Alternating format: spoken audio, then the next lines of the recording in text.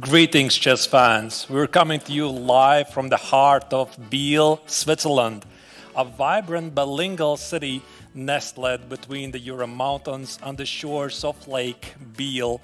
Known for its unique blend of German and French culture, Biel provides the perfect backdrop for one of the most unique and prestigious chess events in the world. Since 1968, the Biel Chess Festival has been a landmark in the international chess calendar, known for its tradition, innovation, and world-class competition. I'm Grandmaster Artur Nations, joined by Angelika Volkova, and throughout the next 2 weeks, we'll be your host for the Biel Chess Festival. Angelika, it's great to be back. It's absolutely amazing to be back here in Biel, especially alongside you, Artur. We're going to have an exciting day today because the Biel Chess Festival is starting, and it's actually a very unique format. There is not a single tournament like this in the whole world. We have all times control. We have also CHESS960, which is going to happen today. I'm looking forward to it. Are you, Artur? Absolutely. So I got to confess, Angelika, Biel Chess Festival for many years has been my absolute favorite tournament, also as a chess fan, not only the commentator, because it features something that no other tournament does, which is a triathlon.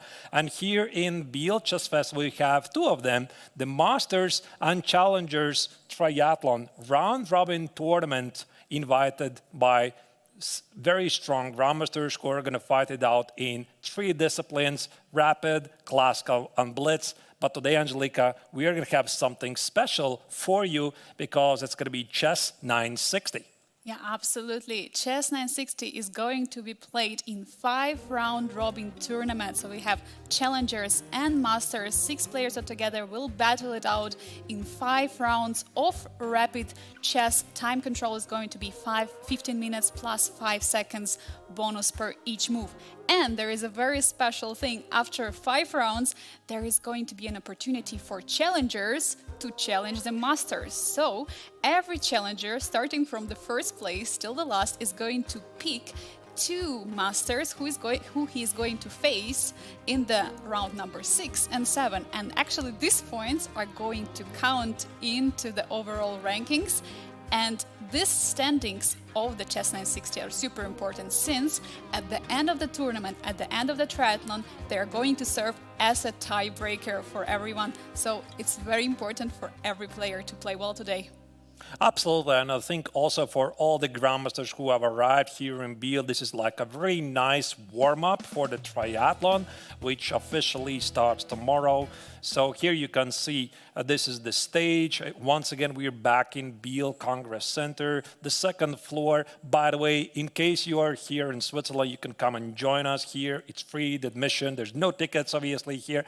And we can already see the players seated, getting ready for the start of the game. I believe they already have chosen the particular position because, once again, what is Chess 960 or the so-called Fischer random chess or freestyle chess? Angelika, there's so many names for this chess variant lately. It means there might be theoretically possible 960 positions to start with, which means there's no opening prep.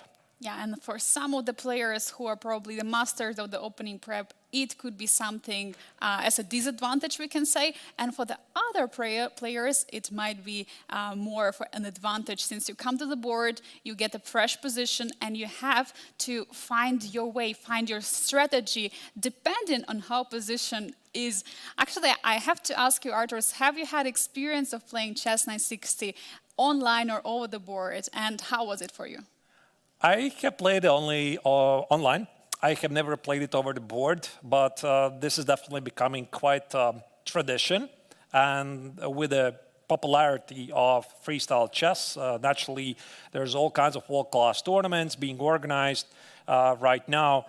And Biel Chess Festival has been, so to speak, I think, pioneer of the event, because the CHESS960 tournament has been part of the festival already for several years.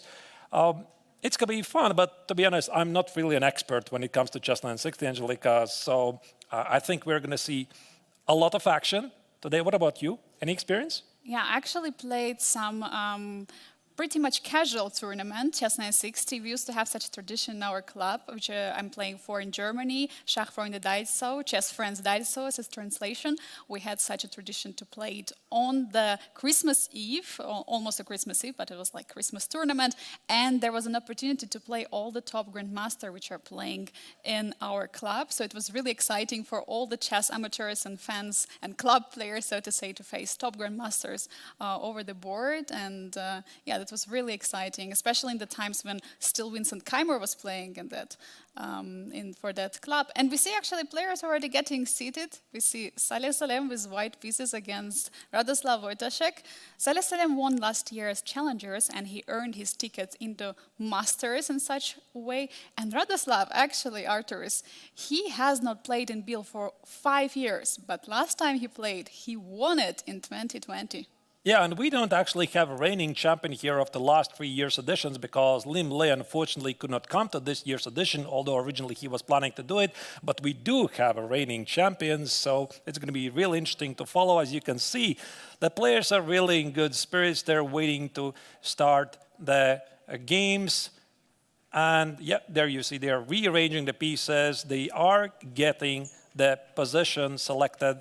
And there once again, we are back on the big screen. By the way, this big, huge playing venue is going to feature, of course, not only the round-robin tournaments of Grandmasters tournament, I mean, 2 round-robin tournaments, but also open tournaments, which are about to start later. And there you see, the viewers, this is the starting position. I don't really have the number, which one from the 960 positions it is, but it looks something unique, fresh, probably have never seen before. Yeah, I see that there are like bishops standing close to each other on b8 or b1, c1, and there is a knights on d1 and e1, so all the light pieces are standing together, while we have queen on h1 or h8, which is a very interesting position to start with, because sometimes in CHESS960 you can get some positions similar to the classical chess as we know it, but in this case it looks pretty wild, I would say, and that's why we see players already, Frederick Swane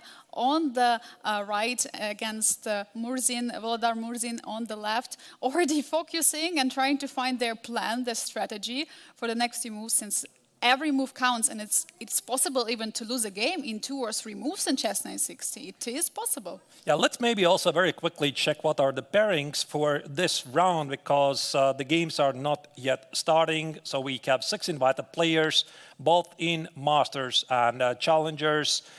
So in the Masters tournament, it's Wojtaszek against Frederick Swane, but okay, sorry, I'm getting a word. It's not ready yet. So let's just focus on the game, and I believe the game is about to start. Yeah, the games are about to start. We see the first move of Volodar is already on the board. We'll see it in a moment.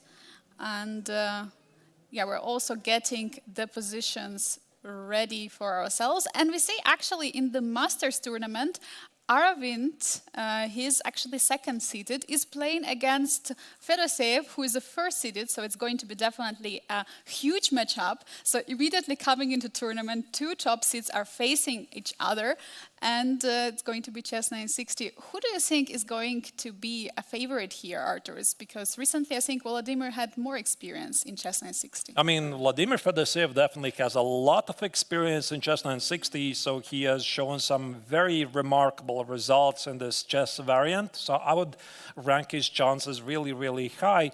But I think we also don't really know a lot about Aravind Chittambaram, because he's been rising to the top rapidly, especially in the last year or so. Last year, yeah, I think it was the last year French Team Chess Championships, he broke 2700 ELO barrier, then very quickly ranked 2750. Now he has lost a couple of rating points, but I think that's definitely going to be a game between 2 triathlon favorites. On d4, d5, we have it on the board, but this is not Queen's Gambit declined, it's something else.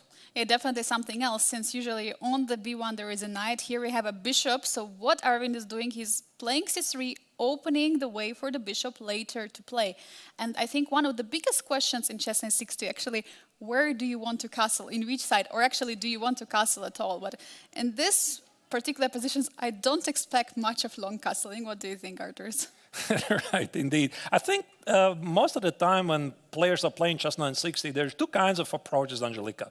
So you try either to get a normal position as quickly as possible, or you try to trick your opponent, get some unusual position, and show that you are navigating in these complex positions as good as you can. So at the moment, obviously, there's no opening prep, I think, for most of the players. And we could see, Angelika, that the players spent the first minutes trying to delve in the position, try to understand what might be the continuations, because there's definitely many, many opportunities here. And for the moment, this particular game between Aravind and Fedoseev, both players have decided to activate the bishops first. You see white play d4, c3, white is activating the bishop on c1 and b1, and black essentially is mirroring here, doing the same with the bishops. And now the question is, what white's going to do next? Yeah, that's a big question. Meanwhile, we can actually check what are the pairings for the first round of the CHESS960. We have in Masters Aravind, as we've seen, facing Vladimir Fedoseev, and we have Saleh Salem with white pieces against Radoslav Wojtaszek, as well as Volodar Murzing with white pieces against Frederick Swane. And who is playing in the challengers? So Daniel Darda, the top Belgian grandmaster, is facing the Chinese grandmaster Makun. Then David Navarra is playing against Nicolas Theodorou, and Aram Jacobian is facing Renat Jumabayev, winner of the last year's MTO Open tournament. Yeah, absolutely incredible participants we have from this year. As Arturs, you mentioned, we don't have the reigning champion to defend his title, but we have another champion as a substitution away, because Radoslav is a winner and he didn't have a chance to defend his title, because usually that's the case, yeah, because usually you win an edition, you come back next year and you try to defend your title, but it didn't happen, unfortunately, for him. But this time, maybe it's possible, although there are so many young and very strong and dangerous players in the field, so it's going to be really tough, definitely, but he has huge experience. By the way, he was also part of the Gukev's team for the World Championship match, which also could bring him some opening knowledge, but in case of the CHESS960, it doesn't work. And we see f4 on the board. Yeah, and also I think, Angelika, that CHESS960 mostly is about some pattern recognition. So this is something I have noticed in this chess variant, that the players like to bring the bishops in the game as quickly as possible. Also, a very popular trend is to use the side pawn pushes, like very early, h4, h5, a4, a5, to get some information here. But here the young Indian has played something which resembles the Stonewall position from the Dutch defense, because I think I'm not really sure if he's going to get to play something like e4, but the idea of this move f4, even though visually it looks a bit ugly because it's weakening the e4 square, what he's doing, he's stopping black's idea to play e5, which of course brings the question, why didn't he play e4 himself? But then again, I mean, for these players, the positions are fresh, so you have to improvise it basically starting on move 1. And it's actually a good thing in this position that the bishop is already on b1. So you don't have to bring the bishop from f1 to d3. So it's kind of already an advantage. And we see that Fedoseev didn't go for f5 in the same manner. Now finally he deviates, playing g6. Is his idea actually to bring bishop to f5 and try to trade that good bishop from b1? Yeah, it's definitely something that is a familiar pattern from the Stonewall position. So maybe bishop f5 immediately, and I think, Angelika, you're definitely onto something here, because let's say if white would take on f5, black can play g takes on f5, and even though if black doubles the pawns, he controls the e4 square, makes white's docks with bishop on c1 look pretty ugly, and also opens up the g file for the rook on g8. So here, after g6, knight f2 here is played by Chitambara, and I think he's thinking about this idea to play e4, potentially getting to some sort of a Marazzi bind position. I can't believe it, Angelika. We are following CHESS960 here. We are getting Marazzi bind structure. Yeah, incredible, absolutely. And actually on the bishop f5 move, I think e4 is going to be a reply. And actually after take on e4, there could be even g4 move. Ooh. And then take on e4. I don't know if it's going to work, but probably looks weakening on the king's side. But if you manage to castle long at some moment, maybe not so much. You know, if I would speak about my own approach, if I would be playing CHESS960, I would probably try to get to this normal position as quickly as possible. Because why this is such a popular approach? Because this is where you could use your knowledge, your patterns, etc. But I think also when you're playing at this high level, you want to use your opportunities at the very beginning because you're playing against a very strong opponent who it's very difficult to beat under normal circumstances. So that's why here I think Arvind is trying to complicate matters as early as possible. So this move f4 basically delivers a signal, I'm here to fight, and I want to get unusual position. By the way, Fedosev immediately played knight e6. For him, the plan, Angelika, is pretty clear. He wants to control the e4 and f5 weaknesses. Yeah, and square on d6 for a knight is an ideal square in many openings, and this is what the knight is also doing, is controlling so many squares. Of course, what we can say that the knight on d8 is not such a great piece, and there is, for now, no clear way to get it out. But yeah, for now, again, position is still far from normal one, but there are still these ideas which players can use trying to go back to the usual kind of setup they get used in the classical chess. By the way, looking at the time, looks like everything is pretty even. Players are spending time pretty well in this position, and I think it's also very important because players understand any mistake in the opening can cost the game. We have seen so many games finished after the opening, basically, because there was some big blunder. And I actually, when I played myself, I just recalled, I remember that after 2 moves, my opponent attacked my central pawn, and I just couldn't defend it. And I was shocked. How is it possible that I cannot defend my central pawn? It was, I believe, on e4 or d4. And yeah, so that's why CHESS960 is pretty dangerous. And here we have the bird's eye view. By the way, as you can see, there's a lot of action happening in all the 6 games in both tournaments. Immediately, I see there's something really crazy happening on the top middle board, Salem Saleh against Radoslav Wojtaszek. But it looks like the Emirati Grandmaster has sacrificed a pawn for some activity. Looks really interesting. And also, I see some really weird stuff happening in Daniel Darda's game against Pakun, because white has the pawn on g5, black has the pawn on g4. I'm talking about the lower left corner here. This is one of the Challengers Tournaments games. And also, when we're looking at Aram Hakobian on the lower right corner, he's playing against Renat Jumabayev. He has played this h4, h5 very quickly, and the black pawn already stands on g5. Angelika, we have so many interesting opportunities here to choose from. Which are you going to take? Let's maybe go to Daniel Darda against Makun, because it looks like the position is getting crazy with all those pawns standing on both on g5 and g4, and actually queens just went off the board. And even though it kind of simplifies the position, it doesn't simplify the problems for both of the sides. How to continue the development with the pieces standing awkwardly. Rook h1, check. Oh. Whoa. Okay. You know what I'm going to do, Angelika? I'm going to roll back a bit. You know, Yeah. I just want to understand how it's possible to get to this position without any analysis, because it's going to take us 1 hour to understand what's going on in this position. So the game opened up with g4, the grab. The grab. Yeah, it looks really nice. Grab is met by the Karakan according to normal standards. Now this is some sort of an English opening followed by e5. The engine immediately says e5 is a mistake. If you say so, there's Stockfish. Knight c3, knight e6, e3. Now, it does resemble to some English opening here. Black played g5 immediately. So what I really like about this position here, Angelika, that both players are immediately trying to be very creative after the opening, followed by h4 and h5. We have a meeting of the pawns on the h4, h5, g4, g5, and now everything was hanging. So after a few of exchanges, actually, white won a pawn, as we can say it, but black recaptures later on g5.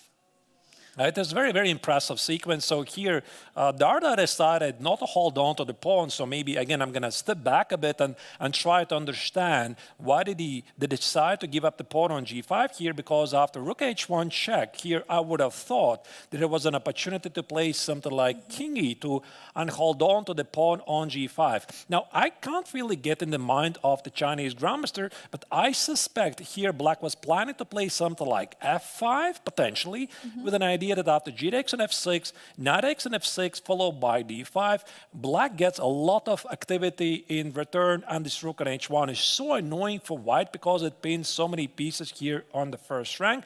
Maybe, there's something more direct, but here Darda just trusted his gut instinct. He's like, okay, you got it. I couldn't keep the pawn. I'm just going to give you back. I'm playing normal chess instead. Yeah, and after d4, white is getting more space in the center. So knight f6, Makun is going for the development, jumping forward with the knight. So definitely a tough position for both of the players because the bishops are still not out in the game. The rooks are still standing and crying, and a1 and a8 wanting to be brought out. But actually, how do you develop the bishops as fast as possible?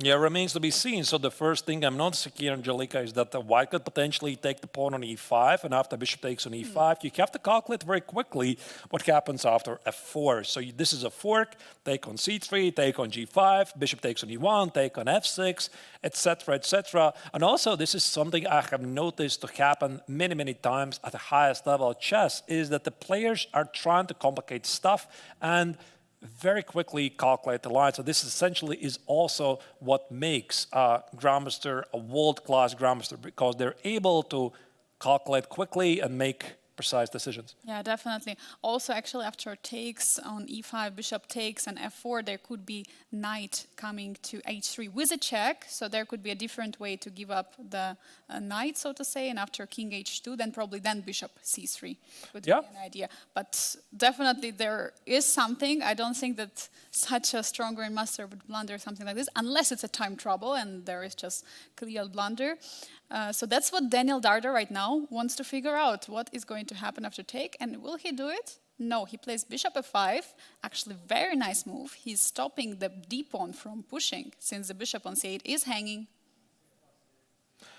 Absolutely, yeah. Bishop f5 is a very nice move. It also deals with a knight h3 check idea, because maybe in some lines black was thinking about the capture on d4, knight h3, knight f4, etc. So here, black has to figure out a way how to fight for completion of the development, because the bishop on c8 is pinned. And it's entirely possible that here black could play even something like b5, because I've seen such gambit ideas and similar pawn structures with an idea that after c takes, knight takes on b5, you sacrifice the pawn, you get some activity like bishop a6, bishop b7.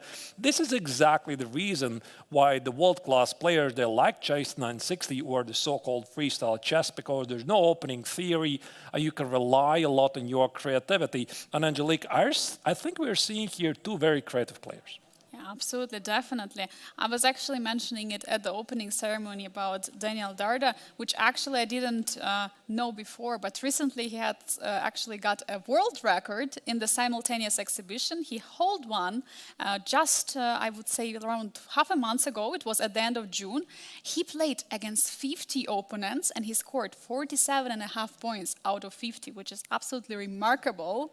It is a world record, and on the stage, he told me, when I asked him, why did you do it and how did you manage to score such a big result? He was saying, I was trying to prove myself, and I was trying to put the challenge for myself. And the next challenge is Biel Chess Festival, such a unique format here, and all the time controls, trying to be one of the best of the field. And it's also first time for Daniel here in Biel, so he definitely looks forward to it.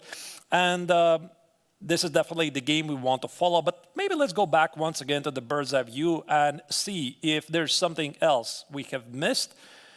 So what do we have here? Starting from the top left corner, that's Arvin's game against Fedoseev. It's still the same Stonewall Dutch-like position. G4 was made a break in the center, now white just occupied the e5 square.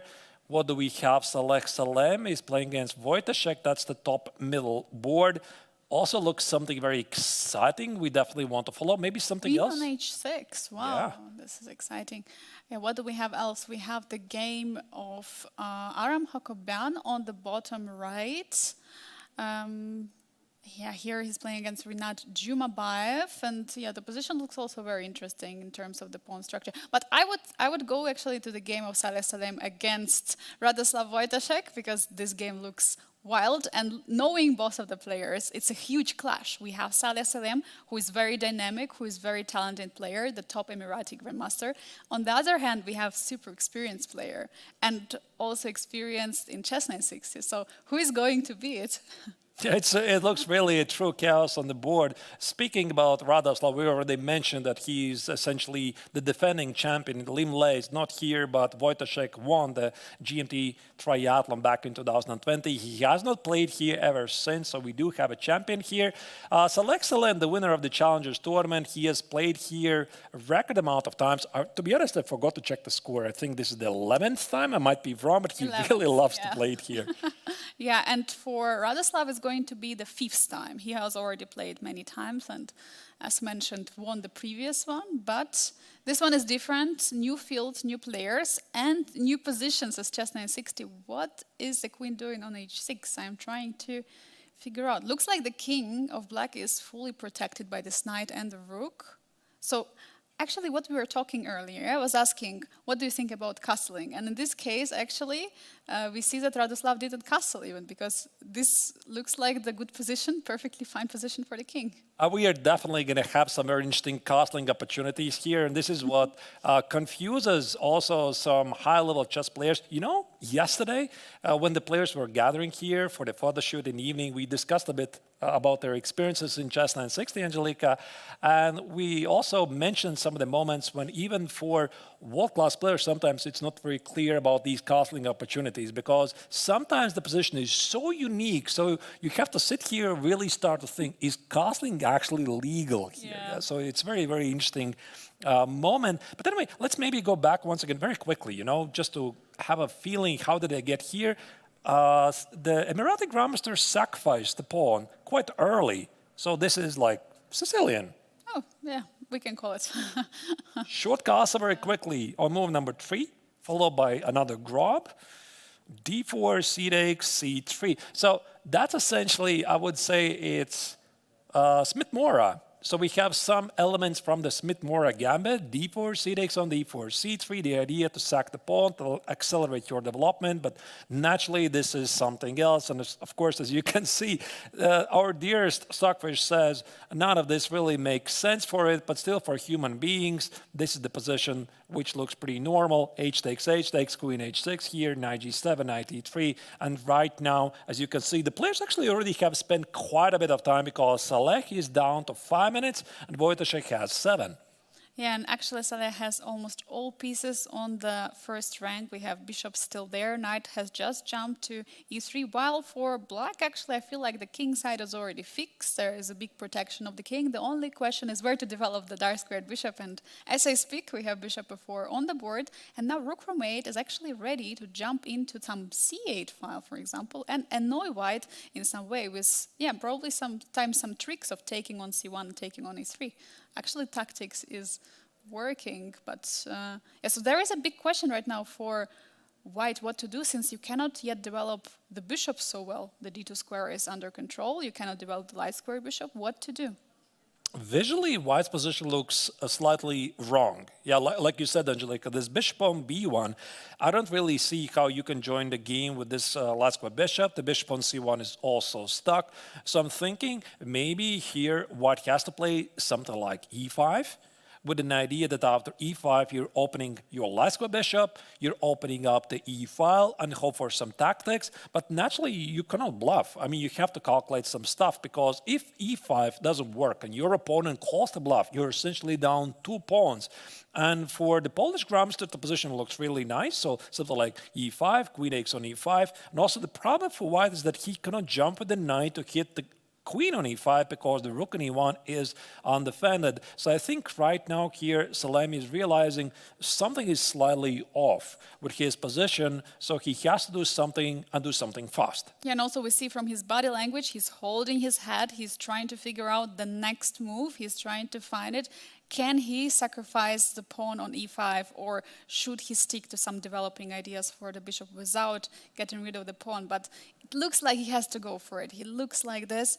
And yeah, he's actually down 3 minutes, almost 4 minutes for Saleh Salem, while Radoslav is enjoying his 7 minutes on the clock and pleasant position. Yeah, tough time for top Emirati grandmaster in this game. I'm just going to add something to this position, Angelique. I just want to say a long castle is an opportunity here for black. And this is something you also have to take into your consideration when playing from the white's perspective. So it's not only about your moves here. So maybe Salem is thinking about, can I play like knight f5, hit a queen, pin the knight, etc. He also has to consider what happens if black plays at some point this long castle, maybe rook h8, and suddenly the queen on h6 is trapped. So you have to be quite careful here. I think actually he does play knight d5 instead. I want to say knight f5 made a bit more sense, but okay, knight d5 is on the board.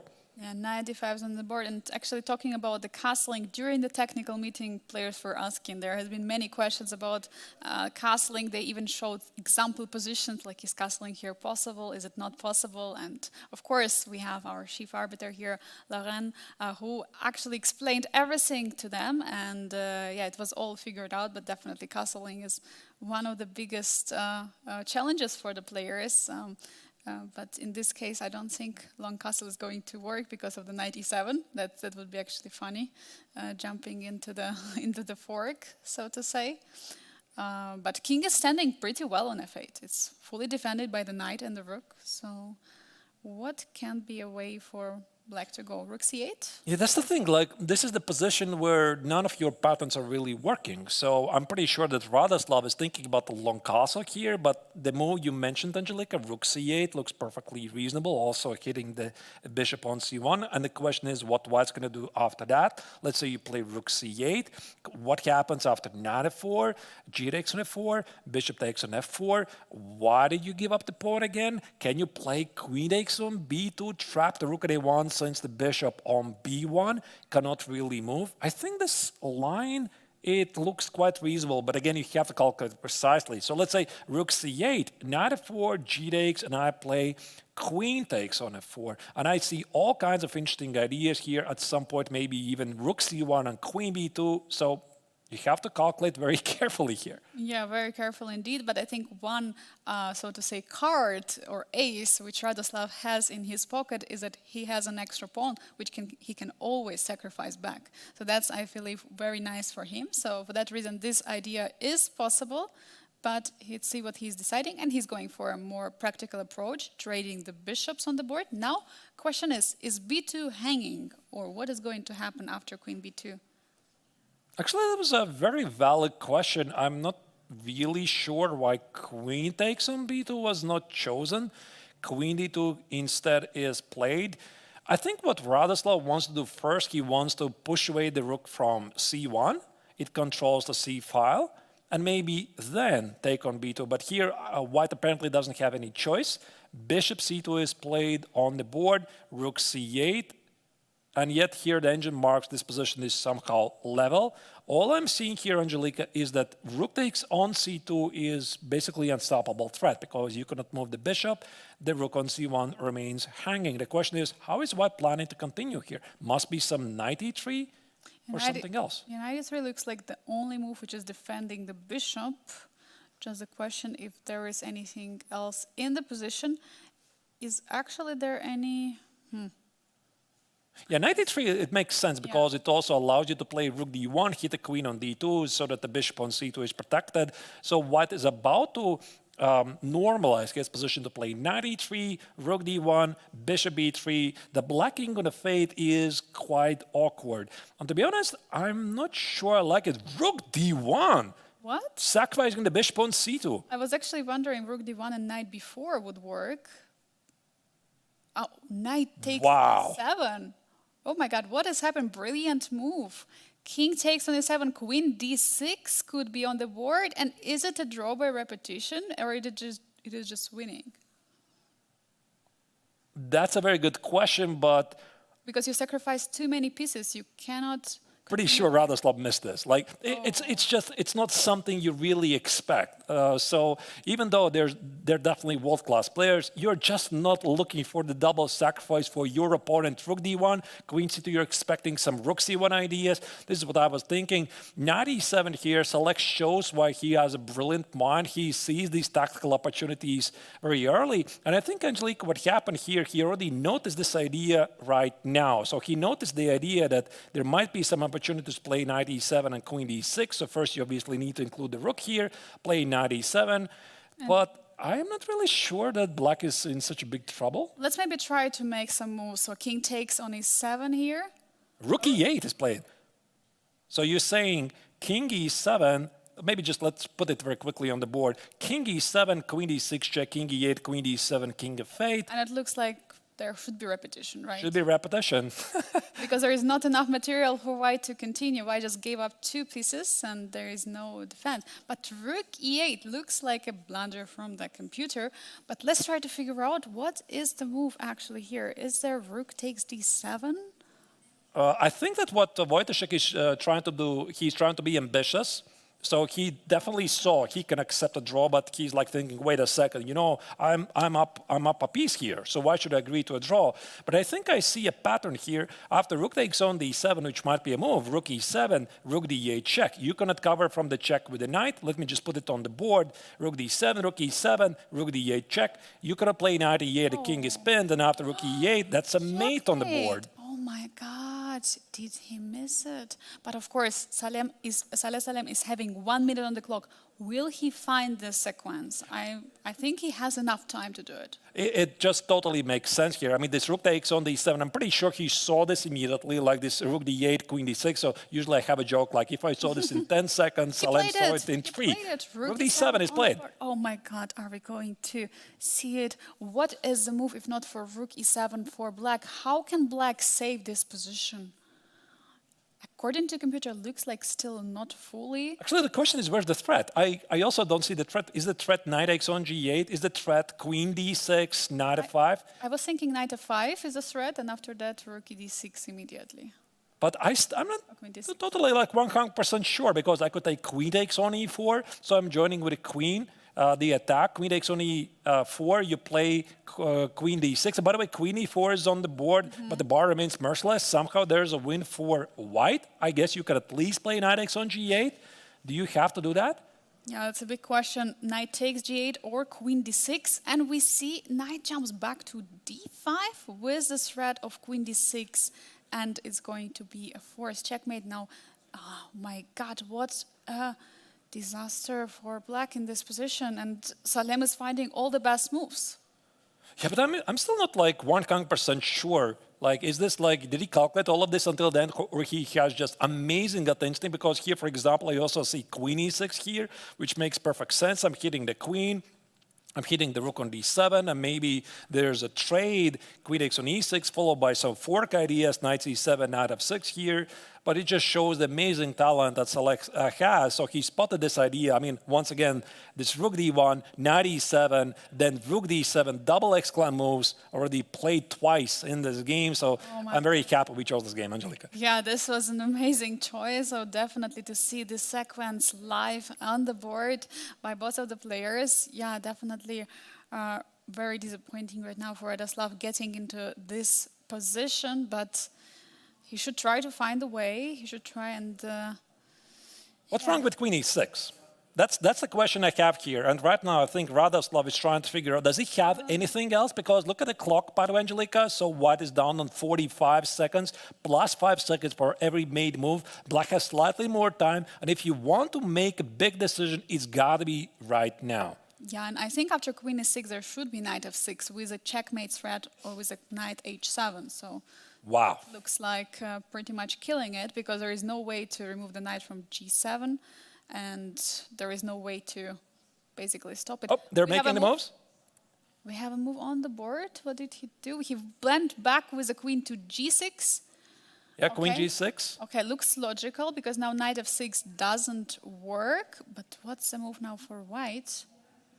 That's a very fair question. Is there a take on g6 and knight f6, or it doesn't work? But also let's not forget that white is down a piece. Yeah. So I'm not entirely sure I buy the optimism of Stockfish bar here, so white is still down a piece.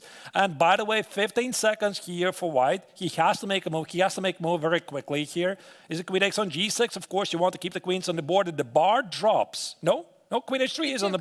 No, there was a trade. That's pretty weird. He took, and now knight f6.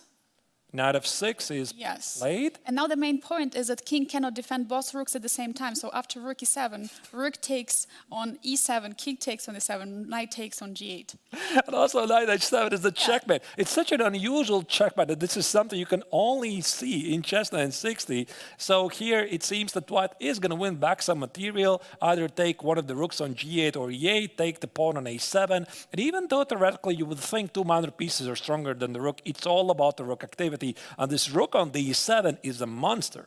Yeah, it is indeed. But now big question is how to stop the checkmate. So that's why I was thinking if rook e7 is played, then king cannot defend both rooks. After trade on e7, rook is hanging on g8. So there are so many pieces hanging there. So maybe rook h8 could be a move, but I'm... Rook h8, knight e8, knight e8, rook a7. I think also for Wojciech, he's trying to make a series of moves, try to be unpredictable. Rook e6, knight h7 played very quickly. Look at this. Here Salek is not taking the rook. He's going for the checkmate. He says the knight on h7 is stronger than the rook on g8. How about that? God, this is absolutely unbelievable that this is happening right now live, and we are following it. And checkmate threat is real. It is there. How to stop it? Actually, maybe remove the rook from e6, rook c6, or rook c2. Then rook is hanging, yeah, on g8. I don't really know, but here Radoslav, his only hope is that he has more time on the clock. He tries to be unpredictable. If he plays bishop b5, okay, that deals with a checkmate. Even though, by the way, rook d8 check, king f7. Oh, there's another fork. Knight x on g5, rook on e6, and rook on g8 is hanging. So it actually might be just that loss. So far, the Emirati Grandmaster is playing a brilliant game. So in the opening, he was in trouble, but the moves that followed after that, mind-boggling. So creative, absolutely unbelievable. Finally, this important brilliancy of sacrificing a piece, not one piece, but two pieces in a row. What a performance by Saleh Salem. Also under 1 minute, he still went. He traded the queens, which normally you don't do. When you're down a piece and you're attacking, you have to keep the queen to attack the king, but he's trading the queens, going into endgame. And here suddenly there is no way for black to stop this huge attack. 10 seconds for the Polish Grandmaster. He needs to make a move. He already doesn't have any time. Pretty sure rook e3 was not played. It's fixed. Rook e1, check. Look at that defense. But rook takes on e1, king takes on d7. There's going to be fork on f6, and that's it. White's going to win this game. He's winning a full rook, and black has no compensation. But I think actually Radoslav saw this. He simply didn't have any choice. So he gave up the rook on g8 basically for free to play bishop c4, hit the knight on g8 so that he can take the pawn on a2 and at least have some practical chances. But I think he knows that he's lost. Yeah, we have Salem up a whole exchange, and looks like after rook a1, winning back the pawn on a7 doesn't bring too much difficulties to convert this position, especially having 5 seconds increment. But let's see which resistance is going Radoslav to show in this position. Yeah, I think rook takes on a7 was the safe move for white here, just in case not to give black any chances to create a pass pawn on the queen side. So knight e7. There's the resignation. Brilliant victory by Saleh Salem. We didn't really get to follow most of the other games of this round, but this was a game to remember. Let's go back now to bird's eye view and see what else is happening right now, because I believe most of the games should be in a time scramble right now. And look at the game on the top left. Actually, Aravind against Fedoseev. What is the pawn doing on d7? I would suggest immediately jump to that game. What do you think about it? And see what is happening in that endgame. Let's do it. It seems like there's a race of the pawns. There's one game, by the way, finished. David Navarra just played a draw against Nicolas Theodorov. That's the position we are seeing on the bird's eye view. Oh my God, what is happening? We have basically a marathon right now. The pawn on d7 wants to be promoted, but also there are double pawn, not double, but connected passers on the f and g files for black. What is going to be stronger? I heard that connected passers are definitely the one that are strongest, especially in the rook endgame. What do you think, Arturs? Yeah, I think here Fedoseev is going to win it. G2, rook takes on f4, king e7. He does not take the rook at f4. Oh no. Just promoted the queen. Black has an extra rook. So Fedoseev once again proves he's going to be one of the favorites of at least the CHESS960 tournament. He has a lot of experience, a lot of accomplishment of the chess variant, and Aravind resigns. Fedoseev wins his very first game. Yeah, absolutely. Exciting game. And we've seen a lot of ups and downs. Actually, when we arrived, it was, I believe, slightly better for Aravind, but definitely down on the time on the clock. It was not difficult to follow. But let's see, let's go to bird's eye view and see which games we still have ongoing. And I believe the game of Volodar Murzing is against Frederick Svane is still being played. Or has it just finished? I'm not sure. Let's check it out. Yeah, we can check it out. I think the game is about to finish. No, actually, it seems that there was a resignation just as we're switching to the game. So Murzin has won his game.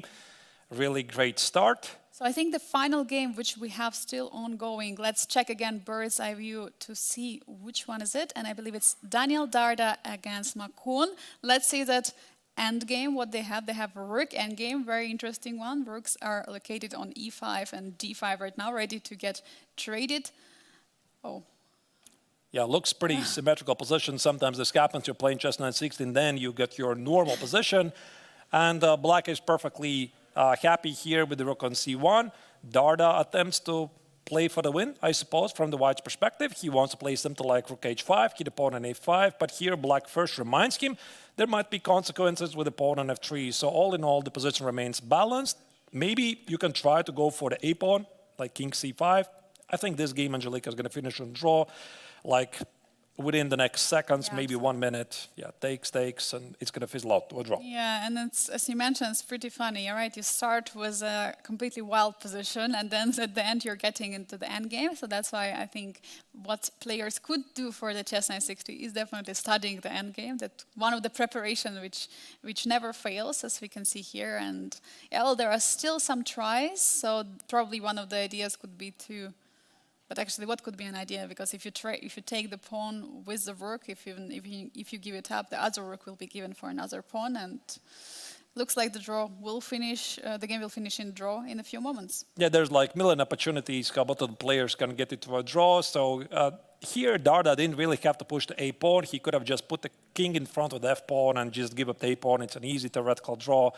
But I think here he's simply going to advance the king on b6, play a6, a7, give up the rook for the f pawn. Black is not going to be able to stop the white's a pawn. And I think the players are going to battle it out with bare kings on the board.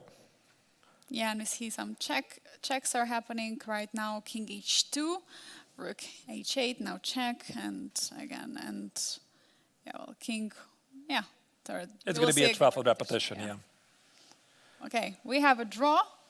And yeah, we have such an exciting first round, so even though we had some draws, but we have many decisive results. And it's amazing to see such incredible and creative chess. So probably it's time for us to look at the results. All right, let's check the results of the first round of CHESS960. As you can see, in the clash of two leaders in the Masters tournament, Fedoseev was victorious over Aravind Chidambaram.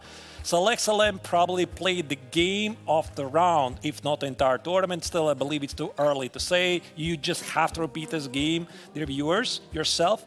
Volodar Murzin opened the tournament with a victory over Frederick Svane. In the meantime, in the challenges, we saw 3 draws, Angelika. Yeah, absolutely incredible. We've seen Masters all decisive games, while in challengers all games finish in draw, but not without the fight. Those games were also pretty exciting to watch. You know, I'm just very happy we saw the game of Saleh Salem, because sometimes, you know, you follow one game, you're like, okay, this is pretty interesting stuff, and there's something exciting happening in the background. So we caught this on action. I'm very glad about that. But there's definitely more action coming, and the next round is about to start pretty soon. Here you can see the pairings for round number 2. Yeah, we have in the Masters Vladimir Fedoseev taking on Frederick Svane, Radoslav Wojnaszek against Volodar Murzin, and Aravind Chidambaram against Saleh Salem. What an exciting matchups. And in challengers, what do we have?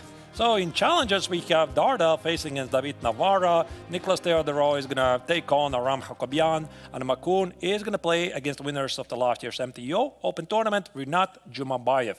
But you, dear viewers, we are going to be back in several minutes, because the next round is about to start shortly. Hope you're enjoying the coverage from Biel Chess Festival. This is the very first day of the 58th International Biel Chess Festival here in Biel, the bilingual city near the shores of Lake Biel. We'll be seeing you pretty soon. Don't go anywhere.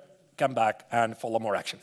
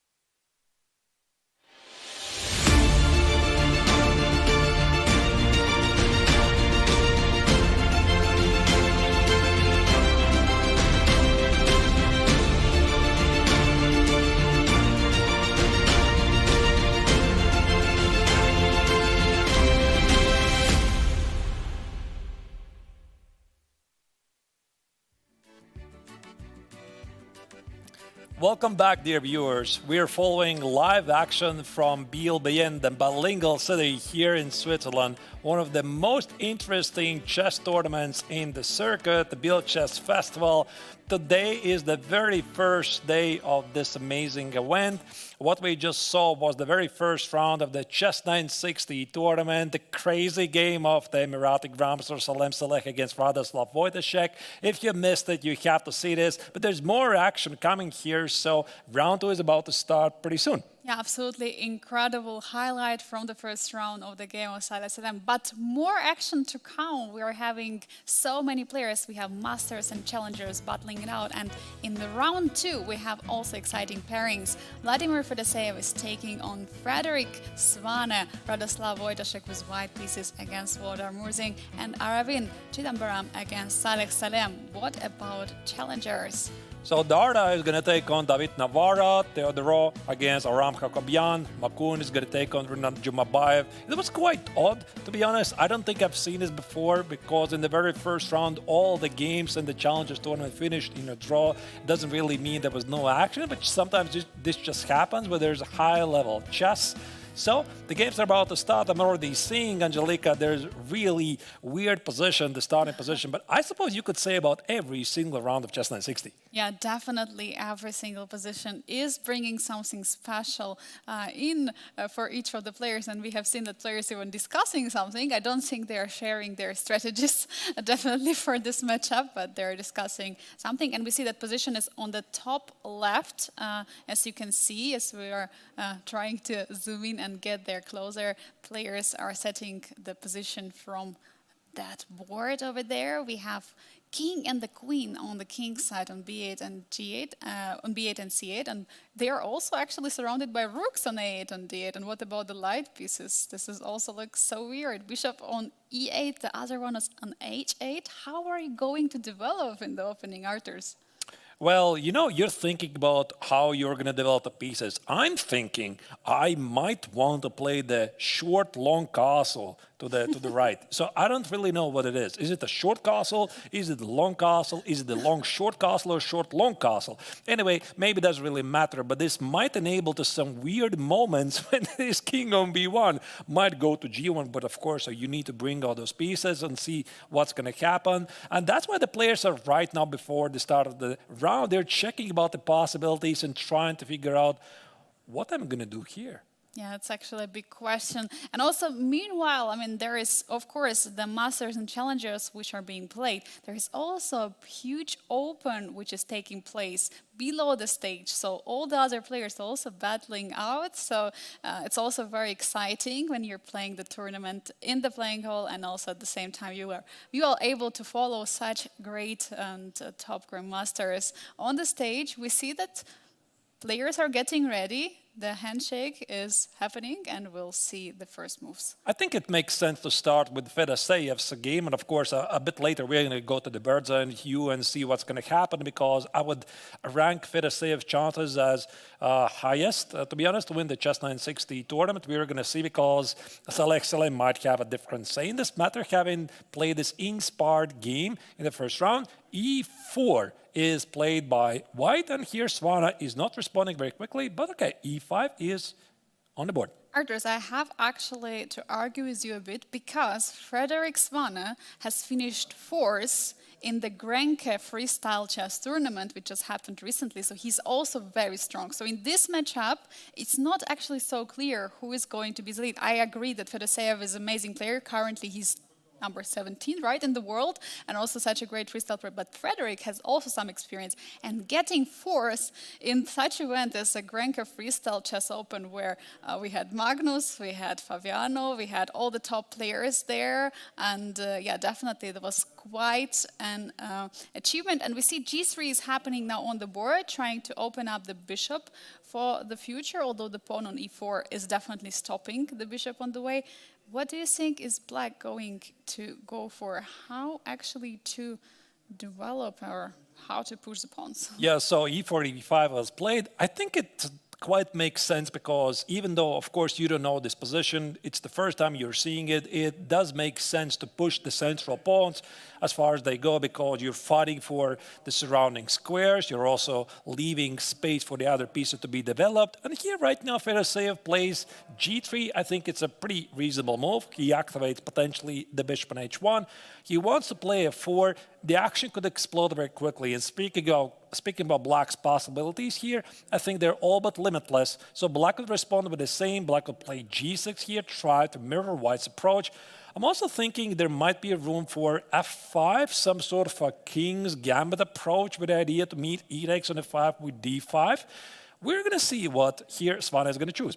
Yeah, definitely. There are many ways to go in this position. You can still go with a mirrored approach. We have seen this in the game of Aravind against Fedoseev, which actually didn't work for Aravind that much. But of course, Frederick doesn't know about that, but he actually goes for the g6. It looks logical, right? I mean, in some moment, your bishop has to get out from the h8. You don't want it to stand there all the time. I think it's perfectly legal. You can copy your opponent's moves as long as you can, and then at some point try to divert to something else. So after g6 here, Svana says, okay, you got it. I can also do the same that you're doing to me. So here, f4, I think, is going to be the choice of Fedoseev, unless he decides maybe to include knight e3. Also looks like a reasonable idea. f4 is played by White. Yeah, it looks like prepared king's gambit in the way, preparing it with g3 and then f4 is on the board and d6 has happened. First deviation. Yeah, first time deviation. Definitely, if you go for a5, you have to calculate all kind of takes, and d6 is a very secure move. Knight e3, getting a very nice square. Will we see knight e6, actually? I'm wondering. Knight d6 is a move. You know, Angelika, what I really would like to ask these players, how they are preparing for CHESS960 games. So what is it, how does it look like for high-level chess? So naturally, there's 960 theoretical positions. Do you study patterns? Do you study courses? I mean, there's no courses. You open Chessable. There's no courses on Chessable, right? So somebody who's going to write the very first course on Chessable, he's going to be a rich man. Anyway, it's literally impossible. So what do they do? How do they study? I think that it's mainly about some patterns, like if the pieces are positioned on certain squares, there's this kind of maneuver, etc. But to be honest, I just have no clue. Yeah, absolutely. I mean, as you're mentioning, there should be some pattern recognition, some strategy like connected with the middle game plans, but how can you do it if your pieces are standing elsewhere? Like, how are you going to figure out? And there where this CHESS960 or freestyle chess is bringing the creativity out of all the players, and that's why so many top players are enjoying this format, this chess variant, because it's actually opening up so many opportunities for you to actually use your brain from the very first move. You don't get the prep for the first, let's say, 20 moves, or it depends how much you go into the opening, and then only start to think, but you start to think from the very first move, which pawn to push, and it's pretty exciting, I would say. Yeah, so here after knight e7, already we have a non-symmetrical position here. I suppose here Svana says if you're going to take on e5, I could take with a d-pawn, keep the presence of my central squares. Maybe f5 is going to happen, maybe not, we're going to see. Again, Fedoseev has probably like close to a million choices. Something normal that looks to me, Angelika, is maybe d3, activate the bishop on e1. It also could be bishop f2, but no, knight e2 is played. Knight e2 is on the board, supporting the pawn on f4, and at some moment also d4 could be possible. Definitely a nice developing move by White, controlling more squares. And at some moment, actually, Knight can even jump to c3. So for that reason, Knight on e2 is more flexible than Knight on f3. And we have exactly the same now, Knight jumping to e7. So Knight's position is pretty mirrored, while d3 is on the board. Will Black play f5 in order to copy the position fully, or it's not working? Yeah, and by the way, d3 is played, so the position is normalizing a bit, so the action is cooling down. I think we're going to use this opportunity now to go to the bird's eye view and see what else is happening here in other games. So the game in question we just talked about, Fedoseev against Frederick Svane. That's the top left corner. Is there something else that catches your eye, Angelika, that you're seeing on the boards and you would like to check it immediately? Yeah, I see that there is a knight on g4 in the middle top board. It's Radoslav Wojtaszek against Valdar Murzin. There's also knight jumping to g4.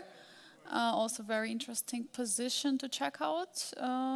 Do you think we should go there? Or what else is happening? Actually, on the top left, there is a break with a pawn on d4.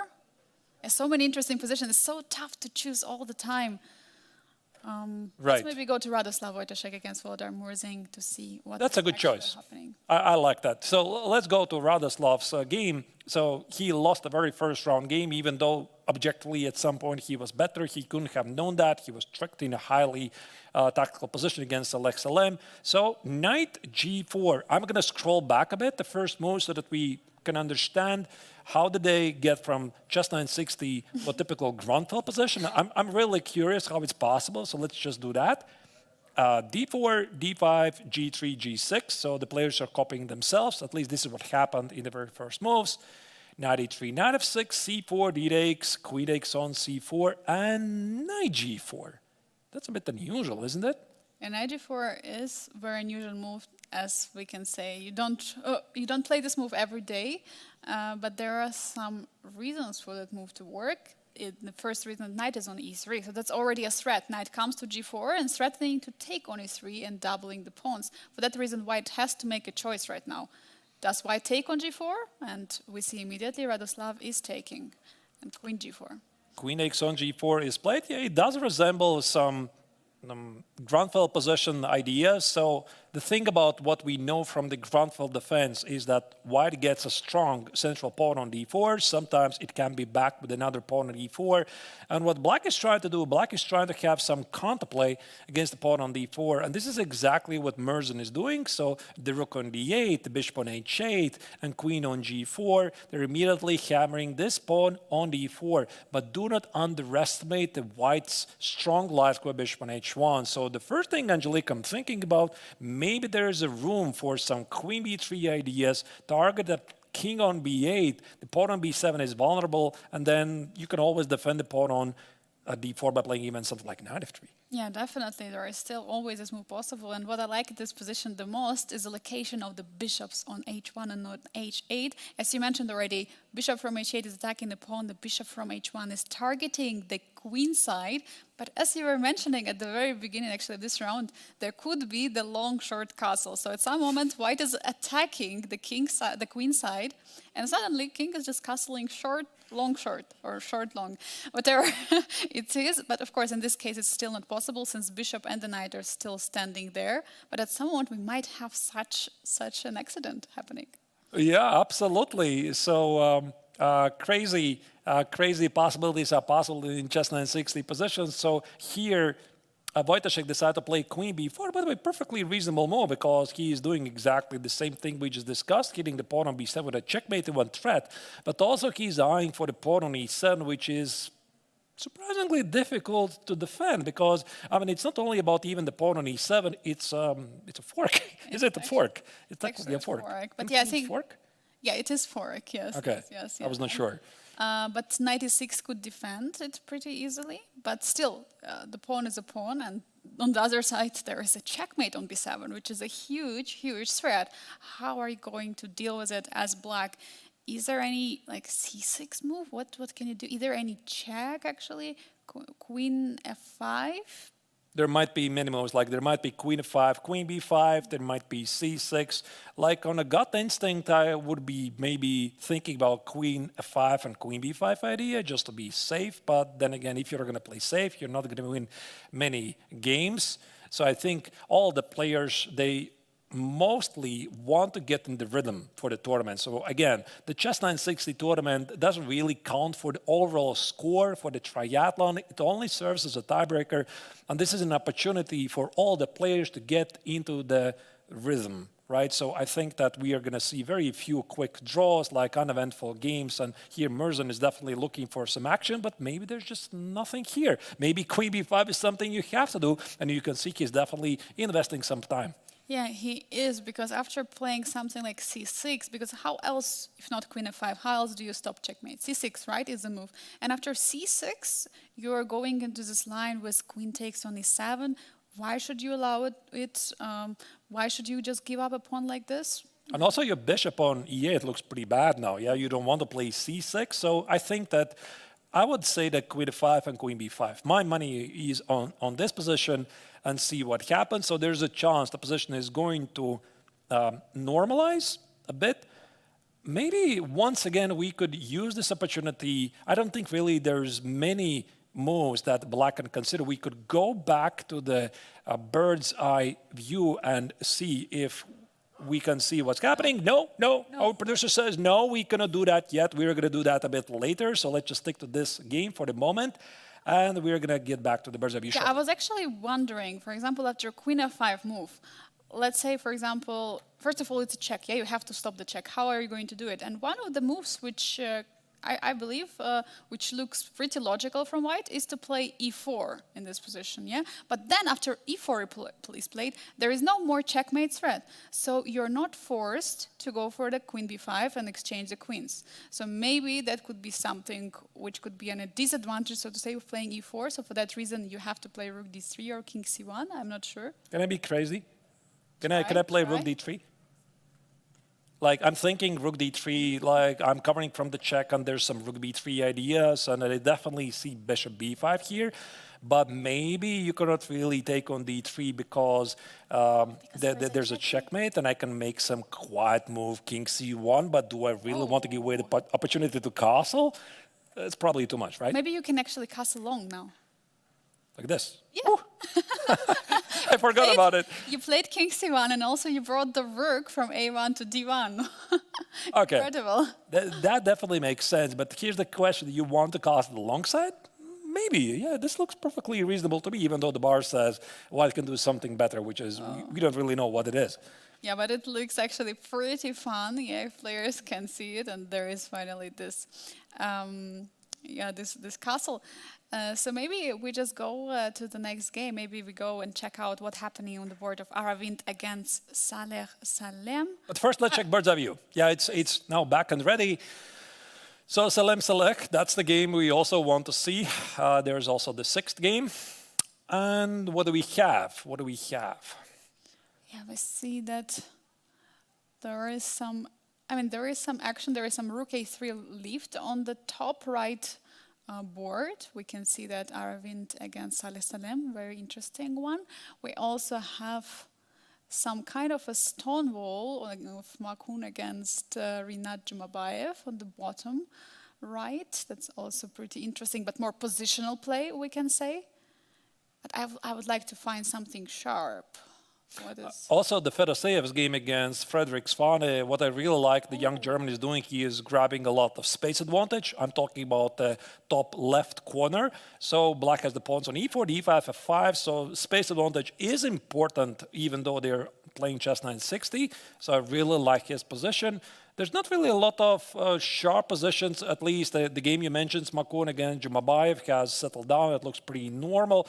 Maybe we could, for example, check the game of Niklas Theodorov against Aram Hakobyan, because I'm seeing the knight on e5, I'm seeing the pawn on a4, and this means maybe we have to investigate it a bit closer. What do you think? Yeah, let's see what has happened. How did it get to the position where white has so much space advantage first in the center with a pawn on d4, and secondly the pawn is coming all the way to a5. This is really from the beginning, yeah? All right, let's do this. Let's do this. This is how you go. Yeah, 1e4, pawns opening. Scandinavian. Yeah, Scandinavian. I love it. I think this is one of those rare moments when you can play d5 and knight f6, the Portuguese variation, which is not really that good, I'm afraid.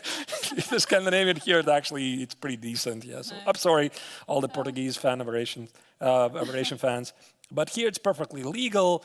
Bishop c6, the players are creatively bringing out the pieces. g6, of course, you want to activate your bishops. Knight c4 is a mistake.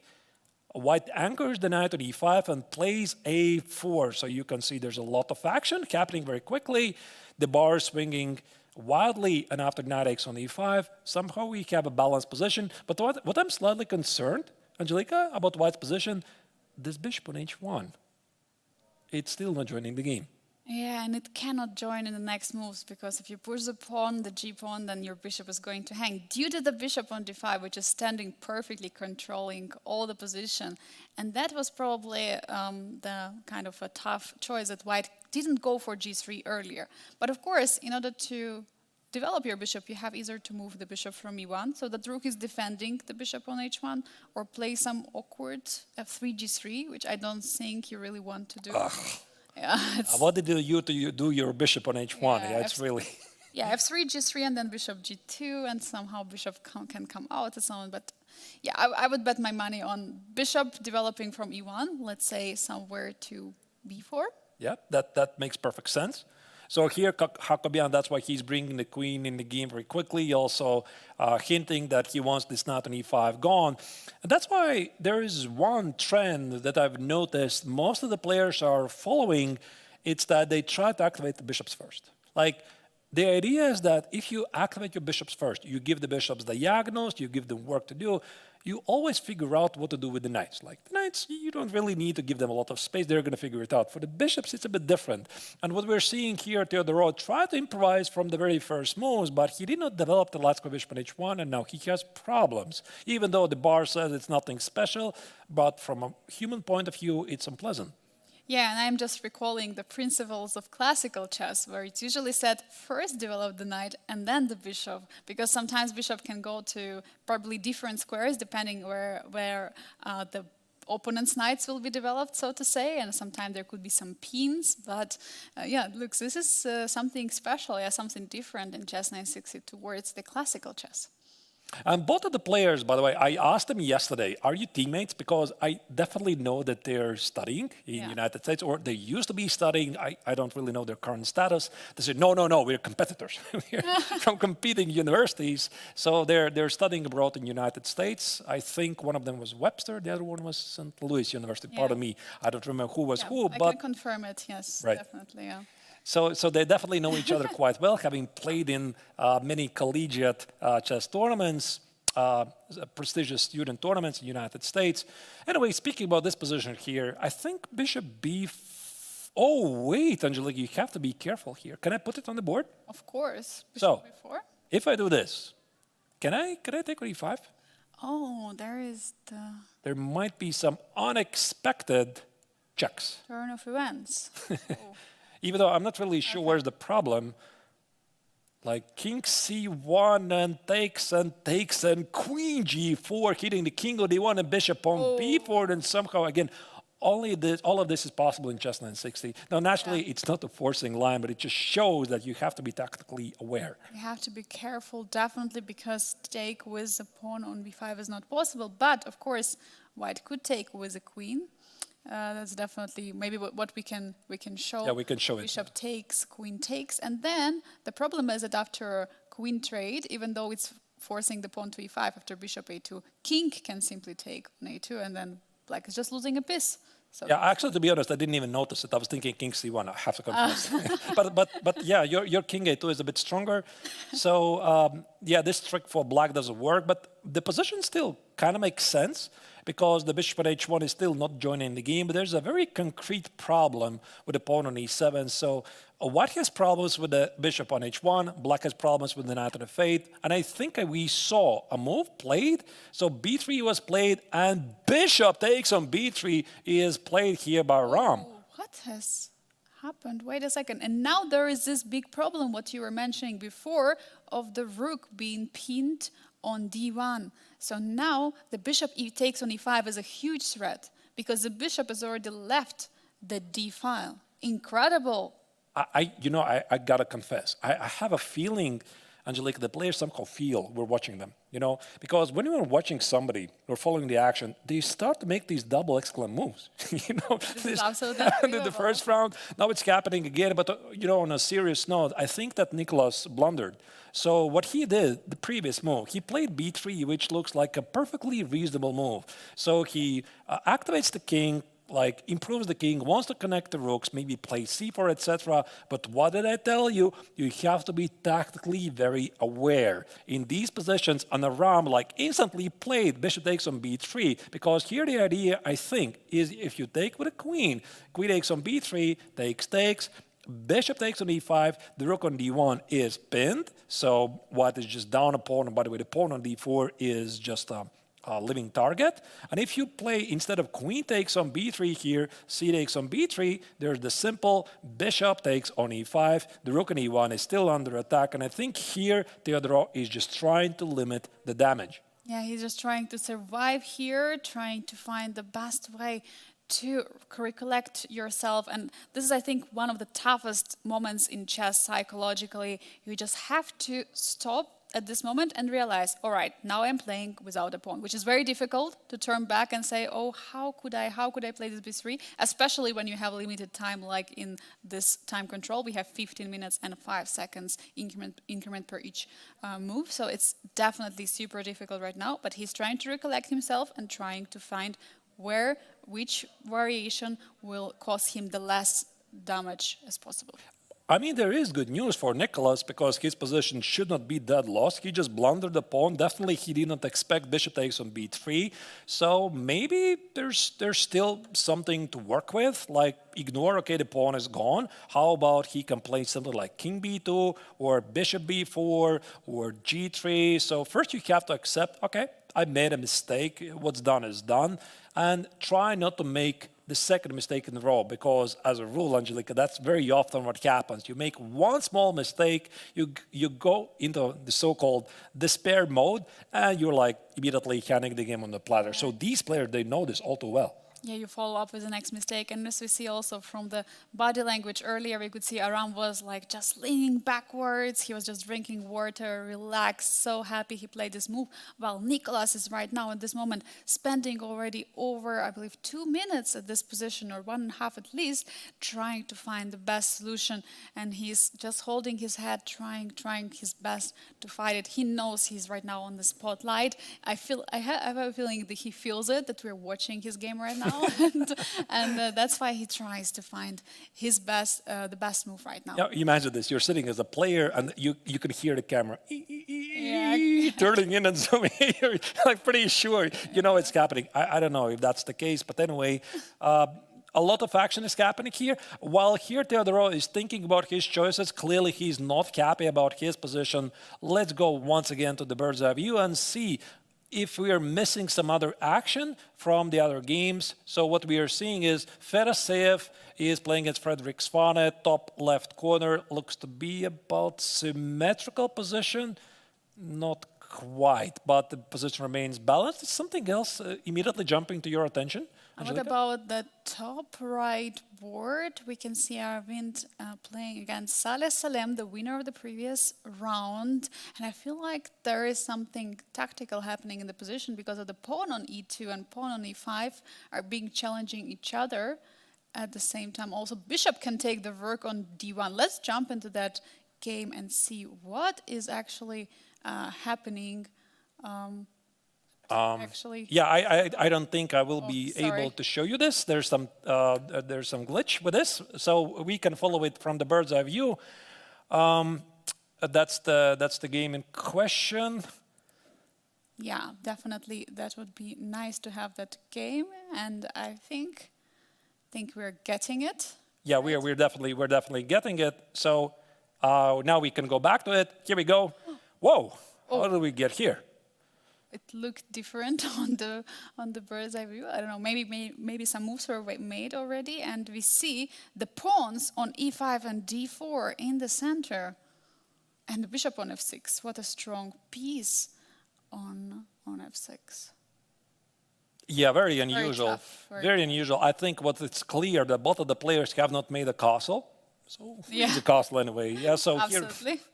I played rook a3, black has the king on b8, so this means that black can he actually castle here? Like, yes. Technically, I think you can do it, but your rook will be under attack.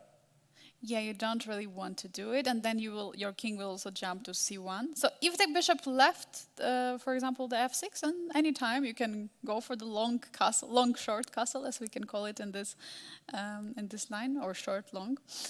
This is also why this a4, a5 idea, we talked about this briefly earlier today, why it's such a popular idea, pattern in CHESS960 positions, because especially if you have the rook on a1 and king on b1, sometimes you can make the so-called artificial castle, you fight fight for the space advantage, and most importantly, you make your opponent's life a bit more difficult, because you can see now this king on b8 is feeling quite awkward, so he cannot easily play something like king a7 or b6, king b7, this play straight into the hand of the opponent. So here Aravind looks really good. So I'm thinking also about ideas like knight e4, knight c5, and here Salem's only position is something tactical. Yeah, actually, as you're mentioning it, actually the pawn is hanging right on e4.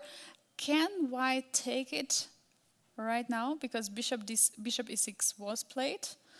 And yeah, the pawn is simply hanging. Or is it? There might be bishop f5. Bishop f5 and c2 has been under attack. Right, so I'm just going to put it on the board. So knight x on e4, bishop f5, and let's say you're careless. You played knight c5 here. There's, still some bishop c2 problems. So you see the knight on b4 stands conveniently to deliver white some problems. So probably you don't want to do that. And I think we saw a move being played, and that is knight x on e4, bishop f5. And what's going to be the next move? Yeah, probably some queen e3, or just bringing the... Rook b3. Just attacking the knight, of course. Looks very logical, because you cannot really defend the knight in the best way. c5 is not possible. Maybe queen f8 would be the move to defend the knight. By the way, I think c5 is possible, technically.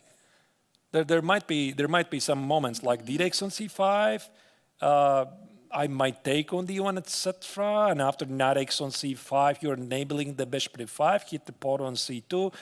But I quite don't buy this. The king on b8 is feeling quite awkward. So here Salem just accepts a worse position, and he's going to have to survive.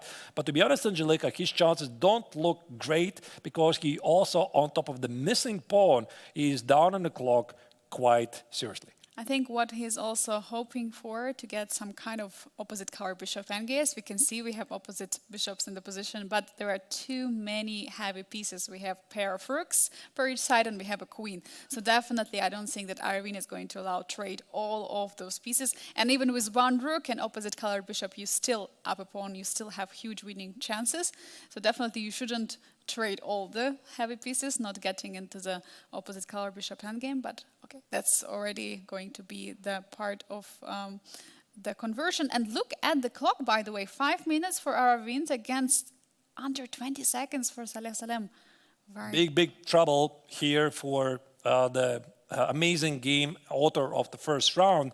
And I think here what the Indian grandmaster is trying to do, he needs to push those pawns. So the question is, does he really care about a pawn on a5? Maybe, maybe not. But I'm thinking, I want to play c4, d5, e6. This is what I want to do, put the pawns on the opposite color squares.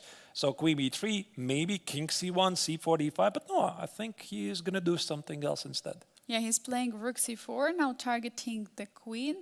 Can queen go to b5? Was a kind of offer of repetition, because after rook b4 it will be again queen c6.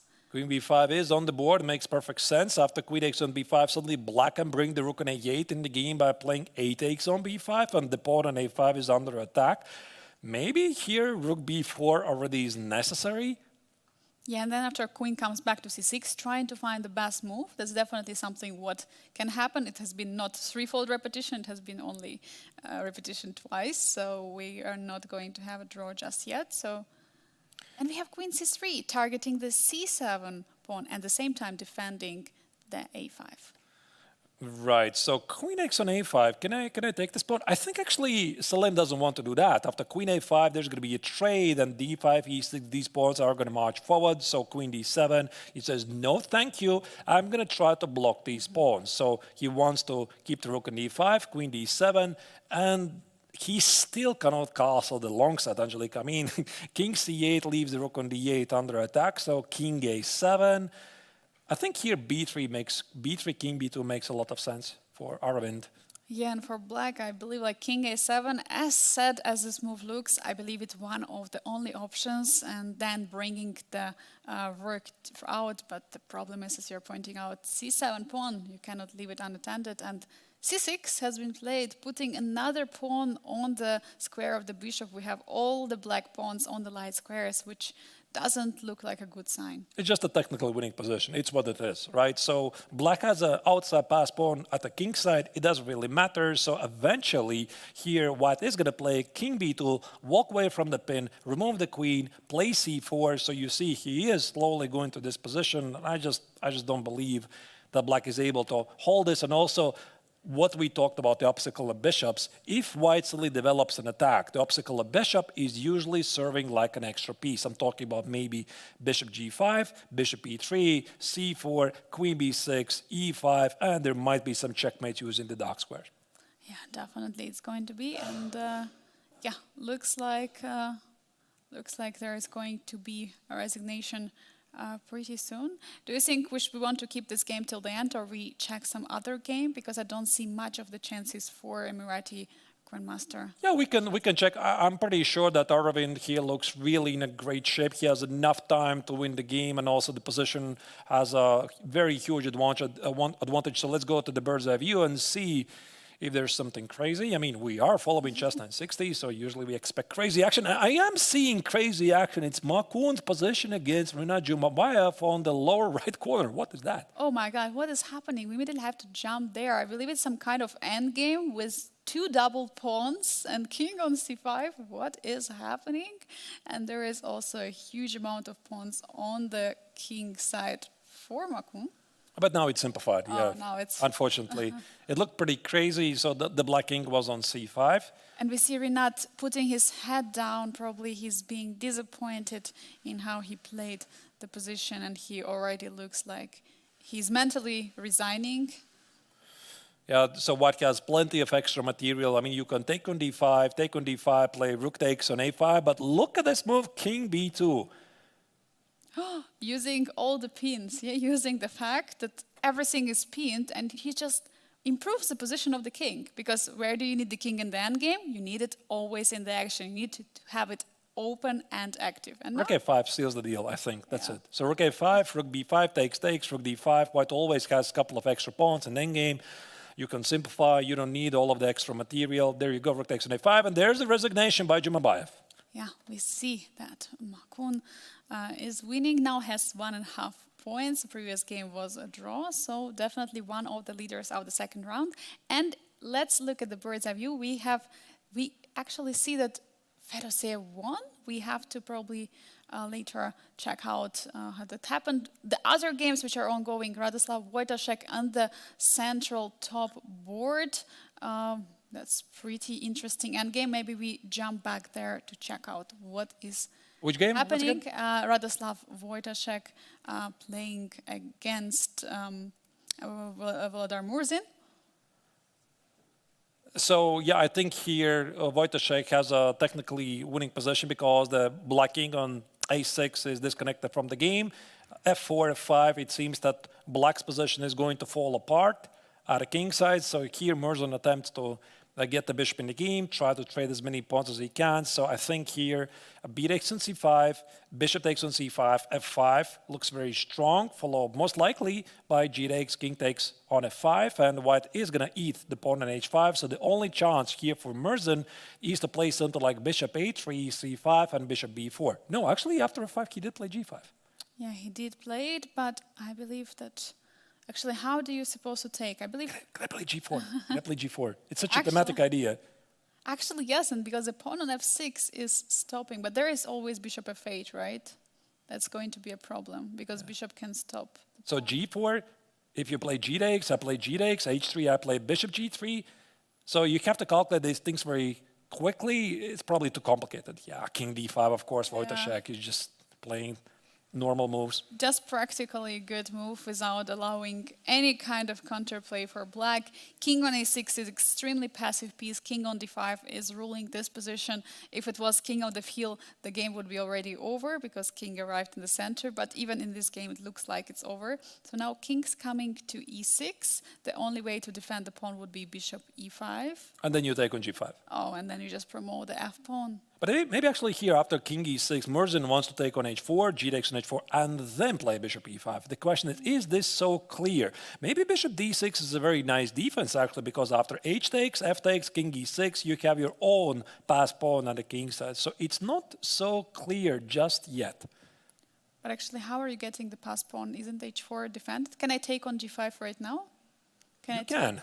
Take, And this is what and happens. then king e6. Yeah, f6, just push forward f-pawn, f6, f7, you can always target the bishop, maybe bishop f2 and bishop c5 if the circumstances are right, so brilliant choice. That's why here Merzin is trying to take control of the c5 square because he clearly also sees what Wojtaszek wants to do. I think f7 is a pretty easy move here. No, king e6. King e6 is on the board. Could an idea be to go for the pawns or supporting the pawn on f8? Maybe now king f7. King f7 and king g8, and just ready to push. Yeah, makes perfect sense. Also, king f7, king g6 is a move. Try to get to these pawns. F7 is definitely a move here. But f7 is played. Probably you have to be careful also at some moment with white if black will be able to trade the 2 pawns of the h and g4 g pawn and bishop for the f pawn. If a5 will be basically falling to the king takes on a5, and at the end of the story there is going to be just a bishop for white. So it actually not so clear, I would say. I mean, No, it's absolutely not clear. So the bar, of course, says, come on, it's completely white, it's completely winning here. But when you're running on seconds, you have to calculate things very quickly. It's not so obvious. So king f5 here, Wojtaszek is simply going to take the king's pawns, and that's why Merzin attempts to trade them. And now king g4 has to be played to defend the pawn on a5. Super important detail in the position. So another question is either h3 to keep the king even further? Just winning. I think here he just takes it, and black never advances the c pawn. That's it. So here the white king advances.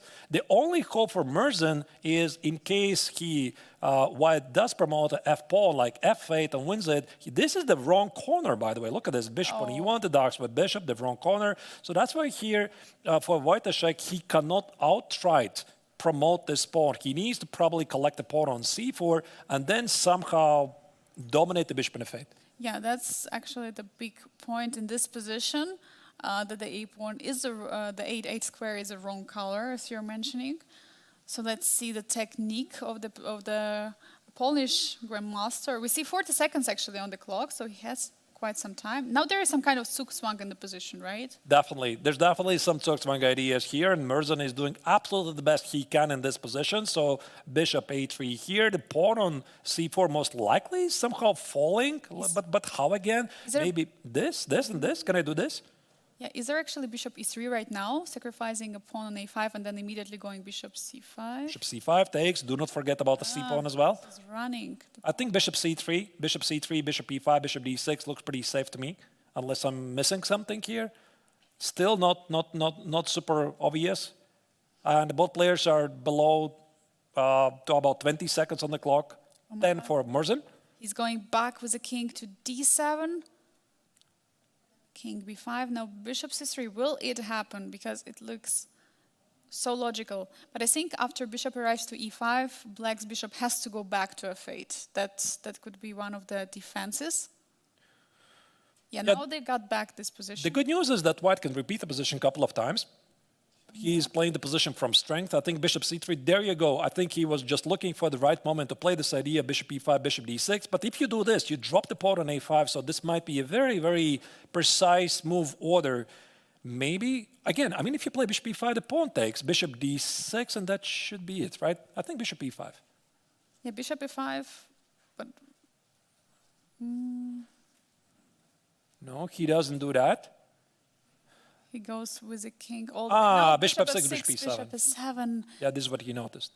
This also wins. Happen. That's it. And now there is no c3 move. Now there is after king a5, bishop e7. Looks like heartbreaking position for black right now. There is no way to stop that pawn. And we see the handshake. There's the resignation. So the world rapid champion goes down, and Wojtaszek managed to come back with a very impressive technique in the endgame. Wojtaszek wins. So we are also seeing the game finish between Chitram Baram against Salem Saleh. The players are discussing the games. And do we have any more games ongoing? Maybe not. Actually, I have a feeling everything's finished. We don't have any more games. I think we have actually results already of the round number 2. So let's check out What happened? We have in the Masters, Vladimir for the same, winning the second game in a row, and now he has 2 out of 2 points. Radoslav Wojtaszek is scoring a victory, bouncing back after a loss in the first round, and we have a draw, share of a point. He did not win it. Incredible. What happened? So Salem Saleh managed to somehow turn around the tables and escape because his position looked so bad. Like he had like half a minute on the clock against 5 minutes, completely strategically dead lost position. He managed to escape it. Quite incredible. Okay, incredible. Maybe there was indeed some opposite card bishop position. And what about challengers? We have a draw in the game of David Navarro against Daniel Darda. We have a victory for Aram Hakoban with this brilliant bishop takes b3 move. Meanwhile, Makun is winning against Rinat Jumabayev as well.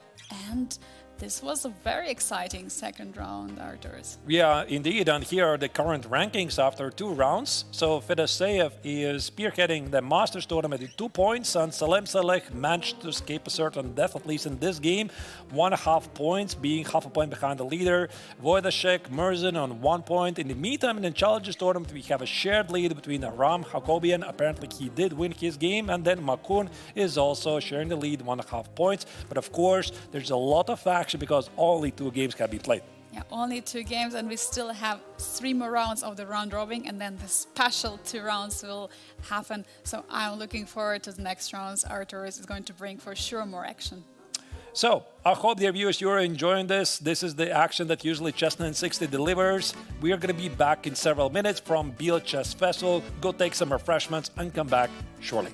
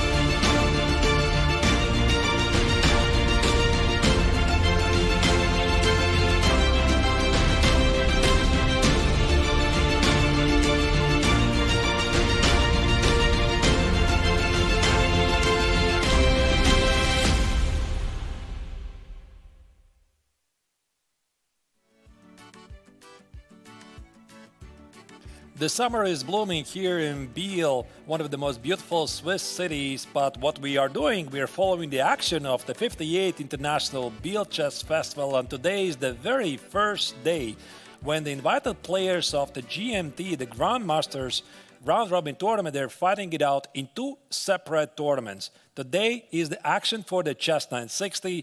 Two rounds already have been played. Round 3 is about to start, but Angelica, it's been really a fun ride so far because we have seen quite a crazy action. Yeah, absolutely, definitely. We've seen in the first round, which was a highlight, Saleh Salem's brilliant game as well. In the other round, the second one, we had Aram's game where he sacrifice his bishop. It was like so many brilliant moves, and as we were mentioning, the players feel like we're watching them and bringing us this action here for the CHESS960.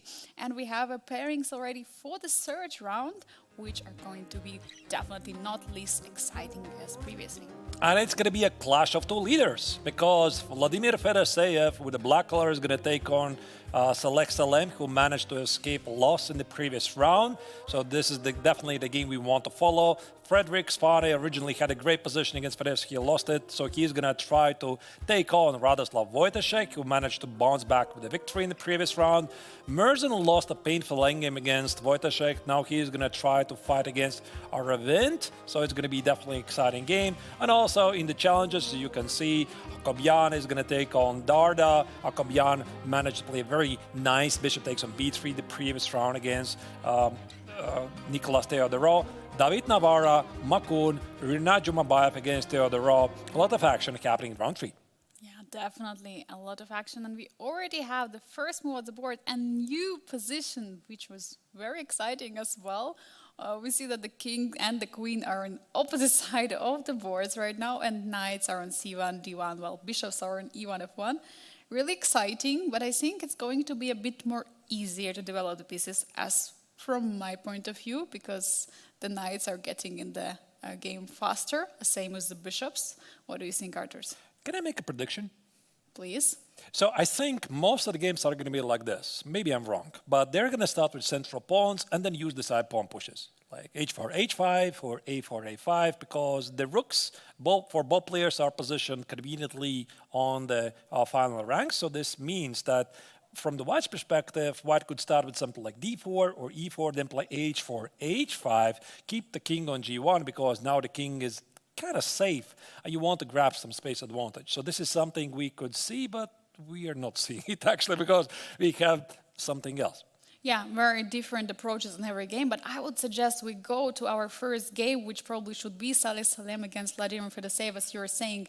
Two leaders facing against each other. I mean, Saleh Salem was missing half a point, but he has played such a brilliant game in the first round and saved absolutely unsavable position in the second round, which was impressive by the Emirati top grandmaster. Now facing Fedoseev, who has 2 out of 2 points, 2 incredible wins against such a strong opponents, and we see the d4, d5, the queen's pawn opening on the board. Let's see what's going to be next. What do you predict? I mean, you're already mentioning some side pawn moves.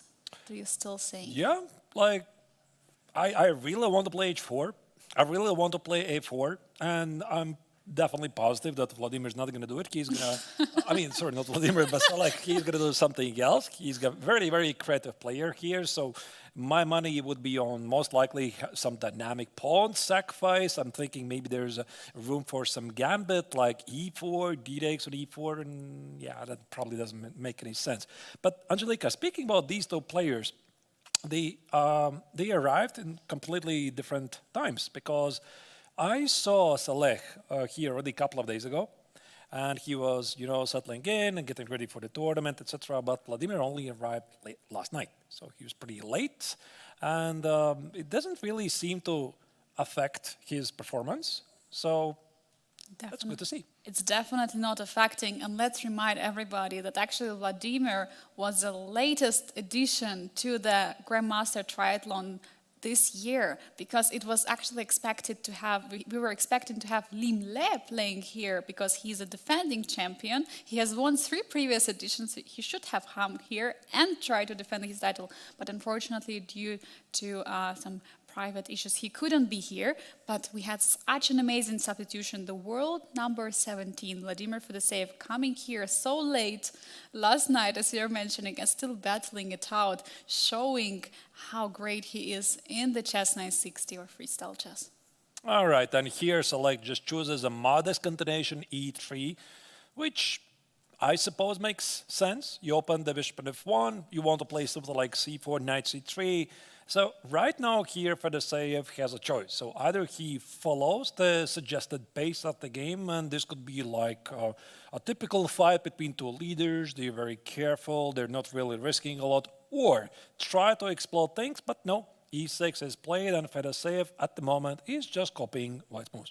Actually, I'm very interested in this moves because after this e3 and e6 move, it feels like the bishop on e1 looks like more dubious piece, because how do you get out? I was expecting some bishop d2 and then getting it out. Well, now the bishop is actually encaged in with all the pawns, f2, e3, d4, but maybe later it can go to c3. I'm not sure, but definitely looks like some disadvantage in the position. It looks like some sort of a Queen's Gambit decline, to be honest. Like d4, c4, followed by d5, e6 is pretty standard. The only thing is that typically this Doxford bishop here is on c1, here it's on e1.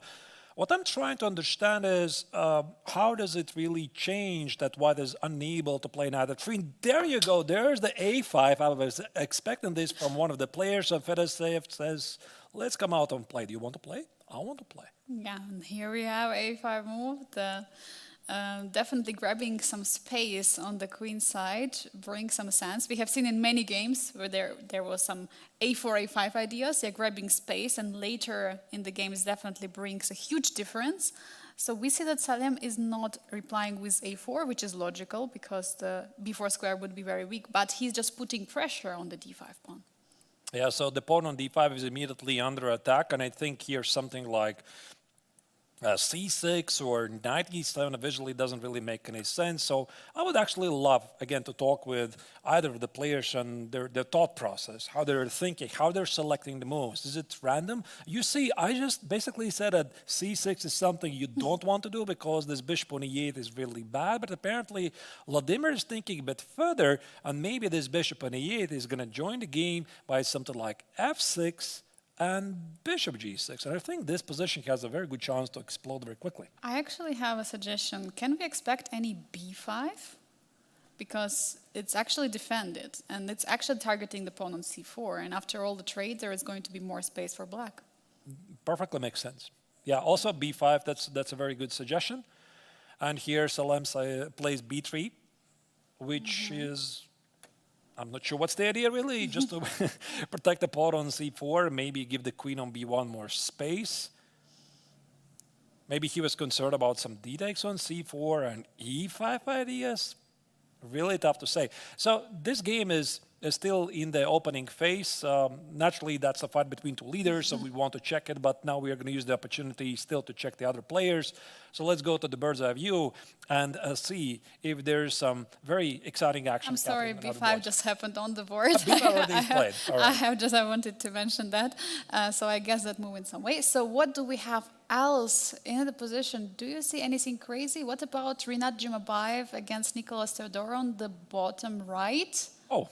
Ooh, something interesting is happening. Knight is already on f4. Suddenly, every position is open. That's the game we definitely want. Should we immediately jump in there? But first, I want to see what else is happening. We're going to check it.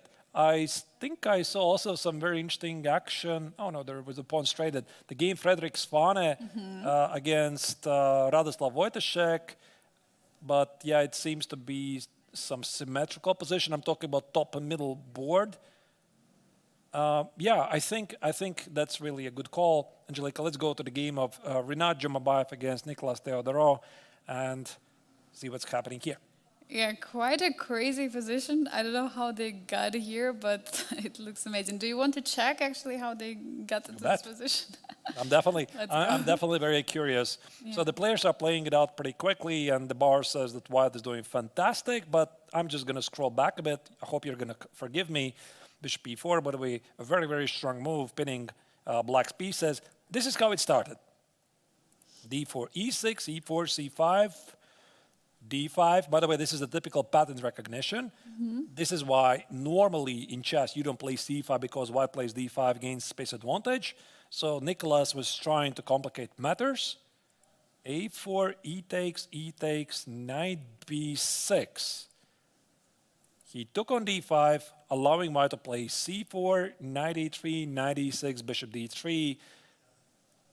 And this is how they got here. It seems that Nicholas just misplayed the opening. There you go, by the way, double question mark move, followed by bishop e4. And black has major problems. Yeah, huge problems for black in this position. Your bishops are still standing on the 8th rank, and your king cannot be castled. What to do with the knight and that rook? I mean, that's actually a big question. How do you defend? I mean, if you defend with the queen d3 is going to come, right? I mean, you can always increase the pressure by playing either queen d3 or queen d1 or even knight c3, and this rook at a8 is so unfortunately placed. But also what I would like to mention is the clock. Look at this. So here Jumabayev has 12 minutes, Theodorov has 10 minutes, and he's responding very quickly. So this might be the fallout from the previous game. And I'm thinking about this previous round game where Theodorov blundered bishop takes on b3 idea against Aram Hakobian. And sometimes when you're delivered something like this, shot a tactical blunder early in the tournament, it leaves a mark. And apparently Theodorov is, not really over it, so he's struggling. I recall you mentioning that whenever you're making a mistake, sometimes the next mistake follows up. And we can see that sometimes when you lose, the next loss might follow up. And we see the position is already getting worse and worse for the Greek grandmaster. Actually, recently has quite some successes. He won the UZ Chess Cup Challengers Edition, and also he won the first place with a team in some team event he was playing. But yeah, it looks like so far the start of the CHESS960 was not the best, but everything is still can happen, everything can still change. We'll still have a lot of classical chess to follow, but definitely looks like a tough position to face. But you also don't know how much experience all the players really have. So definitely we know that Vladimir Fedoseev, he is very good at CHESS960, and you mentioned also Frederick Svane played really well in Grenke Open. But other players we don't really know, and I think there's probably more than one player who don't really have a lot of experience, and that's why you try to improvise, but you don't have a lot of experience in these positions, and that's why, sometimes you just don't get out of the opening. Yeah, definitely, but definitely stands out for me the players who are playing this tournament, not for the first time, but who already played so many times in these editions. For example, David Navarro has been playing the Grandmaster Triathlon so many times, delivering such incredible results. Also, I recall the game against Basa Amin 2 years ago, which was absolutely a highlight of the CHESS960 tournament. So definitely, he's also one of the players who has this big experience in the chess. So I believe we have such a big clash here in Biel. We have a clash of the players, newcomers who are first time in Biel, and we have also other players who are having this more experience. And it's interesting that sometimes even newcomers can prevail the experienced ones. Yeah, absolutely. So it's a very exciting format. There is not really anything alike in the chess circuit. I'm talking about triathlon and CHESS960 as an appetizer. But I'm looking at this position, Angelica, and I'm trying to understand what is actually the way how white can exploit the pin. Because if here Jumabayev plays queen d3, let me just maybe put it on the board very quickly. Hope you're going to forgive me. Let's say queen d3, pinning the knight here. Black plays rook d8. And if I play rook d1, what I just noticed is the queen on d6 is still defended by the rook on d8 and bishop d6. So maybe this is not really the way to play. So if there's something here, it's probably here. Of course, I have the bar. It confirms that there's definitely something tactical. I'm thinking maybe there's even b6 idea. Like at the right moment, you start with queen d3, you start with b6, you start with rook a6, or maybe knight c3 at the right moment. Which is it? I'm not entirely sure. Yeah, I was thinking about rook a6 and knight c3, but your b6 suggestion actually exploits all the pins in the position. This looks so nice. We can try to follow it up. Do we have actually it on the board? No, not yet. I can try to guess. I'm just going to play rook a6. Looks reasonable. So that, Actually, I'm not really sure I'm making this move. Just put the pressure on the queen. Probably queen d7. Queen d7, and if I play queen d3, Rook d8. Does it defend? rook d8. Yeah, it's basically the same. Okay. Maybe not. And what about knight c3? But knight c3, I'm not sure I Probably want just to do knight this. takes c3, right? Knight takes. Yeah, so black can take it, even though, of course, I think I'm better from the white's perspective. I have strong bishops. The black pieces are really awkward here. But black is not like losing immediately, at least I don't think so. The pawn on b5 is falling, but yeah, we could definitely not argue that white is better here. So it must be something more concrete. Maybe it's this b6 idea. And we have actually moved on the board. I believe it's queen a2. What a sneaky move, attacking the knight on d5 and also targeting the pawn on a7. Looks like it's the best move in the position, as Evelbar confirms. Of course, yeah, rook d1. Of course. The reversed way of bringing first the rook and the queen is behind. That's really powerful. That's a huge move. So here the idea is that if the knight moves, the rook on a8 is ganking. And if black defends it by playing rook d8, there's rook d1. Of course, it makes perfect sense. Not queen on d1, but rook on d1. So knight b4 or knight c3 doesn't work because, let me just put it on the board, knight b4, I just take on d6, you win my queen, but I collect your rook, so thank you. So it's not really working. It's not working. And you cannot really protect the knight on d5 because there's no c6 square under black's control. So I think that's it. So black is pretty much just losing material. Yeah, definitely. It looks pretty much, yeah, it's very heartbreaking, of course, for Nicolas. Unfortunately, there is this pawn on b5, which is stopping all bishop c6, which would be ideal way of defending the knight on d5. Yeah. But you gotta recover. That's the life of a chess professional. You're playing every single round against very strong opponents who want to beat you.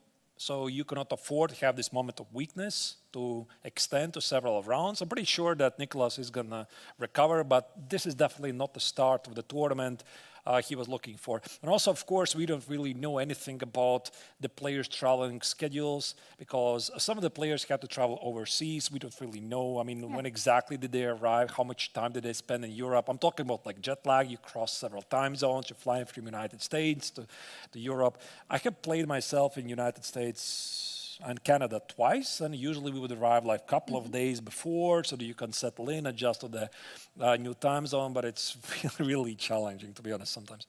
Yeah, indeed it is, and we see already that white is bringing the rook all the way to d8. Now, big question, wait, is there a castle here now? No, this game I think is over. Like here, black is threatening with some cheap back rank tricks here. But you just castle short and... Can you? Yes, just click. Oh. Oh, what? You cannot do that. Oh my God! Just look at that. So this is the moment when you cannot castle. So we keep saying to the audience, you have to castle, bring the king to the safety, not here. Oh my not in God, CHESS960. this looks crazy. You can't do that. You can't do that, Right. Angelica. Why would you do that? Okay. No. Oh no, my rook, yeah? Oh no, my rook. Oh no, my king. So basically, queen has to come back to b1 or queen a5, defending the bishop. Queen a5, or queen a1, or queen b1. I think here everything is the same. So here, maybe just queen a1. Like queen a1, bishop takes on b5, threatened with a checkmate, and I'm just going to play h3. Play h3, bishop c3, king h2, unless there's going to be some immediate tricks. So here, Jumabayev is definitely going to spend a couple of minutes trying to figure out. But I think Angelica, he's well on his way to win this game. So let's go now back to the bird's eye view and see what else is happening in the round 3 of the CHESS960 tournament. And we see a lot of action on different positions. I see your approach is being implemented in the bottom middle board by Makun against David Navarro. The pawn is already all the way on a4, bringing the space advantage on the queen side. We also see that on the top middle board, there is some trade happened, but I'm not so clear that position. But positionally, pawn on d6 looks like a weakness there. Is there any other exciting positions you can see? Yeah, maybe I would like to start with Makun's game that he is playing against his opponent. Just a second. David Navarro with white pieces. Yeah, here we go. And then, of course, we want to go back at some point also to check Vladimir Fedoseev against Alem Saleh. That's essentially the fight of two leaders. This position looks, I'm not sure this is the right way to describe it, but pretty normal. It looks pretty normal, but it looks so asymmetrical. There is so much different for both sides. But as you're saying, maybe it's balanced in a way, but definitely there are, for example, the pawn on a4 from black, right? It's your approach, getting the space on the queen side. That's what we were seeing also in the previous round, and it brought a lot of success. We see double pawns actually on the c file, but these pawns are actually great because they are covering the d4 and d5 squares and also b4 and b5. And the pawn on c5 cannot really be easily attacked. It could be a target in the endgame, but for now it's actually a strength of the black's position because it's covering so many squares. I just absolutely love Makun's position here because it feels that he's definitely outplayed Navarra in the opening phase. So I think we're not going to go again from the very first move. So I'm looking from the white's perspective. What I'm seeing here is that white has two bishops, right? So you want to open up the positions somehow. You want to play some pawn breaks. You want to play like d4, like this, or you want to play like f4. You want to open up diagonals, the files, but you can't really do it. Like, I don't see any easy way for the check top grandmaster to do it because d4 is like challenged 3 times.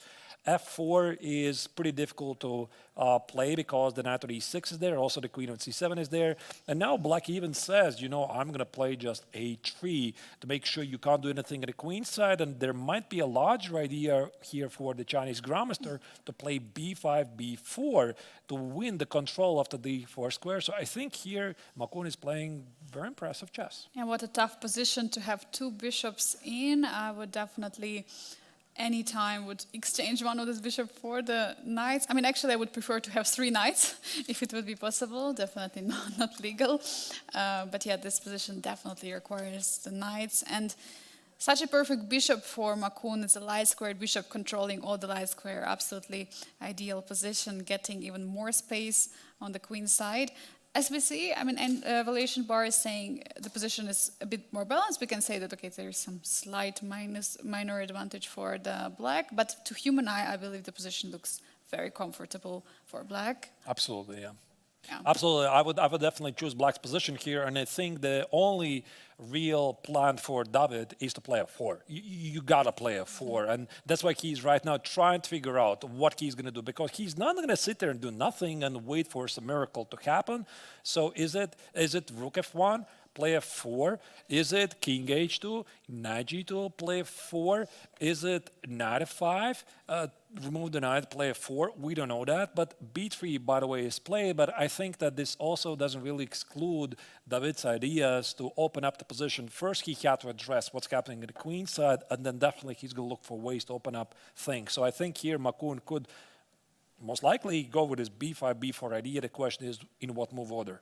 Yeah, definitely. And of course, we see that the pawn break is very tough to be played, but definitely that's the only chance for David to stay in the game. He has to prepare some pawn break, and knight is jumping to c4, trying to open the b or d file. Depends if knight will take, but I don't think black is going to capture that knight. Black will not give something what white wants here. And also this knight c4 is a clear indication that white is thinking about this f4 idea. Maybe, you know, maybe not immediately, like bishop e3, maybe rook d1. You could put the bishop on c1 and think about this f4 idea.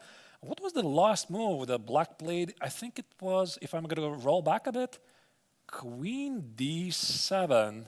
Oh, actually, a knight c4 is a threat, right? To jump to b6 with a fork. And now he goes back. Huh. But I don't think David should repeat here. No. I don't think he's going to repeat, but I'm quite surprised by this queen d7. I think Makun was planning to do something. Like, again, if you're going to roll back, what was the idea of this queen d7? Was it like directed against this f4 idea so that the queen is sort of closer to the king, or he was planning to play rook d8, knight e4, and do something at d file. I'm not sure I understand this move, and that's why immediately he just fixed it. He went back with queen c7, and now he played b5. Yeah, sometimes in some positions you have to realize your plan didn't work out, so you have to turn back, even though you're losing time with it, but you still have to admit your mistake.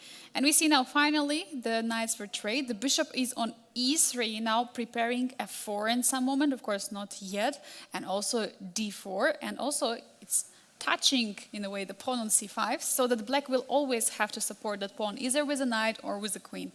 So it's getting a bit more forcing, because in the next moves we might see some pawn breaks from David, and maybe the files will open for the bishop. Yeah, it's entirely possible.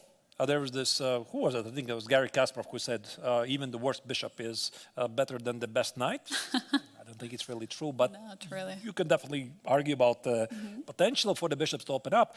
Let's go back to the bird's eye view and see what else is happening in the other boards. There might be more action we're missing from the other boards. So we talked about Rinat Jumabayev's game against Nicolas Theodorou. That's the lower right corner. Nothing has changed. He's completely winning it. And definitely we are going to check Salek Salem against Vladimir Fedoseev, two leaders of the Masters tournament. But is there something else we're seeing? Yeah, actually, I was immediately somehow looking at the Saleh Salem against Vladimir Fedoseev, because knight is there on e6 somehow. I don't know what exactly happened, but knight is on e6. There is some attack happening. There is a pin on the knight on g6. Maybe it's time for us to check out what is going on. All right. You called it. So knight e6 is played, and knight g6 is a mistake. I think these are like small fluctuations of the evaluation by the engine, so you have to forgive Stockfish for making these corrections. For human beings, we're not as good as Stockfish. So knight g6 makes perfect sense. Fedoseev wants to get rid of the knight on e6. If the knight leaves, then black's position is probably healthy. So what do you do here? But I also have noticed, Angelika, Saleh is always down on time. Like, that's the trend in the first 3 rounds. He's using more time. And so far, actually, in the first round, he was having so little time, but he won. In the second round, he saved, completely lost position. And now it's the third round, and he's playing against the leader. I feel like he should still have some time resources on the clock, but it looks like he doesn't really care. So what's actually the next move for white or black? Do you think he's going to take on g6? No. No. No, I don't think so. I mean, he wants to keep the pin alive here, so knight c5, rook e7, taking over the e file. Maybe something like, oh, shot castle. There you go. Oh. It's still a legal move. Yes. And here it's not a bad move, like in the previous game we looked at. So now bishop on e1 is defended. There is no rook takes e1 or anything possible. But yeah, the question is, can black castle at some moment, or what can actually black do? I think Fedoseev is in trouble. Like, white has managed to stabilize the position, so they had a chaotic middle game. We are not going to go back and analyze everything in detail. But what we see here is that white has definitely an advantage. I'm not only talking about the bar. I'm talking about this pin. The bishop on h5 pins the knight on g6. That's great for white. That's a plus for white. The knight on c5 stands really fantastic. Like, it's a great outpost. The rook on c1 stands exactly where it wants to be. So what white needs to do next is find a way to activate the darks with bishop. So I could be talking about something like bishop d2, or maybe even g3. I'm pretty sure this is what Emirati grandmaster is thinking about. Like g3, it just blocks the bishop, it blocks the knight's jumps, potentially at a king's side. And at the same time, the pawn on d5 might be a target. So there could be moves like queen f3, queen takes on d5. So here, Fedoseev just said, okay, listen, my position is not really that great. I have to castle finally. Yeah, finally bringing king to the safety, although not much has changed in the position. Only rook has been brought out. And now the question for Salem, what is he going to do now? We see that he's reaching out for the move, and g3 has been played. Yeah, that's a great move. I really like it. This is something else I would play myself. Usually it follows the rule when you're like not really sure what to do. you always improve your pieces, or you take control of some squares. And g3 is just a window for the king. It controls the f4 and h4 squares. It diminishes the activity of the opponent's pieces, and also Fedosseev does exactly the same. So king h8, just in case walking away from this diagonal, because he also expects from white that if he was playing from the white's perspective, he would be playing something like bishop f3, which is, by the way, just played on the board, target opponent on d5, and now Fedosseev has one more move to make. Yeah, now he has to defend that pawn, and there could be actually some troubles with the pawn because I don't see clear way to defend with the light pieces the pawn, because usually you try to defend with the light pieces, but now it feels like only queen f7, but then knight on f6 becoming loose, some knights in the position become available, but what can you do actually here? I think something like f5, f4. So just ignore the threat. I don't know. I don't know. I have to do something, and I think that black has positioned every single piece at the king side, so the bishop on d6 is staring at the king. So, yeah, I think so. I'm not really sure I want to give up the pawn, but definitely f5, f4 idea should be under Fedosseev's radar. Or maybe, I don't know, maybe there's going to be some moment when he can sack the knight, bring the queen in the game, and somehow get to the white king. But this pawn on f6 and the rook on f8, it just basically screams for this f5, f4, but is it right now? I don't know. Yeah, it's actually a big question, but definitely with so many pieces on the board, it's still possible to sacrifice a pawn and into getting that attacking position on the king's side with f5, f4. And now Vladimir has 2 minutes on the clock. He's trying to find a way. Yeah, because I don't think that queen f7 is a way to go, right? Because queen f7, suddenly the knight on c6 is loose, knight jumps are available. It might be also a bit too slow. So I think what, bishop takes on c5, I think usually there's a rule. Somebody told me this, I don't remember who, maybe one of the coaches or high-level chess grandmasters. There's a rule. When you're doing much better, you're usually trying to clarify the position so that your position basically plays by hand. And when you're doing worse, you try to complicate. So the question is, does Fedosseev believe he's worse? Or no? I think he should understand he's worse, but it doesn't really rule out the c5. I have a question. What happens if rook takes on c5 and the pawn on d5 is double attacked? Now there is no queen d7, no rook d7, no... Knight e4? Knight e4, using the fact that bishop on e1 is under attack, but now probably not taking the rook on e1, but just playing rook a5 or queen d5, taking another pawn. This is really one of the amazing moments usually we have at high-level chess, because I'm pretty sure those couple of moves ago, when Fedosseev was thinking about this 5-4 idea, it's like, do I go all in? Do I push all the chips in the middle of the board? Or should I still try to keep a close control of the position? So he decided, okay, this is a leader fight. The 5-4 idea was a bit risky. I'm pretty sure he was considering this. And now he's just trying to survive. Rook takes on a5, by the way, the engine marks as a mistake. Looks perfectly reasonable to me because these black pawns are quite weak. Yeah, the pawns are pretty weak. Now the b4 and d5 both are hanging, and the question is, what do you do for black? Although Valuation Bar is saying that position is somehow a bit shifted. We don't know, maybe there was a better option. It looks like the rook a5 was not the best move, but looked pretty reasonable for sure, separating two pawns. And yeah, now the question is, do you take on f1? Do you play something else? Do you play queen e5? Or I don't know, just... I think you have to complicate. That's what I'm thinking. You got to complicate some things, because if you're going to try to hold on here, your position is just falling apart. So I don't think here Fedosseev wants to do something like trade queens, trade rooks, trade the other rooks, and go for an endgame down a pawn and just to what, lose in a slow motion. I think he's looking for some tricks, knight e5 ideas here might be a move, but might be not enough. Yeah, unfortunately, after knight e5, there could be bishop takes d5, right? And then there are no threats in the position. That's why he's spending the time. He only has 20 seconds on the clock. He clearly is not happy with his position. Now rook takes on f1 is played. I think you got to play f5, but if you play f5, maybe white is not obliged to take the pawn. Rook a7 might be a rude awakening here for black, because the pawn on g7 suddenly is very difficult to defend. So you want to attack, but maybe there's just no way. Suddenly there could be a threat of checkmate on g7. And knight e5 is indeed on the board. Now queen takes on d5. Now the question, do you take that bishop, which could be actually, I mean, it's a pretty strong piece, actually, you do take. And he wants to try his luck in this endgame. We have queen and the rook, and there is an extra pawn for white. The position is simplifying here. Salim has a commanding lead, but it might not be enough to win the game because this one pawn on b4 is holding on to 2 pawns. And in the meantime, let's go to the bird's eye view and see what are we missing from the other games.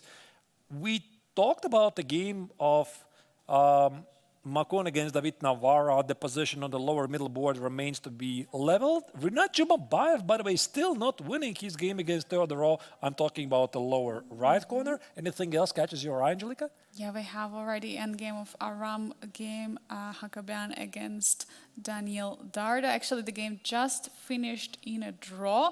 And we have also Volodar Murzin against Aravind. What is happening there? The pawn on h3, the knight on g4. Let's jump there and check what is happening on the king side of actually Murzin. Oh, wow. What is the position? Okay. Such a craziness. Right. So, according to the Silicon Bee Stockfish, it says black is slightly better, but I'm seeing that black has a strong pawn on h3. The knight on g4 is a monster. Also, white has a very nice control of the e5 square. Maybe the pawn on h3 is going nowhere, but if somebody's having the fun, I would say it's black. Definitely. A lot of fun.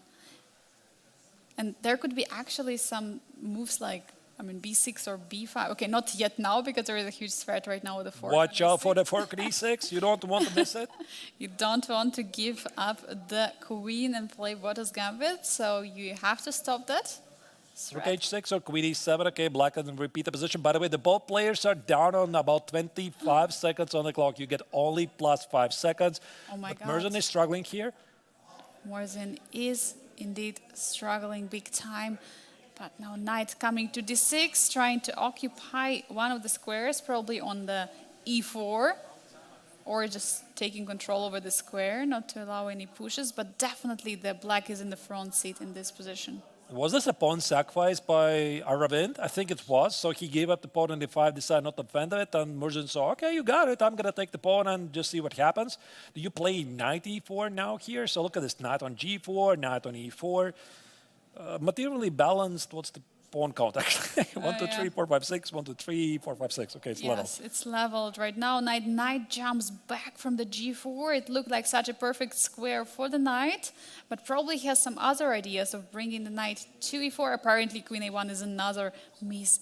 But very Oh, queen a1. Queen a1 is such a great move because now black is forced to take on c5. This activates the bishop on c3. The bishop was trapped.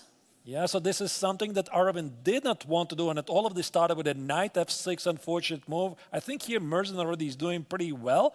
Bishop takes on e4, play queen e4, checking h2. You can't play knight g4, that's a pin. That's a pin. King on g7 is being pinned. Now rook f8 is trying to defend the knight on f6. Now king has to move away and bring the knight back to g4. Is there going to be attack ongoing? Meanwhile, there is a pawn coming all the way to b5. Murzin played the move with only 1 second on the clock, by the way. Oh my God, crazy. Trade of the bishop for knight, definitely not allowing any knight g4 businesses. Now queen b2. I think black is still pushing here. King f7, rook g8, rook g6, h4. It's always easier to play for the checkmate, you know, time scramble. But no, here rook e8 is played with the idea to play d4. The position, according to the Silicon Bee Stockfish, says it's about level, but I would definitely pick black here. Yeah, definitely. It looks like such a huge position, big initiative. Queen coming all the way to f3. Maybe now, at some moment, there could be rook g8 and bringing the king away with a checkmate threats. But no, he's doubling. He's doubling, and he's forcing white to defend on e3. Yeah, rook f2 here. Murzin is trying to hold on to the game. Maybe queen g4, queen e4. No, queen e4. Watch out for the d4 idea here. Can you eliminate the pawn on h3? I think here white simply doesn't have the time for that. So that's why here rook d2 is played, dealing with the d4 threat. I think we are going to end up black playing h4 at some point, something like rook g8. King f7 is the preparation for rook g8 or rook g6. So now rook is ready to go to the g file. a5 apparently not the best move in the position, not threatening anything. But now after queen going to the g4, rook g8 looks, or rook g6, looks like the move which is going most likely try to seal the deal for black. Oh, there are still some chances for white. Queen d2? Now, I think it's very difficult to hold this because for black, it's now very straightforward plan. Triple the pieces. Technically, I think it's Alekhine's gun, or maybe it was the rooks first, then the queen. Doesn't really matter. Queen takes on g3 immediately works, and I think white's position is collapsing. Yeah, absolutely. Is there actually h2 in the position? Okay. e4? All right. Okay. d4, interesting. Trying to use the fact that probably queen cannot really take on. Okay, a6, trying to create some passer on the a file. What is going on? Both players are down in 10 seconds. 10 seconds for each player. a6, huge blunder apparently. Now is actually h2. Can h2 happen? Okay, he takes on a3, allowing a check, king f6. So I think this king is going to be suffering big time. King f6 the only move, but that's what it usually takes. Queen d4 check, king e7, white runs out of checks, and the king is in safety. getting checkmated. If this rook leaves that file, there's going to be queen f3, rook g2, and that's going to be mate on the board. Yeah, it looks like this, and after b7, still final try. This is... And Murzin resigns, and Erwin wins. Ooh, what an exciting game. What incredible. Let's go right now to bird's eye view to check if we still have any games ongoing. We see already many results. Actually, Salestin won against Fedoseev, incredible result. But let's see what is happening in the game of Frederick Swane against Radoslav Wojtaszek. There is a rook endgame. Yeah, rook endgames are really tricky. White is down a pawn, as you can see, but the king is very active, and usually that's what it really matters in rook endgames. You have to activate your king, your rook, and this is what Swane is doing. Rook b7 here is played. By the way, the other game was Renat Jumabayev is still winning against Nicolas Theodorov, but he's winning like already for the past 15 minutes or so. He's winning the whole round. So he still hasn't made it to the finish line. So here, white, I think, is going to push the e-pawn at some point. It's not really about the pawn on g3 here or the pawn on h4. It's about the active pawn on e5, e5. So here, Swane trusts his gut instinct and plays for the win. Yeah, he tries to go for it, but yeah, definitely there are too many pawns for black, I would say, to have this position, to lose this position. But I was a bit surprised not to see some rook c8 check, push this king away, and then push the e-pawn, but apparently it was not so clear. Can I play king e7, e6? No, rook c8 check is played. yeah, now he's trying to block that king on h7 by playing h5. Meanwhile, we see a close-up on Makun in the camera. He was trying to check. I think he's looking at these gigantic TV screens where you can follow the games. Yeah, he's looking at us. Yeah, so h5, by the way, was a great move, Angelika, because if you play g6, there's going to be rook c7 check, and if you play g5, you play without a king. And now king comes to f5. Suddenly the e-pawn is ready to go forward. Can actually Frederick do it? Can he go for a win in this position? What do you think, Arturs? I think he is the one who is trying to do this because black essentially is playing without the king. So king f4, really nice move. e6, e7, e8 is a threat. I think e6 here is going to follow. Can you do that? e6, rook e1. Maybe you just take the pawn on c3. Very, very tempting. I think 5 seconds here for white. 5 seconds. You have to make a choice. Do you take it? 2 seconds, 1 second. Oh my God! He played with a 1 second. Almost flagged. Oh, rook f1. Giving a check now. g5 check happened, but you cannot take on passant the move after king g8, e6. The black king is still cut off. White is still playing this for the win. So maybe king e5, watch out for king d6, but black's going to push the g-pawn as well. Mar says it's a draw, but still tricks. But there could be also rook h7 going for the h6 pawn and creating another passer. Is it possible? Or white is not on time? And the g-pawn is going forward. I think it's going to still end with a draw. Yeah, rook g4, rook f3. This pawn is very strong. If you play king d6, there's going to be rook d3 check. I don't think here white can make any progress. King e4, so here Swane attempts to win the pawn here. Rook f6, very precise response by the Polish grandmaster. I think we are seeing the final moves for this game. Yeah, we see a repetition. Frederick is trying to find some way still to go, but he's getting very low on the clock. He also shouldn't get flagged now. Rook g6, he actually doesn't repeat with king f4. Rook goes back to g6, threatening to take the pawn on h6, but also g2, g1 is always a threat he has to take care of. And it looks... What's really amazing, there's no threat. White is threatening nothing, but you still need to make a move. So king e7, rook g7, I think here the position repeats. So Svana is desperately looking for some opportunities here. You never give up. You always fight until the last bullet. Yeah, we'll see. Is there actually rook d7? And now maybe there is e7? But sometimes there there's just nothing. There e7 would not work. Yeah. E7 is king g7, e8 queen, and then unfortunately there's a check. Yes, doesn't work. So rook goes back to the g4. Now king e7 probably once again. Looks at least possible. Yeah, king e7 is played, and now rook g7 should be truffled repetition, or rook g6. No, it's not a truffled repetition. It's not. It's actually now black to move, so it's a different story. That really changed a lot. Actually, we cannot really rule out that Wojtaszek suddenly could become ambitious. Sometimes this happens when you're, for example, from white, you're trying to play for the win. You think, I'm the one who is playing for the win. Your opponent also might have some other thoughts. Yeah, definitely, especially getting so many times low on the clock with only 1 second, almost getting flagged. So we have some checks on the board. King is probably coming to e4. That's what happened. And what next? What do you do, rook e3? Probably take the pawn on h6. I mean, you got to do this at some point, I suppose. Take, and then after g2, rook g6, and then it's going to be a draw. then it's going to be a draw. And this is what we're seeing. So I think this is a draw. So here Wojtaszek is not ambitious. He's just making a draw. Rook g6, rook h3 here is going to be played. And white has an extra pawn on e6. It's not enough. h6 is just rook takes on h6. Yeah.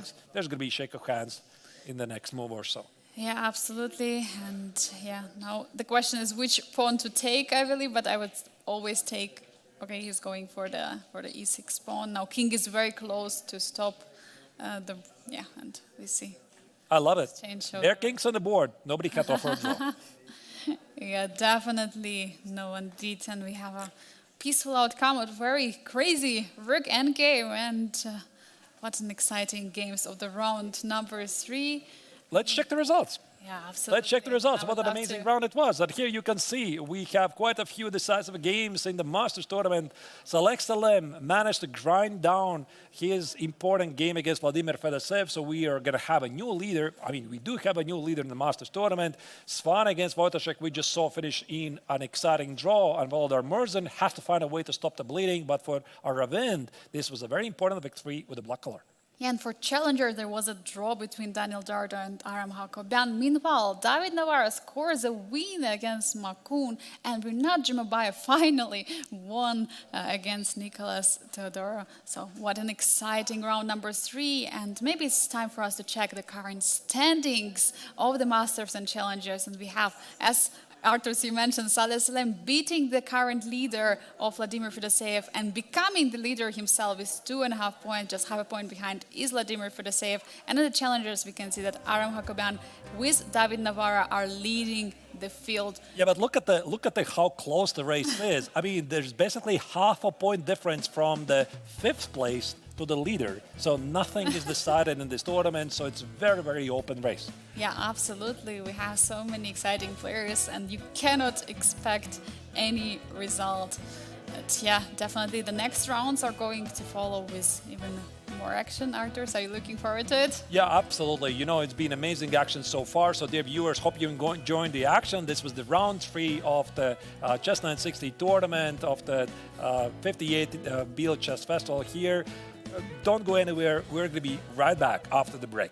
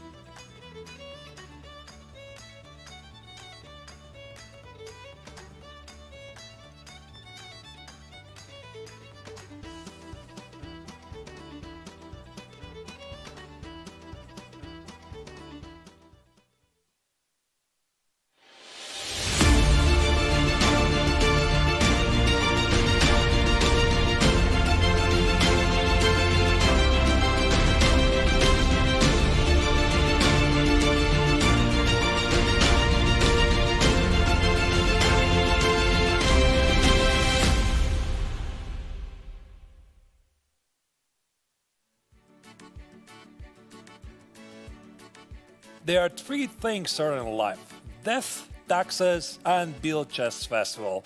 We're coming back live with round number 4 of 58th International Biel Chess Festival. This is day one of the most exciting events in the chess circuit. And today is the action of CHESS960. In the first 3 rounds, we already saw quite a lot of action, immortal games, we saw double exclamos. And there's definitely more action happening because this is what we are expecting from this round, Angelika. Yeah, we have round number 4, which is starting about very soon. We have Vladimir Fedoseev, who has been leading the tournament but suffered a loss against Saleh Salem playing against Radoslav Wojtaszek. We have Saleh Salem with the white pieces, Volodar Murzin. Will we see another victory? Huge question.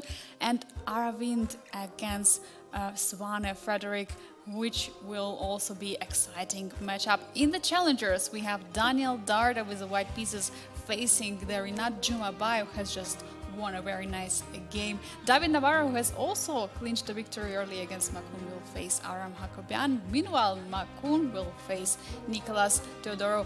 Will Nicolas stop the bleeding? That's a big question as well. And here we have the position, the first moves are already on the board. And I just thought this, Angelika. I saw the game, Saleh Salem against Volodar Murzin, and did I really see on the top middle board F4, G5 right now? This immediately means this is a war, right? I mean, we are on to action right now, and I think that's the game we definitely want to check very quickly. But also look at this. Daniel Darda, which is the top lower left corner against Rinat Jumabayev, it also features the same idea, E4, G5. So they must be sharing some details we are not aware of. Yeah, absolutely they are. But let's jump immediately in the game of Saleh Salem against Volodar Murzin.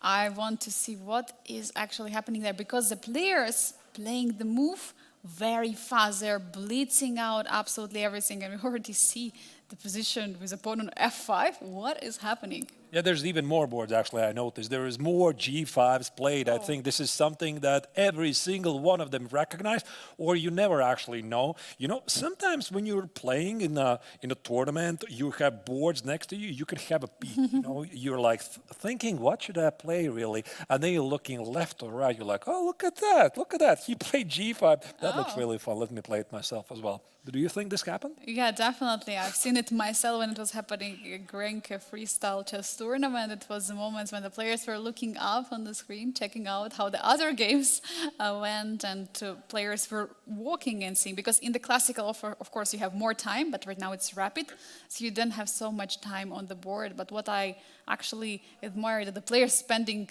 not so much time. There could be actually opportunity that players already had specifically this position, yeah, because sometimes positions keep on repeating in some way. It could be a way, but it could be also their strategy for this particular matchup. Absolutely, yeah. Action is heating up very quickly, and we did have some uneventful games like the CHESS960 just fizzles out to something normal, and I think this is also the expectation for us, for commentators, for you, the viewers.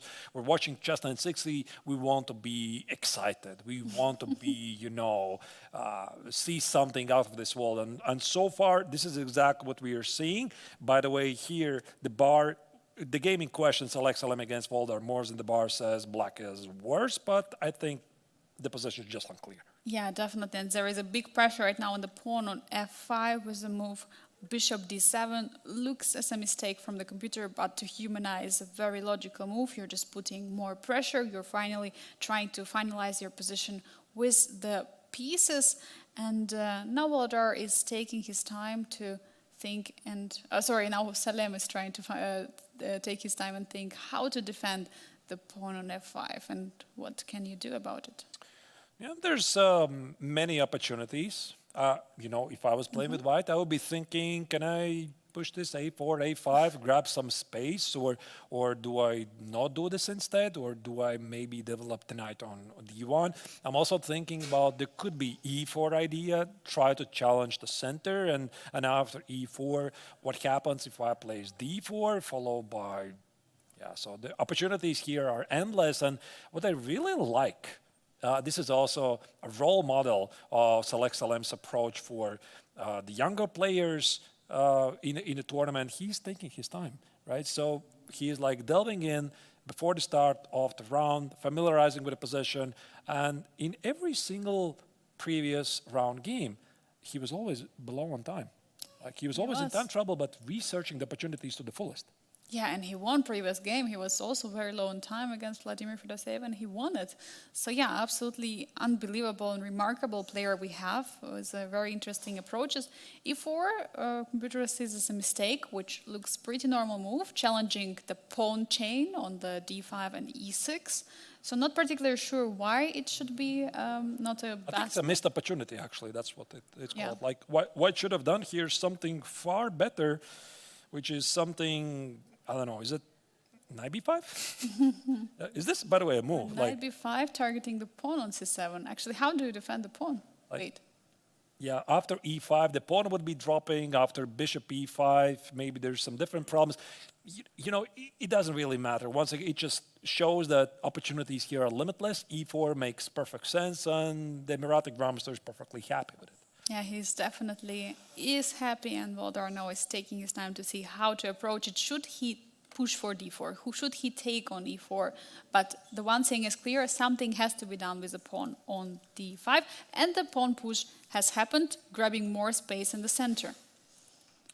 E5 looks like the most logical move to me because black is claiming some space advantage, but there's a drawback, and usually there's a drawback with these moves, and that's the bishop at h8. So this bishop at h8 is feeling like not great. And I think that here definitely Volodar doesn't want to play f6 because then this bishop is just really terrible. So most likely he's going to find a way to bring the bishop in the game by playing something bishop f6 and bishop e7 and then hope, that in the long run he has the space advantage. By the way, white also has some issues with the bishop in h1. Yeah, bishop on h1 is also being encaged by the pawn on e4.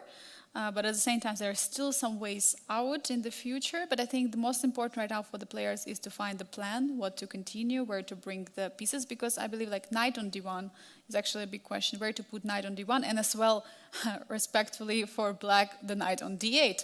So it's not so clear where to put the knight. And if you have to move it, you will have to remove either other piece or push the pawn forward. I think actually it's very nice how you put it. I think this is the kind of position, Angelika, where you can easily see not the pros your position has, but the cons. You see the problems. So I am seeing the problems for white. I don't see any benefits, and the same applies for black. I'm only seeing the problems that black has. So this bishop at h8 is a problem. If you fix the knight's problem on the e8 by playing f6, this bishop is dead. If you play bishop f6, this knight is dead. But thankfully the position is pretty close, and eventually it's going to open up. So there's definitely room for some maneuvering here.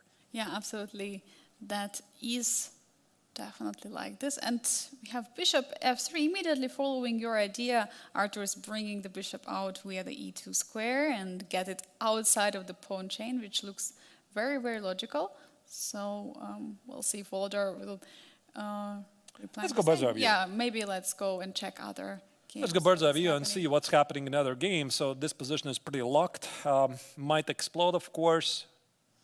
Yeah, we see actually the game Aravind against Frederick Svane on the top right board. There is some knight on g5 already. All the black pieces are on the last rank. Actually, so all the white pieces. What is playing with only one knight? Yeah, I'm really curious. How is this legal? But there's definitely some reason Aravind is doing it.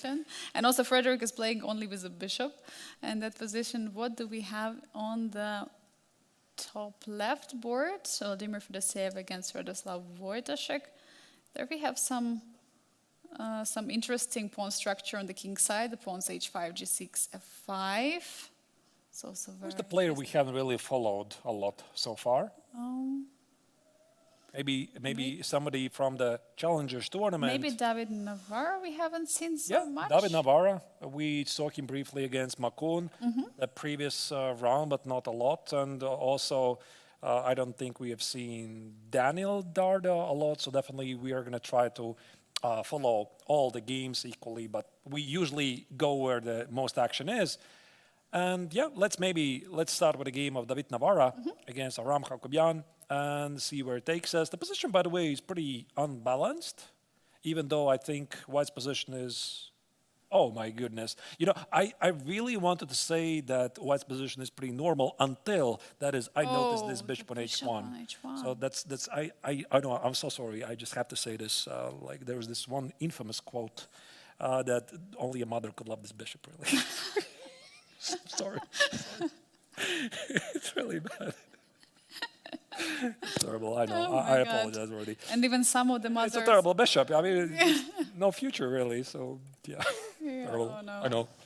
Yeah, you have to Blushing. remove the bishop from g3 in order to open up the bishop from h1. And yeah, at the same time, knight on d4 is an exciting piece. It's very good located. Of course, there are so far no real problems for white in terms of the weaknesses, but there is only big problem is the bishop on h1, and apparently d6 is not the best. You know, I was wondering if in one of the rounds we were going to get this terrible bishop, and right there, there it is, on Yes. h1. But okay, I mean, the position is still opening up, and things could change, and I'm pretty sure that David knows what he's doing. So it's always about a long-term plan, and he knows the bishop on h1 is bad. But look at this, he just played knight e5, he wants to play c3, push this knight from d4, then play f5. First control all the squares, and then bring the bishop on h1 in the game, so it's a long game. Yeah, finally he's looking for that plan. And also the knight on d5 and e5 are going to be two great pieces, also threatening some forks on e7 potentially. But yeah, definitely a great ideas for David in this case. And looking also at the time, he has some slight advantage. But I would say that he would gladly give up this advantage for that bishop to get out as fast as possible in the position. What else can we say? I think also here, White's position suddenly, even though he has this terrible bishop in h1, the next moves are quite easy. Like, this is an easy move. This is an easy move. So he already knows what he wants to do for the next couple of moves. And as you already mentioned, Angelica, there's the fork ideas on e7. So for Aram, I think he realizes if he has to do something decisive, it's got to be now. Yeah, so, but what is it? That's a big question, what to do, because I don't really see too much. F5 maybe. F5, bishop of h5, be tactical, hit the rook here, some fork ideas on e2 on your own. Or is it the a5 idea with some knight b4 ideas, even though White is definitely going to play c3 here? Or is it long castle and then playing king b8 after knight jumping to... Yeah, so basically it's not even a long castle, it's just toss the rook to d8. But, yeah. But my idea is to bring the king to b8, and if I do it, then there is no long castle. But b6. b6. So he wants to bring the king, but to the b7 square. Looks reasonable, and I think also c3 here makes perfect sense, push away the knight. Absolutely, it is. c3 is on the board. And also knight f5, I think, is going to be played very quickly. So unless, of course, the Armenian grandmaster is going to sacrifice the knight, I don't think this is the moment exactly. So knight e6 is played, and I think also knight f5 looks reasonable. So here the black queen is going to have to go to, is it f8? Because queen g6 is bad news. Fork, yeah, it has to go only to f8. There is no other H5. move. Queen g5, there would be h4. Yeah, okay, queen f8 has been played, stopping all the forks.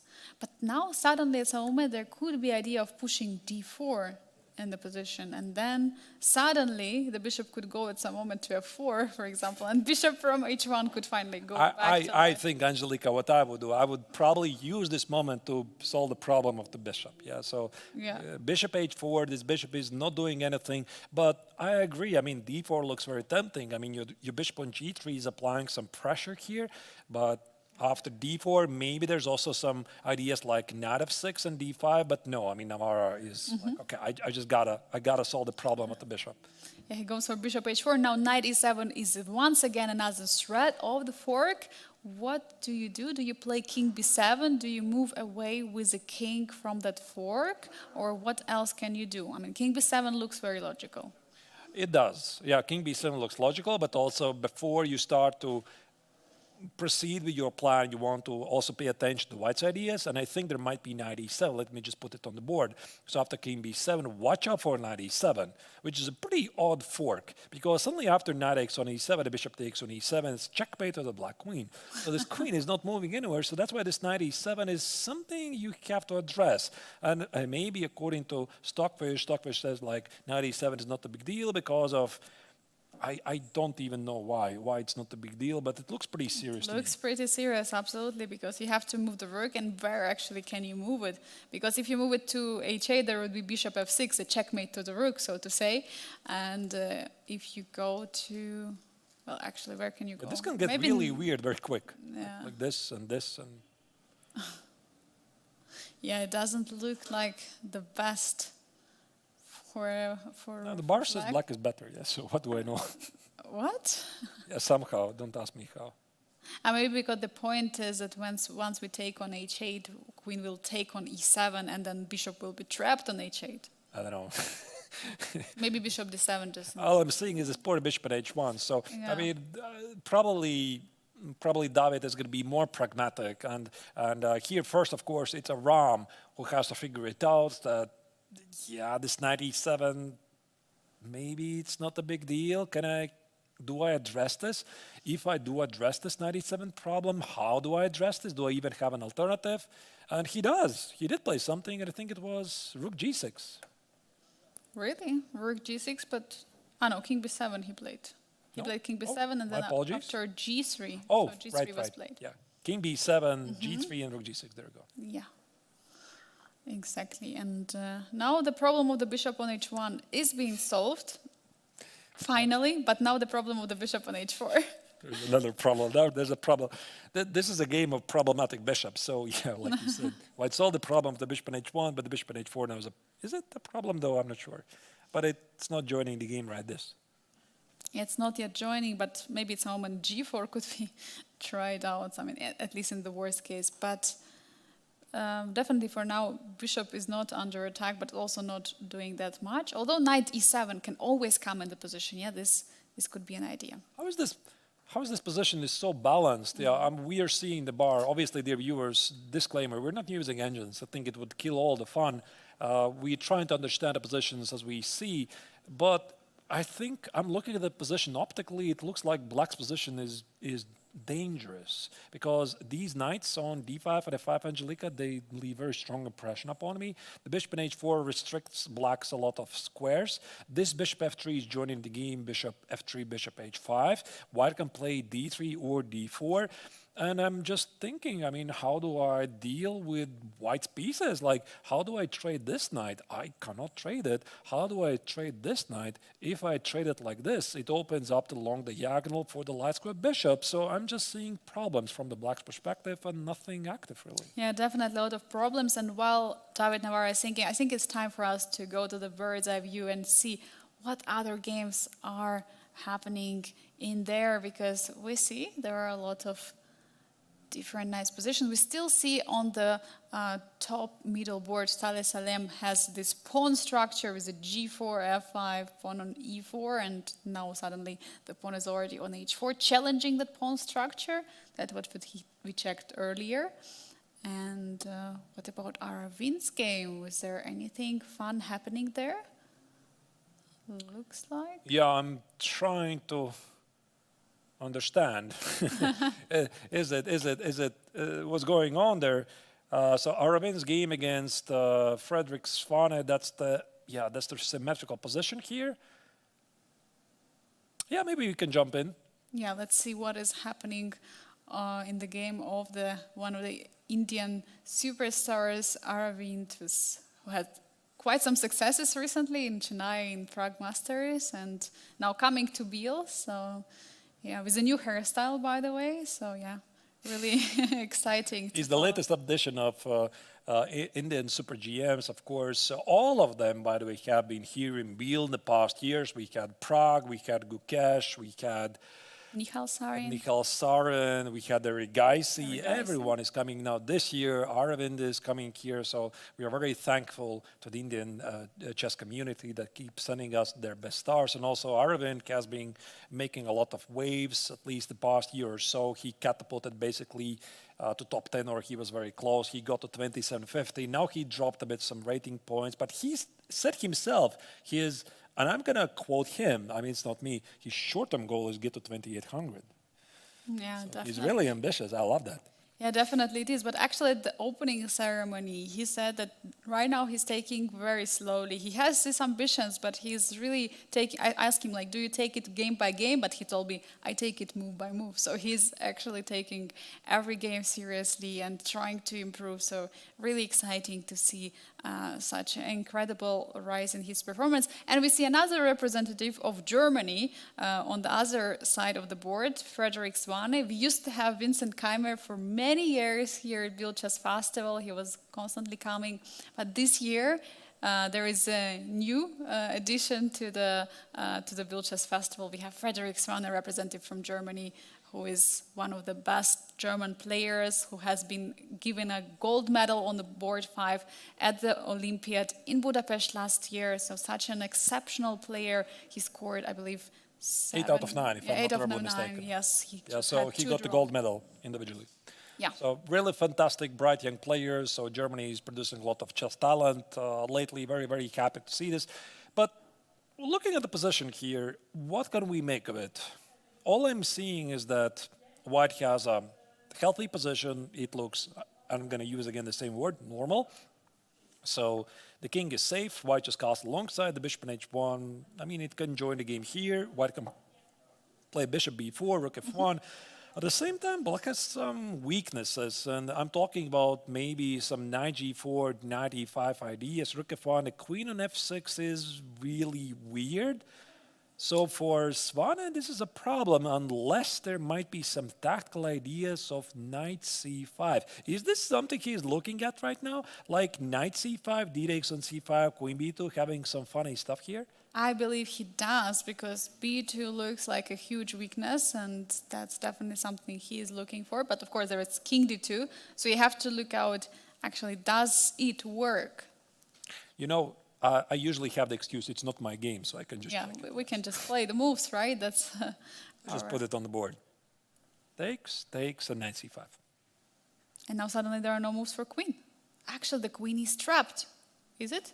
I mean, there's also, maybe it's, yeah, but suddenly White's position just makes no sense. Yeah, so queen has to go back, right? There is only move like queen f1, because queen e2 would be almost a checkmate. yeah, this just looks bad. Yeah. I'm not even sure there's a checkmate. It just looks bad. So knight c5 is a move, hitting the white queen, and if the queen walks away, there might be knight e4. So that's what he's checking right now. He's checking this knight c5, and after d takes on c5, that looks dangerous. But probably Frederick is looking a bit deeper than that.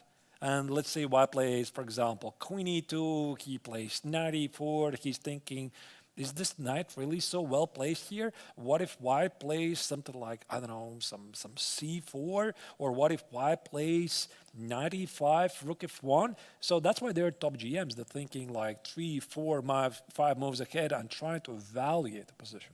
Yeah, definitely they do. And Frederick doesn't really have so much time left. He has 1.5 minutes on the clock, again 7.5 for Aravind. So actually Frederick has to make up his mind and either go for knight c5 or go for something else. But he has to make decision now, because if he spends more time, he's going to get such a low time. He will not be able to proceed this game and might collapse very soon. 1 minute, really, yeah. So he's definitely spent some time here, not happy how he's been spending the time. I mean, what do you do? Do you play knight c5? I think you have to do it. You play knight c5 and see what happens, or you just make a long castle, keep the king safe, and suffer with very little time on the clock. What do you do? What would you do, Angelica? I mean, I would still probably go all in for this knight c5, because it looks like the only hope. If I'm going to play some calm move, I'm going just to continue suffering the game and might lose anyway. But he actually plays g5. He's opening up the way for the bishop to g6, bringing it, targeting the c2 square at some moment. We haven't thought about this move yet because knight c5 looked very tempting. So his idea is to activate the light square bishop. It makes sense. So he really wanted to play knight c5, but he decided not to do it. Probably he had very good reasons to do it. And I think here Arvind can play either rook f1 or knight g4, activate the pieces, but the spend time for the young German is something he is definitely regretting here because the position is like full with life and you have only 34 seconds on the clock. You're not getting this time back. You're getting only 5 seconds increment per each move, and he's under half a minute right now on the clock. He has to play really fast, and he has to try to go for it. Now queen f3, suddenly knight d5. I think I understand. I think I understand what was happening here. So if I'm going to roll back a bit, why he didn't play this, I might be wrong. I think after knight c5, he saw queen c3. And after queen c3, knight e4, he saw knight e5. Is it? No? Engine says I'm wrong. But I just noticed this tactical pattern with knight x on c3, knight x on f6, knight x on d1, knight x on g. There was knight e2 maybe, no? Or not? You mean here? Or some other there move, was knight e2 check, king e2, knight x on g. Oh, yeah, because knight takes on f3 at the end of the line. Oh. All right. Anyway, I think God. this probably was something that contributed to Svane not playing this because after queen c3, he immediately responded knight c7. And I think that queen c3 was something he was expecting. Yeah, absolutely. And we see that Frederick has so low time in the position. Bishop g6 is being played, but we have so many other exciting games. Do you think we should check out there? Because I see such an incredible pawn structure in the top middle board of Saleh Salem against Volodar Murzin. Look at this pawn chain of black going all the way to f6, e5, d4, while white has all the pawns on the light squares. What is happening there? I think what's happening is that Saleh's bishop on e2 has seen better days. So this is going to be the round of terrible bishops. I'm afraid it had to happen at some point. And Definitely. what else is happening? Also, the David Navarra game against Aram Kakobyan, lower middle board. I see there's a powerful knight on f6, even though the bar says it's somehow level. And also on the top left board, Vladimir Fedoseev against Radoslav Wojtaszek, I can see that all the knights and the rook are on the d file. For some reason, they decided to meet there. And the queen on g4 and the bishop on h8, looking like great pieces, while the king is on the queen side. Fedoseev is in trouble, by the way. Fedoseev has a worse position, at least according to an engine, against Radoslav Wojtaszek. We're talking about the top left corner. Angelica, it's really your call. It's a tough choice to make here, but I'm going to follow you. Let's check Vladimir's game because we haven't checked it yet. We checked Salem's earlier, so I think it's time for Vladimir to see how he's facing one of the top Polish players. So what do we have here? Materially wise, I think Wojtaszek is doing great. He has an extra pawn. That's my grandmaster opinion. And the knight on d5 gives white opportunity for some tactical tricks like knight c7 check. So this bishop e5 deals with the threat. And knight c7 basically now is just empty. Black can always just take it. Mm-hmm. Yeah, there's a cluster of knights in this. Yeah, very, very interesting position. I believe also earlier we had queens on the same file, so it was all whole file. I would want to do something like this. Yeah, like, okay, this of course. That doesn't work, but it would be. Doesn't make a lot of sense. Yes. Aesthetically, it would be so beautiful. Yeah, definitely. Right.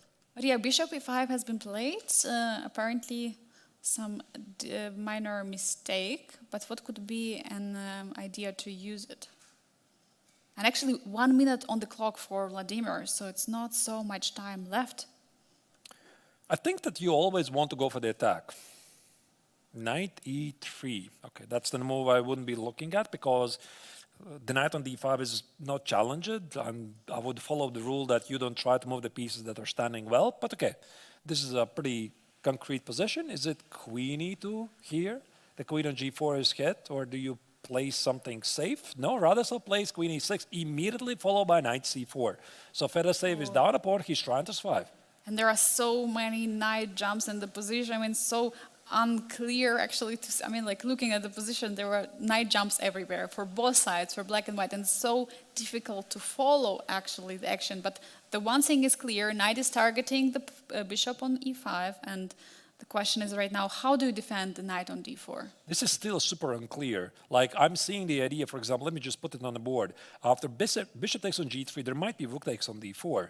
And suddenly there are some problems with the pin. I want to play rook d1, and you play bishop e5. I might play some rook e4 pin. I might play knight e5 threat here. So these knights, especially on the time scramble, they're quite tricky. So I think Radoslav doesn't really want to enter this. He has an extra pawn, so he's trying to clarify. He's trying to normalize the position. But bishop takes on g3 doesn't quite fit this description.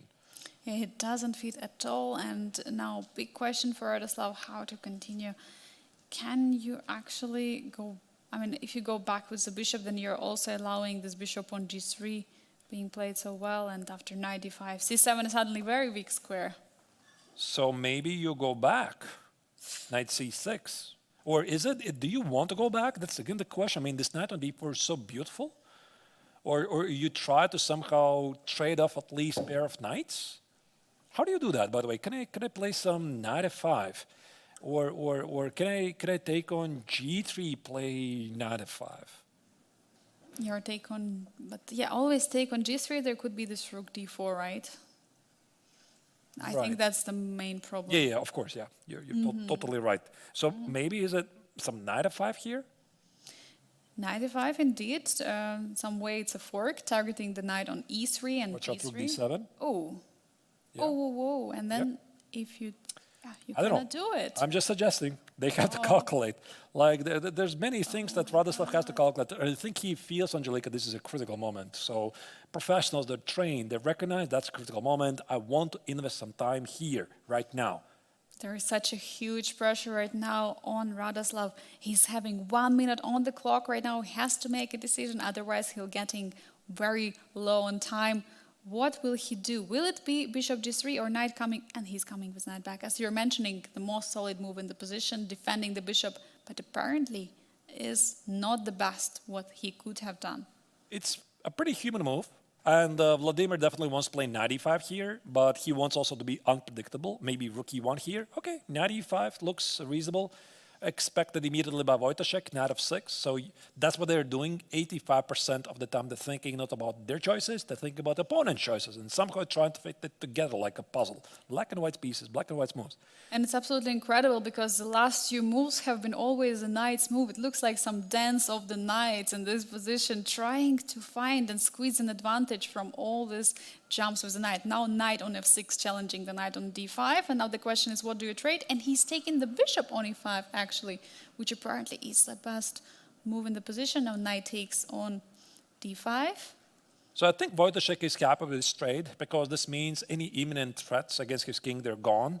So maybe here Fedoseev intends to continue something like rook e1 and try to play for the bishop's domination in an open position. But no, he plays knight takes on c6, queen takes on c6. Now the position looks pretty normal again. Yeah, pretty normal. And I think while the position normalized, it's time for us to check the bird's eye view and see if there is any abnormalities on the other board. I see that actually David Navarre is, I mean, at least according to evaluation board, it looks like position changed completely. It's a complete chaos on the board. Oh my God. Yeah, absolutely. Like knight is standing on f6, the other two knights on g6, g5. What is happening? The bishop is suffering on h4, as you were mentioning earlier. And Salem Saleh is suffering, or actually is Volodar, who is having all the fun in the position. He has managed to take over the game in this close position, and he is seriously pressing. Meanwhile, Makun is having too many. Actually, he has extra piece in the endgame, so he looks like winning.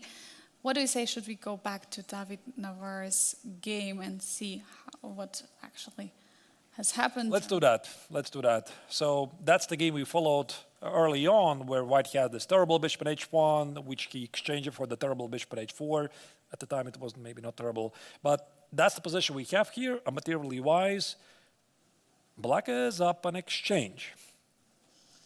Black is up in exchange, and looks like White is still trying to fight, but is there any chance for David? Definitely chances because both players are below about 20 seconds and only they get 5 seconds per move after 94.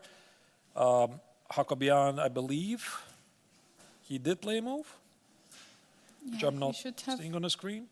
should have played a move, but we'll see probably. Most likely it's Rook H8. Yeah, Yeah, Rook Rook H8. H8 targeting the pawn on H2. So there is still this extra pawn which can make a difference in the position, but definitely tough. Also considering the time situation, 7 seconds for the Czech grandmaster. Oh, yeah, that's Oh, that's another bad piece. yeah, that's the game David wants to forget. So he had problems in this game with a couple of minor pieces. Now the knight on a4 is just not doing anything. But David had no time, so he's now resorting to the tricks. E6, I think now you can just take the pawn on H2. No, Aram just takes the pawn on E6. Yeah, definitely. It looks like this. Now Rook takes on H2, bishop E4, trying still his last hope, but the pawn on G3 is going to fall very soon, and looks like Black is going to win. I think, yeah, indeed, Aram is going to win this. Let's maybe go back once again to the bird's eye view. Is there something more crazier happening here? Because I think Hakobian is going to win his game. Yes, as we are mentioning, actually the game on the bottom left, we haven't checked that much. I see the rook is on F3, something is happening there, but I believe looks like pretty much lost position. That's Rina Jumabayev against Daniel Darda. That's the game we could follow. What about Ara wins on the top right against Frederick Swane? The king is suddenly on d5, and the position we were discussing before, did it improve? Let's go. Let's go to that game. Yeah, let's go to that game because it's also pretty unbalanced because White has two minor pieces for the black's rook. And here, Aravind is the one who is playing for the win. Frederick still has some chances because he's about to play something like c4, c3. White's army is pretty disorganized. Meanwhile, we see that the result has been played on the board of Vladimir Fedoseev against Radoslav Wojtaszek. Radoslav wins, scoring such an impressive victory, and Vladimir couldn't stop the bleeding, now losing 2 games in a row. All right. So here, Aravind's position seems to be probably technically winning. He gave up the pawn on c2, but now he has 2 connected pass pawns at the king side. The bishop on g5 conveniently stopping black's pawns to march forward, most notably the d pawn. Now I think it's a race, and White simply has an extra piece. So you have 2 more pieces, and by logic, this somehow should be winning for White, but with 20 seconds on the clock, you never know. Yeah, absolutely. And I just absolutely enjoyed the body language of both of the players. I've had a chance to follow so much of Frederick Swane intense last moment's game, and we see that both players are so focused, it's so intense, as well as Aravind's, and they're showing all their electrifying moves. They haven't hitting the clock. They're fully shocked that there might be the last move, since Frederick is playing so many moves on the last seconds. Yeah, king g1, now you cannot repeat the position because rook c1 is impossible move. The bishop on g5 takes care of it. Rook c3, I think h pawn has got to march forward. So for Aravind, this is a pretty easy position. Can you stop the pawn? I don't think he can. No, but there are so many, actually black pawns, but yeah, you're right. Watch out for the checks. There might be still some checks here. No? Oh. That's it. Yeah, resignation has been happened, yeah. Let's go to bird's eye view. Yeah, let's see if we have any more games ongoing in this round. Looks like that actually all games have finished, so we have concluded. So that's the game in question. David Navarra. Oh yeah, actually David Navarra is game against still in progress. Yeah, this should be technically winning. So black enjoys an extra piece for a pawn. Navarra wants to trade all of these pawns. Maybe he's going to succeed with 1, but not 2 pawns. Yeah, definitely not 2 of them. And yeah, take happens now. Finally, knight comes to d5. And unfortunately, if it would be a light squared bishop, there could be still chances to hold it since the pawn is the wrong color. But yeah, the knight with the knight's completely different story, and the a pawn is going to be promoted with a knight. And resignation has happened. So David Navarro resigns and Jacobian scores a pretty impressive victory. We have one more game. Makun is playing against Nicolas Theodorou, so I suggest we immediately switch to this game so that we're not missing any action. Yeah, we jump in this game. We have seen actually already a few times from bird's eye view that Makun was always winning. So here we have it, 3 pawns. 3 extra pawns. Is it enough for a win? Should be, right? Should be win, and there's the resignation. So Theodorou decides not to test the Chinese Grandmaster's technique. And with this, I think all the games of this round are officially over. So we can check the results. Maybe something we missed from this round. As you can see, Wojciech delivers a second loss to Vladimir Fedoseev, who loses the second game in a row. Selexele managed to escape with a draw against Voldar Morzin, despite the fact he had a terrible bishop there. And Chitaram Baram Aramind managed to chalk up a victory against Frederick Svane in a very nice display. And in challengers, we see that Rinat Jumabayev continues his streaks of wins and winning against Daniel Darda, as well as Aram Hakobian is scoring another impressive victory against David Navarro's very sad bishops. We have also Makun winning against Nicolas Theodorou. And let's check the standings. What do we have? Who is our leader? So Salem Saleh is leading the Masters tournament at 3 points out of 4. He's been actually a bit lucky in some terrible positions. He played this legendary game in round number 1, but he is showing very good resilience in difficult positions. Aravind and Wojciech are trailing behind by half a point. And we have also pretty much in the striking distance, Vladimir Fedoseev and Murzin with Svane trailing behind. Yeah, and challengers, we actually have exactly the same amount of points on every single place. It's incredible. For the first place, there is with 3 points is Aram Hakobian right now leading the tournament. Makun is 2.5, just half a point behind, together with Rinat Jumabayev, and as well 2 points for David Navarro and 1.5 for Daniel Darda. And the last place is Nicolas Theodorou. Incredible. All the results actually are completely the same in both. More action will be coming pretty soon. This was round 4 of the CHESS960 tournament of the 58th International Biel Chess Festival. Both the GMT tournaments, Masters and Challengers. One of the most exciting tournaments in the chess circuit. We are going to be back after a short break, so the viewers don't go anywhere. Follow the action with round number 5. Then we're going to have some special action after that. We're going to talk about it a bit later. But see you in a bit and don't go anywhere.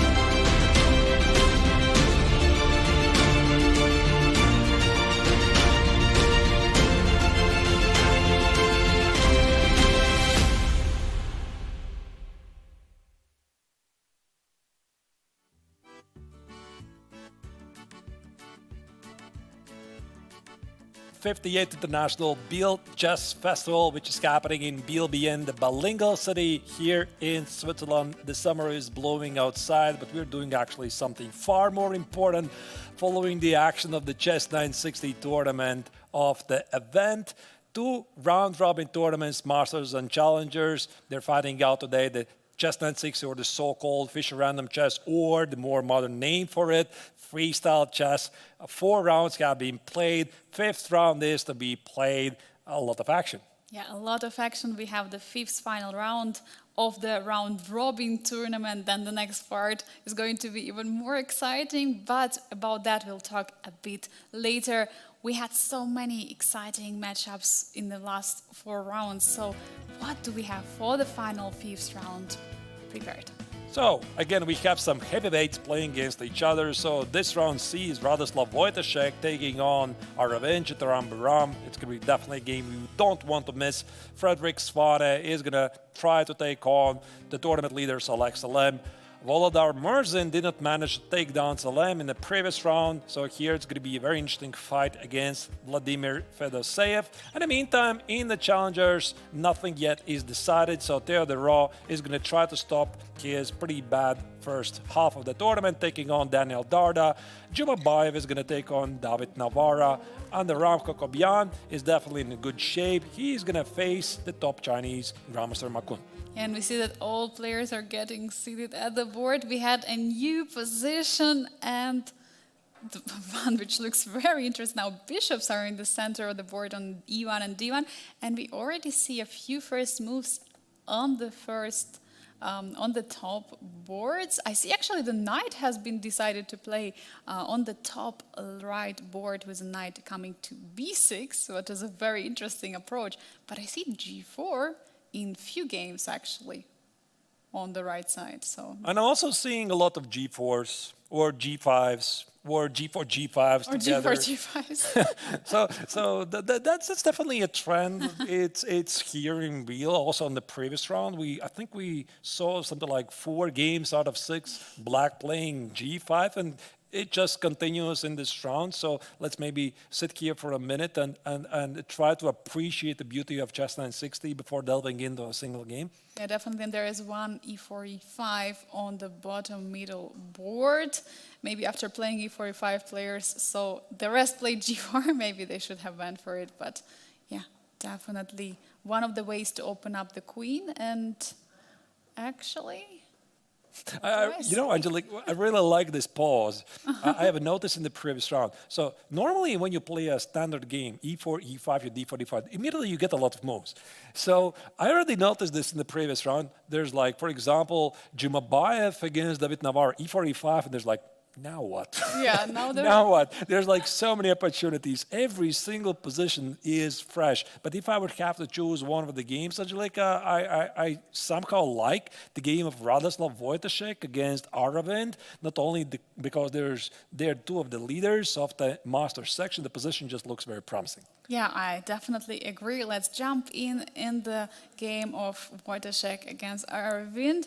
Because it looks like G5 has been one of the options. So as you were mentioning, you are opening up the queen from H8, and here H4, challenging that pawn, striking it all the way to the G5 square.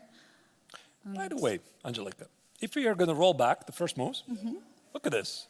Black played G5, which is pretty spectacular. I think the idea is to grab some space, the rook and queen here, give a lot of space for the pieces, worry about things later. But now black plays knight e6, it's a mistake. Oh, that's a shocking... that always makes me laugh, these moments. So anyway, knight e3, h4, a5. Very interesting way. So black is like, okay, you take on g5, I'm not worried about it. I'm going to play a4, a3 myself. Yeah, getting more space on the queen side definitely helps, especially while the king is still on the queen side. E3, targeting the pawn on a5, and intermezzo, bishop c3, targeting the queen on h8, has been played, and with the idea of bringing the knight to d4 in the next move. Actually, what do you do about the... Even 92. Ah, 92 was played. That's very nice. Yeah, this was a very nice intermezzo. I don't really know how it helps in the long run, But with this maneuver, bishop c3, knight e2, white essentially killed a couple of birds with one stone. The bishop now is in the game. It controls some squares, and also the black queen on h8 now cannot easily join the game, so it's going to have to like walk the scenic route, like queen g7, queen f7, and do something. So that was pretty impressive. So it's actually a pretty funny situation right now, since even though black played g5, trying to somehow get the queen out in the position, here they were forced to play f6, and suddenly the queen is still locked on the king side. But knight c7 has been played, trying to bring the piece out with the idea of jumping with the knight to b5. And actually from b5, knight would attack the bishop on c3, and then potentially later the queen can finally get out from h8. So maybe that looks pretty impressive. Yeah. Also notice that the black's bishop have not yet made any move, so they might potentially go here and here. So pretty unbalanced. Yeah, pretty interesting position, and yeah, having bishops, both of them in the center, is definitely something, yeah, unique. I haven't seen such position. Anytime I see a CHESS960 freestyle chess position, it feels like I've never seen it before, but most likely there has That's been already. true. Yeah, you definitely haven't seen it before. Yeah, because there are almost 1,000 positions. So yeah, for sure, it's tough to see, but. Yeah, there's like a million ways here. Both players can play it out. Let's maybe go back once again to the bird's eye view and see how the things have turned to the other tables. Some of the positions have more moves played. Some of them are basically in the starting position, for example, like the game of Nicolas Theodorou on the lower left corner is against Daniel Darda is just like 3-4 moves and not more. And I see actually in the bottom right, Aram Hakobyan, the current leader of challengers against Makum, there already has been opened up the H file. So now the big question, do you trade the queens or not? A very also interesting position to have. Yeah, that's the game we could follow. Anything else catches your eye, Angelika, here? So I see also Frederick Svanek has centralized the queen. On the top middle board. That looks like a great position, a great game to follow. Maybe let's jump to the game of Frederick Strane against Saleh Salem, because the position looks very interesting. And Salem is the tournament leader. Definitely. So we have all the excuses we need just to follow his game. And here, Salem now played g5, so this was the delayed g5 opening. Yeah, definitely it was. So, and actually Frederick went for the g3 approach, so he didn't go the pawn all the way to g4, trying to be more solid in a way and bringing the queen all the way forward instantly. Bishop is already on f3, by the way, yeah, and trying to challenge at some moment the b7 square, while black's pieces are all on the last rank. What to do actually about development of these pieces? Yeah, I think that what Saleh is trying to do, he's trying to grab space first. What was the opening? I'm going to check it very quickly. So d4, d5, g3, knight b6, e4, queen e4, e6, knight b3, g5. Okay. Never seen it before. Me neither. So, yeah, I think he wanted somehow to push these pawns aggressively at the king side. I mean, you have to... I mean, g5 is an extravagant move, but the queen on h8 has to be brought to the game, so you want to play g5, h5, g4. So that part does make sense. But now what? Do you play bishop c6, trade off this bishop on f3? Do you play f5, g4, gain space? Or do you play h5? Yeah, I believe I would trust more in development of the pieces. Maybe trading the bishop is not such a bad step. So bishop c6, and then trade the bishop, and then continue with developing, let's say, other bishop to f6. But he goes for f5. He's grabbing more space, targeting the queen, although the development is suffering a bit. I mean, f5 marks as a mistake.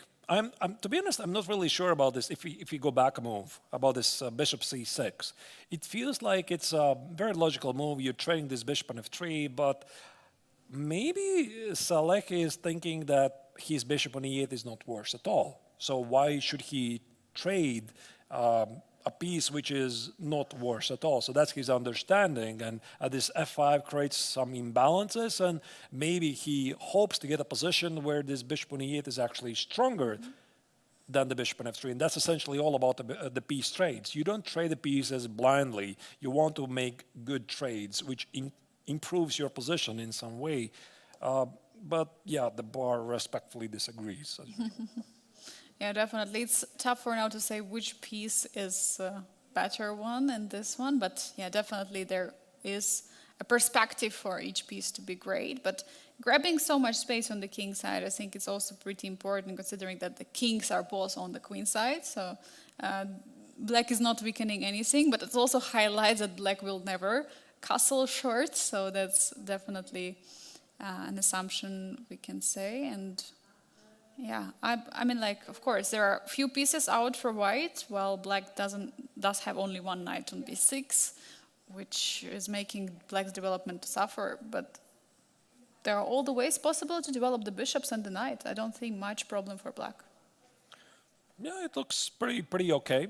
The question is how Frederick is planning to continue here. Mm-hmm.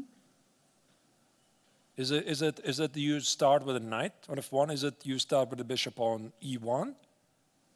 That's the thing, like their viewers, it's very difficult to relate to these positions. We've never seen it before, and that's why part of the players in the tournament, and I'm not only in this tournament, like in most tournaments of CHESS960, there's two camps essentially. One part of the players, they're trying to get to familiar positions as early as possible. Why? Because you can use your knowledge, you recognize patterns, you know what to do, you know which piece stands where, what are the pawn structures, etc. But there's the other part of the players who are trying to create as much chaos as they can, like Saleh. He's one of them, definitely. Frederick, I'm not really familiar with his playing style. You've seen him playing Angelica and Grenke Open, but Saleh is definitely that kind of player who is not going for the easy way out. And that's why you're seeing this position and nothing looks familiar to you. And that's why you are spending a lot of time and burning the time for even like maybe obvious moves to you, I don't know. Yeah, but we know Saleh is trying probably to find something pretty creative as he always does. But meanwhile, actually, Arthurs, what I can see is, if we're looking at the bird's eye view, there is a game on the bottom left of Nicolas Theodor. Look at this pawn chain, the pawn from d2 all the way to a5, and actually not a single piece of white has been played. What has happened in this opening? We are definitely going to check it. And somehow computer even likes the position of white. This is absolutely incredible. Didn't develop a single piece? Yeah, you can do that. So white has played the first 6 moves with only pawns. But apparently he has accomplished something during this time because he is gaining space, like you mentioned. And when you gain space, when you identify targets in your opponent's camp, you know where to position your pieces. Because that's the thing. When you want to develop the pieces, you want to position them on ideal squares. And very often, you don't know very early where to place them. So I'm just going to play it out from the opening phase because there are only 6 moves in. So I think we can do that. Yeah, so definitely. It was g4, c3, a4, a5. By the way, the same maneuver as Wojciech, this bishop c6. Very, very similar. Radoslav played exactly the same intermezzo move, a5. So Wojciech against Arvind, let me just play it back once again. Look at this. So they played the game. We were following it like 10 minutes ago. There was this intermezzo move, bishop c6 from the white's perspective. And now it's exactly the same from black's perspective. Exactly the same. And now bishop is coming. Finally, the first piece move we have in the position, bishop is being developed to b3, and I can say, yeah, it looks like the best square for the bishop in this position. But looking at all these pawn moves and this pawn chain, do you think white will castle at all, or king will be kept on the queen side? Because it doesn't look like short castle will happen anytime soon. But maybe so far king is safe. Answering your question, there you go. And Nicholas immediately replying to me. The answer was immediately delivered, Angelica, because here Nicholas immediately slid the rook over to d file, and maybe it enables some d4 ideas. The king on c1 feels pretty safe, which feels weird. Like, white played a4, a5, played before. Again, I'm going to play that. I'm so sorry. I'm going to show it you again. Look at this. c3, a4, a5, e4, b4, bishop b3, along castle. Does that make sense? Normally, no. No. But this is just 960. This is CHESS960, and it can make a lot of sense, definitely. Meanwhile, it's a very tough situation now for Daniel Darder. Although he spent all this time on the bringing the pieces out, the position of the pawn structure is not ideal. So the pawn structure is definitely much better for white. So there are clear moves which white will make in the next move. So it's pretty tough. I think it's also very often all about the pawn play, and that's why this move g4, I think it serves a deeper purpose. So it's not only to bring the queen in the game. Why not g3? It's not only about the rook on g1. It's also about restricting the pawn play for the opponent, and why the pawn play is so important, because it generates you targets. You know where to place the pieces. And here, for example, I'm looking at this position. I'm asking you, for example, Angelica, what's your pawn play from the black's perspective? So what is it? Is it d5? No. Is it f5? No. Is it h5? I'm going to play h3. And at the same time, white is far more flexible with these ideas to play d4. That's why also the bar says that white's position is simply to be preferred. Yeah, definitely. White is in the driver's seat in this position. We see bishop f4 has been played, trying to stop all kind of break.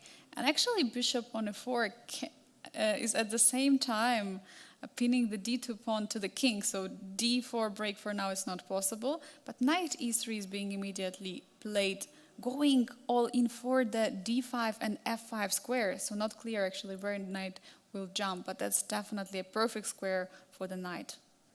Yeah, it looks pretty impressive. Also, black has not solved the problem of the queen. So is it a time to play? Actually, I'm thinking I want to play something like h5. At least try to be active, clarify things to the king side. Or do I play g6 to bring the queen to the game? Feels a bit slow. Even though even h5 doesn't solve anything, because white can just close the position with g5 and the queen in h8 still is stuck. So I think you also want to think about your queen's future plans, and at the moment they're basically non-existent. Yeah, there are no plans, and also previous game Daniel lost, so probably right now he doesn't feel so comfortable in this position as well. So yeah, g5, h5 are not really happening. g6 is also pretty passive, but you have to solve the issue of the queen. Maybe you bring the rook away, but yeah, it's tough to find a way for black here. And oh, by the way, do you see on the top middle board in the bird's eye view there is a Frederick Svanes game, and we have checked this earlier, but something has changed. We see the pawn on all the way on e5 and the bishop from h1, which we were discussing, which bishop is going to be better one. Looks like bishop on h1 is looking all the way to the queen side. Yeah, we can jump into this game and try to assess what to make of this. So after bishop g5, what is it? White has an extra pawn for the moment. And pawn all the way on e5. It's a potential passer, actually, and e6 all the time could be a threat, targeting the queen on h8. So what we missed, I think we missed, I'm going to roll back a couple of moves ago. This was a pawn sacrifice, which is a very characteristic playing style of the Emirati grandmaster. So he played e5, tried to activate the pieces, play 9g6, play g4, play bishop g5, but after knight e3, the problem is he cannot really take it. I mean, can he take it? Because the spin looks pretty unpleasant. Maybe he can, actually. Maybe it's not a big deal. Can he really do it? Yeah, because I mean, I would be afraid of sword black, but also there is another pin, right, on the knight on e3. The knight cannot jump away. So not so clear. That's a fair point. So, yeah, white cannot easily exploit it. But maybe this is like a larger problem. Like, you take on e5, you expect an immediate refutation, it's not there, but the pin still remains. And you have to deal with this. For example, let's say black does play e5, I could just make a long castle. And you still have to solve the problem of the pin, and I'm going to walk away, and the pin remains, and if you play bishop f6, the pawn on d5 is hanging, so it's not really so clear what was Salem's idea. He wanted to complicate, he got it, but not at his favor. And also bishop on e8 is pretty awkward piece, if I might say so, because it's actually stepping in the way of the rook. Rook cannot get out, but also the bishop cannot really get out. What is a piece exactly doing in position? Also, short castle cannot be played, because after short castle, and we see actually h5 has been played. Does he try to? You could definitely tell from the body he language tries of to Saleh. He's not happy. Like, he was shaking the head, like, come on. Like, how did I get here? I mean, I'm better than this. And now he played h5, which is basically acknowledging that he's not going to take the pawn on e5, so he just wants to solve the problem of the queen, at least get the game down a pawn, but doesn't look good for him. But I think also another way what it prepares, maybe going all in with f4 push. So that could be another idea. So defending a pawn on g4. That's nice. I didn't notice it. Yeah, that's well spotted. Yeah, and well, basically now, okay, Frederick has extra pawn. He has also very strong bishop on c3. We can say also the bishop on h1 is playing well. Maybe that's actually the idea, not what I said, queen h7, but f4. I really like it. Yeah, the idea that you protect the pawn on g4. Let's say I'm castling, and we play f4. Does this give anything to black? Like, I suppose I take it, and after knight x on f4, it doesn't still look good for black, but it's a chaos, I suppose. And maybe it's okay, maybe this is what Saleh wants. Maybe it's what he wants, because we have seen him already, as I remember, in the second round, trying to defend that very complex and actually completely lost position. And yeah, he made it. So he is a person who can swindle. He is a person who definitely can bail out. And so far, he's actually the leader of the CHESS960, which speaks a lot about his play and his creativity. So I think definitely Frederick should look out for such moves as f4 and has to be ready. And actually, how can you stop it? Because there is a pin on the knight on e3, and you cannot really stop this idea, right? There is maybe no you way. can't. Yeah, maybe you can't, and maybe you are not even supposed to stop it. Maybe you can only play f4, but I don't know if it's... I mean, I was thinking about f4, but after f4, g6 and f3 is going to be an impassant move, and it doesn't really rule out f4 idea. And now the knight on e3 is a bit shaky. There could be some queen h6 ideas. There could be some I don't know, even some knight h4. Oh wait, no, knight h4, bishop e3. Okay, it doesn't work. So sorry, pardon. I didn't see work, yeah. That's pretty bad. Yeah, but for sure it has... I think long castle. Long castle. I was also thinking h4 in case g takes h3, an ideal word, then there would be f4, but... That's a nice idea. Yeah, you would secure your pawn formation, protect the pawn on e5. The pawn on h3 supposedly is going nowhere. But then again, the question is, what changes after bishop h6? Why did you need to include h4? Bishop h6, maybe you had to. Maybe it enables some extra opportunities. But for me, this is not like super clear. I see, of course, the bar shoots immediately up in the sky, but I quite don't understand why this is so necessary for white. Yeah, it's not clear if bishop goes back. If pawn takes on h3, it's crystal clear. f4 is the move, but if bishop goes back to h6. So yeah, Svana is thinking about this, and we're going to use this opportunity to check some other games and see what else is happening in the other sections. So what do we have here? By the way, we have already first result. We have Aram Hakoban playing draw against Makun. I'm not sure, does he secure with his draw a win in the tournament, because all the rest of the players were half a point behind him. There could be some tie for the first place, but he's definitely tying for the first in the CHESS960. And what about the rest of the boards? I see actually pawn on a3 on the top left corner. It's a game of Radoslav Wojtaszek against Aravind. How did the pawn get there on a3? Also yeah, I suppose we could check it out and try to understand how did it get there and how does it influence anything, because everything else looks pretty normal. I'm afraid to use the word, but it looks pretty normal. No? Yeah, maybe shortly just on the left bottom corner, there is Nicolas Theodore against Daniel Dardo. Also, there was a pawn on h6. I won't say there is a pawn on h6, but it was there. But again, as you were mentioning, we already were there in that game. Not much has changed since we left it. So I would say we should go for Radoslav Wojtaszek against Aravind.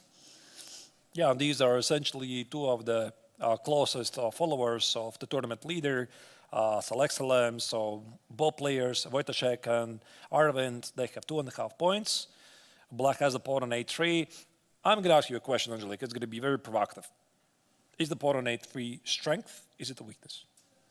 If we trade pieces on the board, it is a weakness. But I would say it is definitely a strength in the position where the queens are on the board. But I don't see queens, and I don't see much problem for white, in this position. So now I would say it's a weakness. Yeah, I suppose it really depends.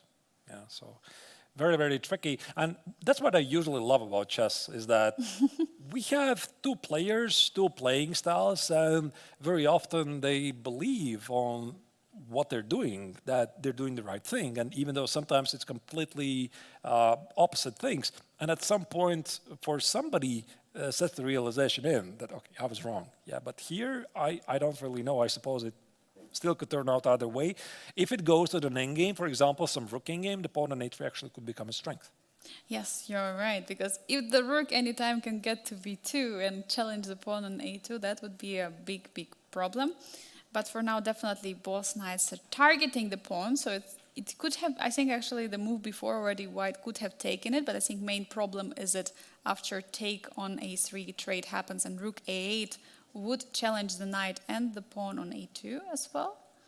Which is, I suppose, still pretty much okay for white, but it didn't happen. It didn't happen, and after f3 rook a8 was played to defend the pawn. Now knight e3. I really love this knight. I mean, comparing to the bishop on g6, which is not doing much and just facing this pawn chain, I enjoy the pair of knights for white. I think he wants to play c4 to win the pawn. Like, let me just make some random move. I'm not really sure what black's supposed to do here, so I start to like Radoslav's position quite a bit. Let's say black plays b6. Don't ask me why, it's just some random move. So I was thinking, can I play c4? c4, knight e4, and there could be moments. Is it like take on h8 immediately? The pawn on a3 is under attack, but the big idea, I wanted to get to a position where my knight has some prospects and your bishop does not. So like I'm hitting the pawn on d4, I'm hitting the pawn on a3, and let's say you play something like c5. So this could be one of those moments when I'm taking the pawn on a3, and supposedly you could have played now rook a8 because I'm playing knight b5 with a check and protect the pawn. That was kind of what I was aiming for. Whereas bishop on g6 is not doing anything because I'm taking good care of it. Yeah, absolutely agree about it. Definitely. In case white manages to trade the pair of knight and get into these positions of the endgame where knight will be facing the bishop, then bishop is going to be suffering a lot. Unfortunately, as I can see it, only one pair of pawns has been traded, so it means we have 7 pawns per each side, which is not really a good sign for the side with a bishop. And we actually see bishop goes back, so black tries to go for the g4 break, maybe with bishop d7. Opening up position a bit. I think this. Yeah, you're right. So here Aravind is sacrificing. But by the way, the clock, 34 seconds for the Indian player. The position is a bit unpleasant, and I think he is ready to part ways with the pawn on a3, like something like. Let me just put it on the board: c4, knight e4, knight a3, bishop d7. Go for the activity. Forget that you have the pawn on a3 gone. Focus on the king side. It feels that if somebody is going here for more, it's definitely Wojtaszek, but he does play something else. Knight f5, not c4. Look at that. Knight e5 is on the board right now. What do you do? How do you defend? e6 as c4 going to follow? Yeah, I think his idea was to play c4 next, take control of the d4 square. That's why Arvind immediately expected this, and he played e6. But now there's going to be a different problem. What about knight g4? That's a weakness. Your bishop d7 doesn't do anything. I'm sorry, Arthur, there is another very interesting game on the bottom middle. It's Rinat Jumabayev against David Navarra. I see the pawn all the way on d7. What has happened in this game? Let's jump in and check out what is happening. I have a question. Did White castle or not in this game? I don't think why. No, why didn't castle? Because king is still. I cannot tell. King is still yes. You couldn't tell, yeah, but of course king is still between two rooks, so that's kind of the rule of chess 960. If king would castle, then the rooks would be on the one side. So the pawn on d7 is very strong. So that's like 5 minutes before becoming a queen. It's surprisingly strong. So rook e7. Jumabayev improves its strength. By the way, engine marks as the only move. And please check out this bishop on g6. Another very sad piece for David. As in previous game, we had a game of sad bishops for him, as well as here. Bishop on g6 is not doing much, just looking like another pawn, defending the pawn on f5. I think black has to eliminate the pawn. And with this pawn staying in the game, it's very dangerous. So that's why here Navarro does play queen d5. But can he do that? So if I take on d5, if I play bishop f3, king c, I'm just going to put it on the board. I think we have time. So takes, here and here. This is the idea of Navarro. This is what he wants to do. Somehow kill the pawn. But now rook a7 at some moment could come. Rook a7 and king d6 and somehow Maybe hold on. Rook e5. And bishop f7, and there's a carousel or something. Yeah. But black lives. So, yeah, queen e5, it makes perfect sense. It does make sense. Now the question is, do you trade the queens? Do you go for the second game? Or is there anything else? Is queen f4 possible or just move? Actually, you're right. I wanted to do this. I wanted to do that. This was the idea. Takes, and discover check. Oh. But there's something else. There's something else happening. So instead of this, what has queen f4. Yeah, yours suggest the move. Queen f4, and now bishop f3 is coming. The next move. Can actually black capture on d7? That's a big question. Can he do it? Rook takes on d7. Most likely bishop f3 and let's say takes here, and you cannot defend the rook. Like queen d4, your queen is pinned. Oh no, the rook cannot take because of the pin. Okay, so basically rook d7 is not happening. And if it's not possible, what to do? By the way, Jumabayev technically is the lowest rated player of the tournament, but here he has right now 2.5 points out of 4. David has 2 points, and he is doing really, really great. So the winner of the last year's MTO Open tournament, Rinat once again shows that he's not here by an accident, and I will always remember one of the most biggest accomplishments of Rinat's career. He famously knocked out, whichever World Cup it was, Fabiano Caruana himself. That was quite big news. It was impressive, absolutely. Yeah, he's definitely one of the players who can score a nice upset, as you mentioned. And yeah, he's been here in Biel for quite many times already, playing the Open tournament, and finally now get the ticket to the Challengers, which definitely the great result for him last year, he winning the MTO, definitely was a huge. And now we see he's in the front seat. I mean, even though he, as you were mentioning, he's the lowest rated, he's crushing it. He's crushing the tournament. Rook d7. What about bishop f3? Is he willing to give up the queen? Bishop f3, that's it. Oh my God.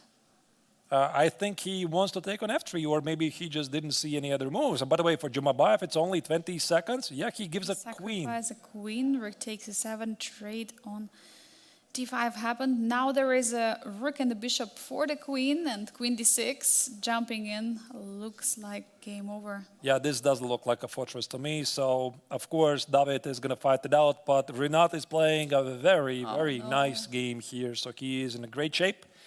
I would just like to adjust the pawn from b6 to c6, you know, like just jadup, and then maybe that could be a fortress, right? Not here, Angelica, not here. Not You happening. cannot do that. That would be really great. Yeah, but the problem is that the pawn on d5 is going to fall with this David's chances to save the game. Looks like technically winning position. Maybe there's some final hope with the f pawn, but I think that Jumabayev is going to do it. We're going to use maybe this opportunity once again to go back to the bird's eye view and see if there's some undecided games. Yeah, and we see a lot of actually interesting matchups. We see the Frederick Svanes game against Saleh Salem. He's still in the front seat. What is that game of Theodorou against Darda? What on earth is What going on there? happened? Wait. What is this position? Ooh. What kind of Oh my chaos is this? God. Like, What is going on? there's something going on, and now White just plays d4 first. You know, I have to calculate the material. White is up in exchange for unspecified amount of pawns. Yes, sir. It's 1, 2, 3, 4, 5. 1, 2, 3, 4, 5, 6. Wait, what?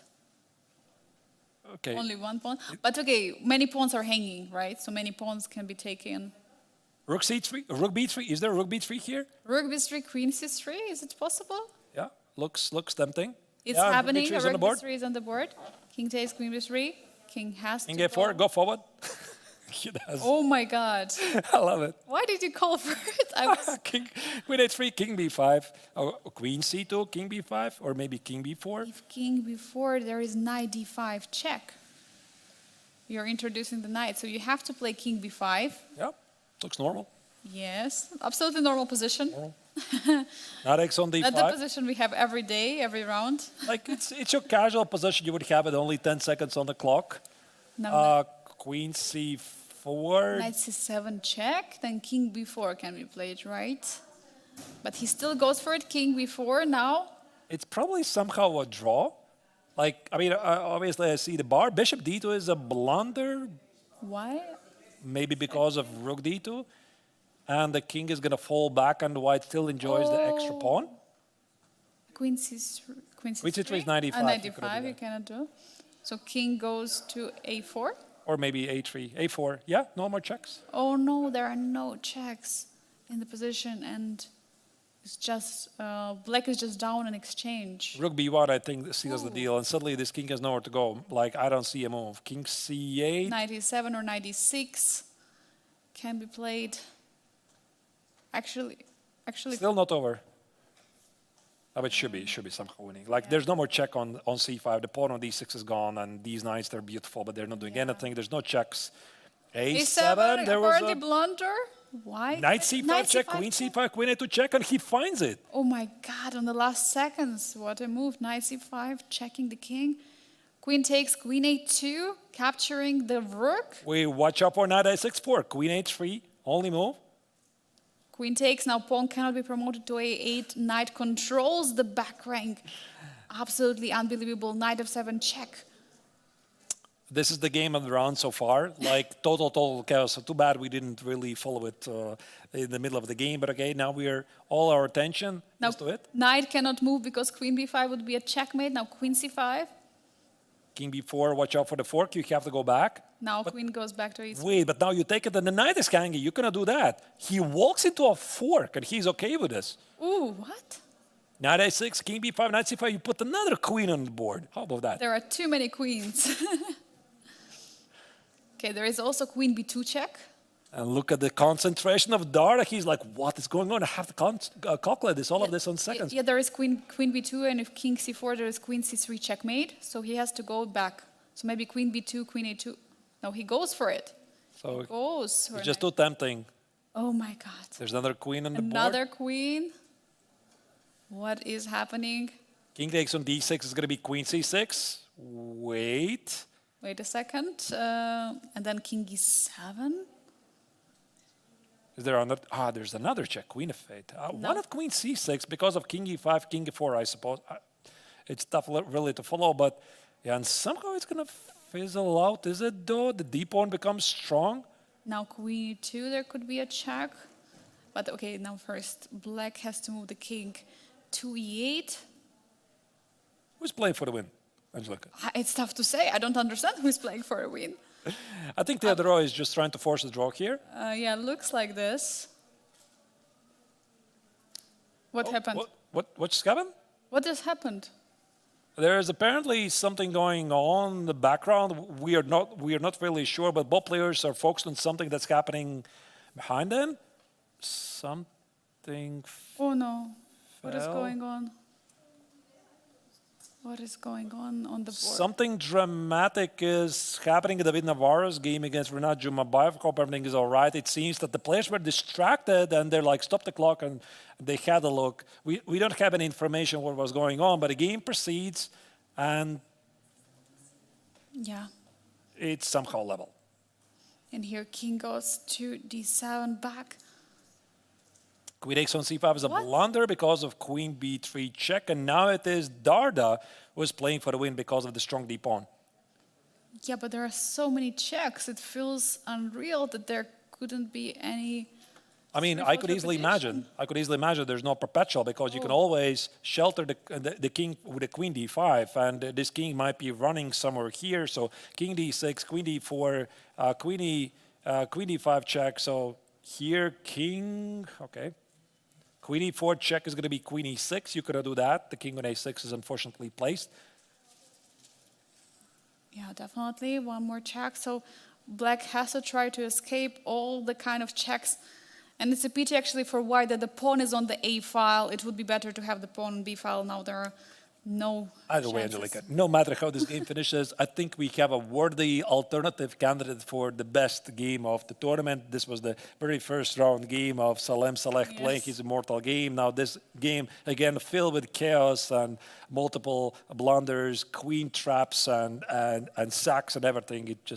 It's just pure cinema. Yeah, absolutely. Pure chaos was happening in this game indeed. Now king is hiding and there is not much what Theodoro can do, although, yeah, he has not much time. And now queen d5 and... Yeah, now it doesn't matter what has the extra pawn. It doesn't matter. This pawn is too strong. d2, the king is going to hide behind the pawns. I think Darda technically is going to win this. Looks really great here. And also Theodoro must realize it's losing. Queen c3 check is queen c4. You could do that. And he loses, I believe, on time. Yeah, handshake has just happened. We see it was actually a very important win for Daniel Darda. As mentioned earlier, he was suffering losses in the previous rounds and it was pretty upsetting. So it's great finally to stop the bleeding. So let's check out what were the other results of this final fifth. Let's do it, and here they are. Wojciech takes down Arvind for a very important victory and attempted to catch up with the leader, if my calculations are correct. I think he's the leader. We're going to check it in a minute. Frederick Swane did beat Salek Salem, so finally the tournament leader is a new one. Oldar Murzin shared points with Vladimir Fedoseev, but we just saw the crazy game Nicolas Theodorou against Daniel Darda. For Nicolas, it's a nightmare tournament, only half a point out of 5. Something he wants to forget. Renat Jumabayev is in a great shape. He won David Navarro. There was something going on in the background. We were going to figure out what it was. And also, Aram Khakobyan made a draw pretty early with Makun. Yeah, definitely so many exciting games we had in this round. And just in a bit, actually, we're going to have the very special part of the CHESS960. So you saw that after 5 rounds, the tournament is over because it's round robin, 6 players, 5 rounds. But it's actually not, because there is a special feature in this event. The challengers are going to challenge 2 masters. So each of the challengers will challenge 2 masters, and they're going to pick the players starting from the first till the last. So I believe Aram Khakobyan or actually Renat Jumabayev, I think they shared the first place. So one of them is going to pick the as first 2 players they want to play in round 6 and round 7. And the same will go to the rest till the last player will be 2 opponents. With 2 opponents. So we have 2 more games. 2 Great. more games to follow. I was worried there. I was worried there for a minute. I thought that's it. We have 2 more games. of the CHESS960, and I think we're going to see it on screen, how they're going to do it. That's why we have the camera installed at the very far back of the playing venue. But first, let's check the current standings. They're not ready. Sorry, I'm going to take it back. What I also wanted to mention, right? So they are going to play it, but it's not going to be for fun, right? Because all the points they are going to get are going to be counted in overall standings. So we might see some leaders right now, but everything can change after these 2 rounds. And I think it's pretty exciting also for the challengers to have this opportunity to challenge the masters, since this is the only day they're going to face them. All the rest, there's going to be separate. But today is a pure house, as you're mentioning, CHESS960, and they'll challenge each other. Who was it who asked us this question this morning? Because we're like discussing with some grandmasters of the participants of the tournament that the challengers are going to challenge the masters, and the question was why? But why? Why it's not masters doing the same? And you said they're the challengers, right? Yeah, they are the challengers. That's why they have to choose who they want to challenge. And I think usually it's you would like to challenge the strongest one, or you want to challenge the someone who you have not maybe encountered before. But we will see. The strategy can be different, definitely. And yeah, we'll see. One by one, the players are going to challenge the masters. It's going to be exciting. Meanwhile, actually, Arturs, in the playing hall, we also have the open tournament, which is also ongoing at the same time with the masters and challenges Grandmaster Triathlon, which is definitely also exciting for all the players and amateurs to watch the top Grandmasters on the stage battling it out. Yep, absolutely. So Yeah. while we are waiting for these selections of the next 2 rounds, I tried to categorize. I was sitting there doing the commentary and everything. I was trying to categorize which is the hardest tournament, the most stressful tournament of all 4 tournaments. So once again, revisiting the format of the triathlon, it's the classical, we're going to talk about a bit later, it's the rapid, it's the blitz. Blitz, by the way, every player plays against each other twice, not once, so it's double round-robin tournament. And there's the CHESS960, which is approaching the finish line. And I was trying to understand which is the hardest one, and I came to the conclusion it's CHESS960. Like, even though it serves as a tiebreaker for the real thing, but every single game is new. You have never seen it before. And I was just following the body language of the player that were sitting there. I could feel the stress even from here. Oh, absolutely, me as well. And also, it's also pretty important because for the later, let's say you will have in the triathlon exact amount of points with some other players, and then suddenly you will, if you would score more points than him in the CHESS960, then you would get higher place, and if you score less points, you would have lower place. But also for the players, it's important, since after the CHESS960, they will actually pick their numbers for the classical, for the rapid and blitz portions, depending on which place they got in the CHESS960. So really, really important part of the event, and I think it's also such a nice kickoff in the tournament. By the way, I want also to share with our viewers that before today, there has been actually already a simultaneous exhibition yesterday, which Frederick Swane was hosting, and he got 16 points out of 17, so he faced 17 players, he won 15 games, and he played 2 draws. So for him, tournament already started yesterday. Yeah, but I think the difference is when we did the commentary 2 years ago, when who was it? His name? Maybe? No. Jules Moussard? The young prodigy from United States. Abhimanyu Mishra? Abhimanyu Mishra, of course. Yeah, pardon me. There was a major difference. So this simultaneous exhibition that was going on, it finished pretty quickly, like in 2 hours or 3 hours or so. But those 2 years ago, Abhimanyu was taking really serious. He would not give up any single game for an easy draw. They played it out until like 10 p.m. or so. 10 or even more. Absolutely unbelievable. He was taking time. He was focusing on each game really, really seriously.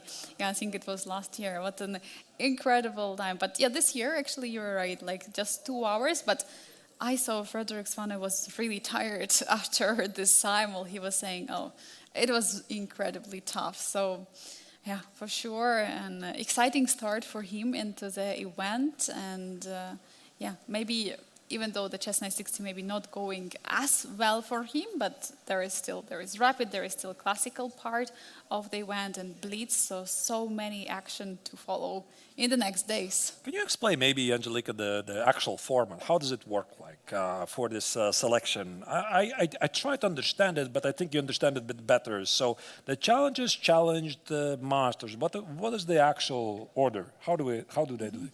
Yeah, they're going to do from the first place to the last. So let's say we have Aram and we have Rinat. I believe they're on the top places, and they're going to actually pick the two masters they would like to play in the round 6 and round 7. Let's say Aram is going to say, I would like to play against Vladimir Fedoseev, and I would like to play against Saleh Salem in the round 7.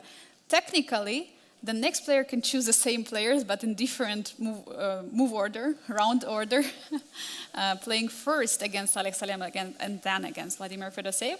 And then we'll have the players one by one picking out their opponent. I think it's a pretty unique and nice opportunity for challengers to pick the masters to challenge. And the most important part, that these points will be used also for the standings in each tournament accordingly. So it can change and implicate the overall standings generally. What would you pick? Imagine this. You are playing in the Masters tournament.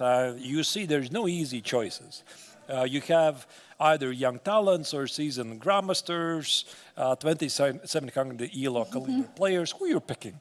Do you go for like the easier choice or you go for the experience? I think it's a very interesting question, yeah, because usually in chess you would like to win, right? And in order to win, you have to try to pick much easier player. But I think I would pick someone I haven't faced never, like someone like Aravind, for example, or Vladimir Fedoseev. I think I would pick these two players because they're currently top in the world, and who knows when there will be another opportunity to face them. So I would definitely not go for like underdogs, if we can call underdogs in such a strong event. Definitely, I would go for someone special. What about you, Arturs? I don't really know. You know, I have to think about this. Probably I would try to choose somebody I'm having some chances. But I think that we are going to use this opportunity right now to make a pretty quick break. We are going to see the pairings be done. This is, again, brand new thing. And it's going to be set up pretty quickly. So, dear viewers, hope you're enjoying the action. There's 2 more games of the CHESS960 tournament. Don't go anywhere. This is the 58th International Biel Chess Festival, day 1. It's only starting. 2 weeks of action to be followed. 2 more games, 2 more rounds of CHESS960. See you in a bit.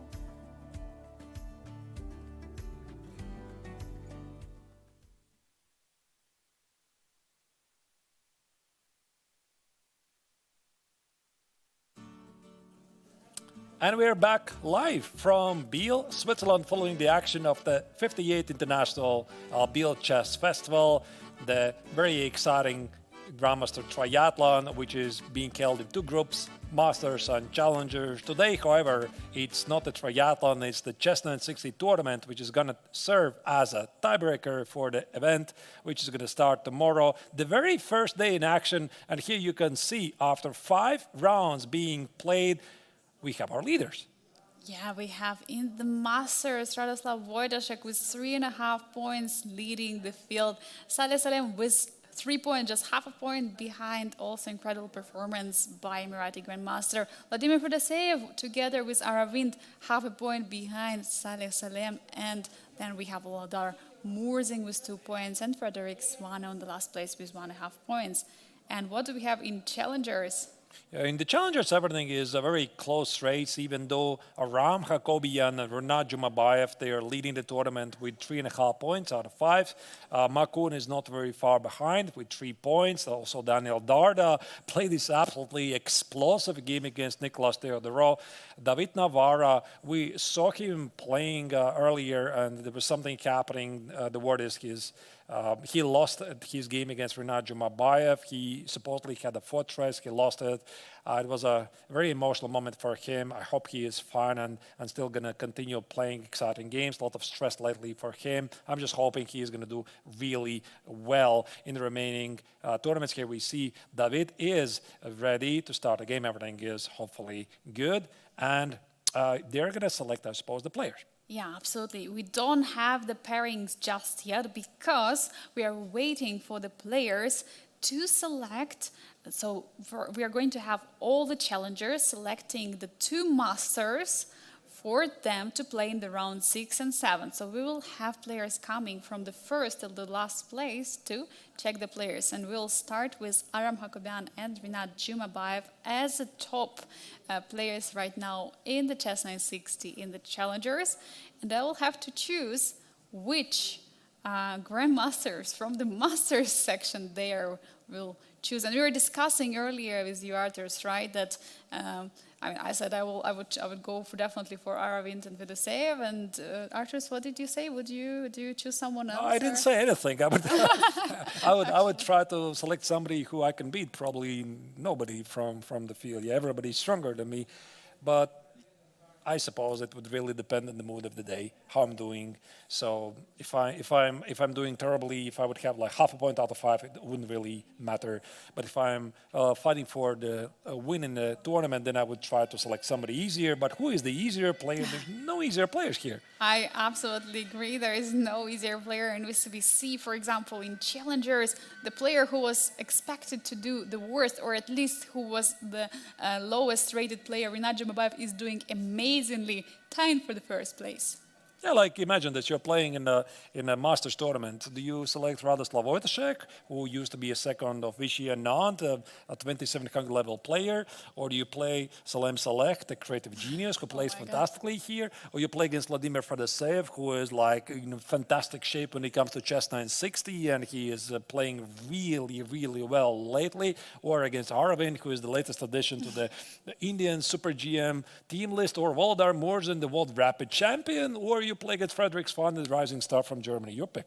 Yeah, definitely a tough choice to pick the easiest player, the easiest opponent, as you can say.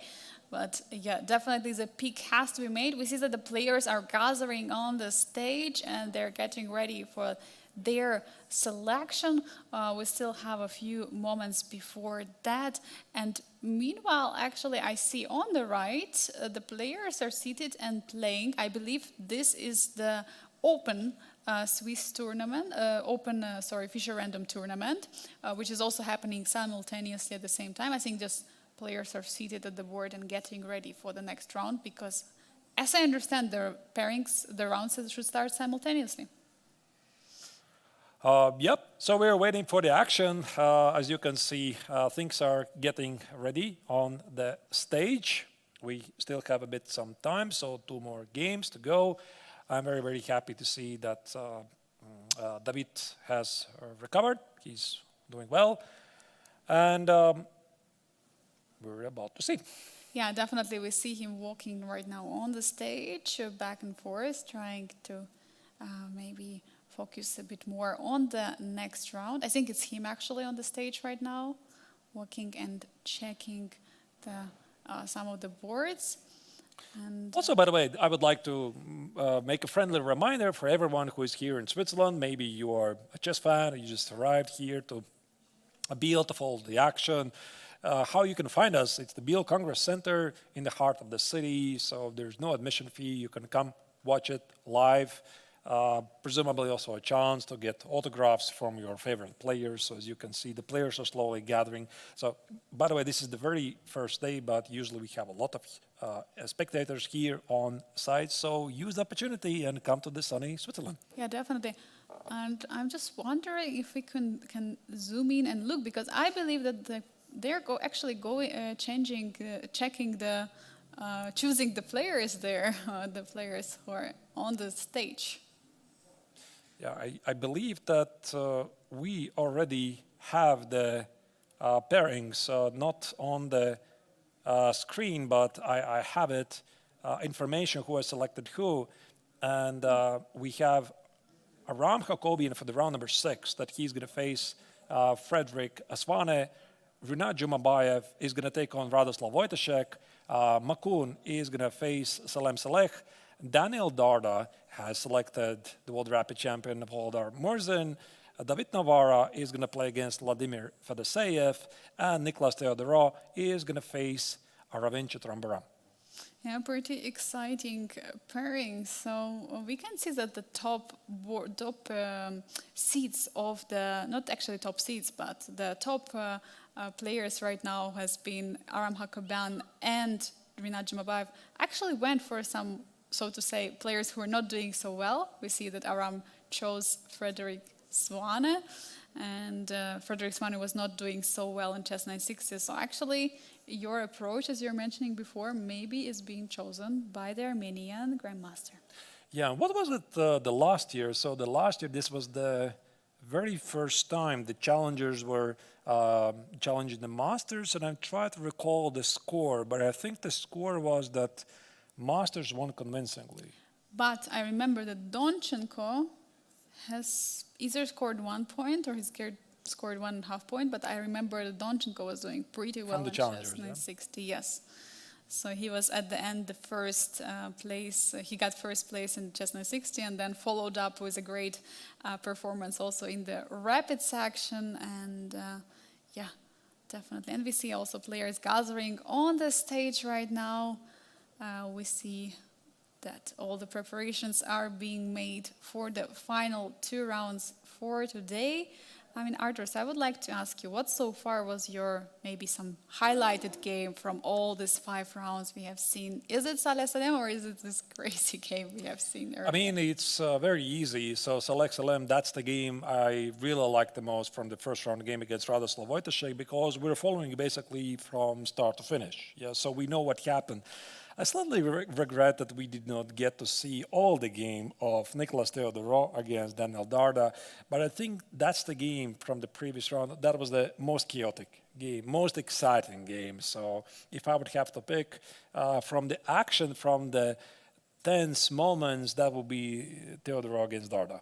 Yeah, it would definitely be my pick as well. The most craziest game. And meanwhile, we can see that we have the pairings for the next round. Aram Hakobian, as mentioned, he picked Frederick Swane, was not doing that well in CHESS960. Meanwhile, actually, Rinat Jumabayev is picking someone who actually has been the top seed right now in the Masters. So he was the first place before the round 6.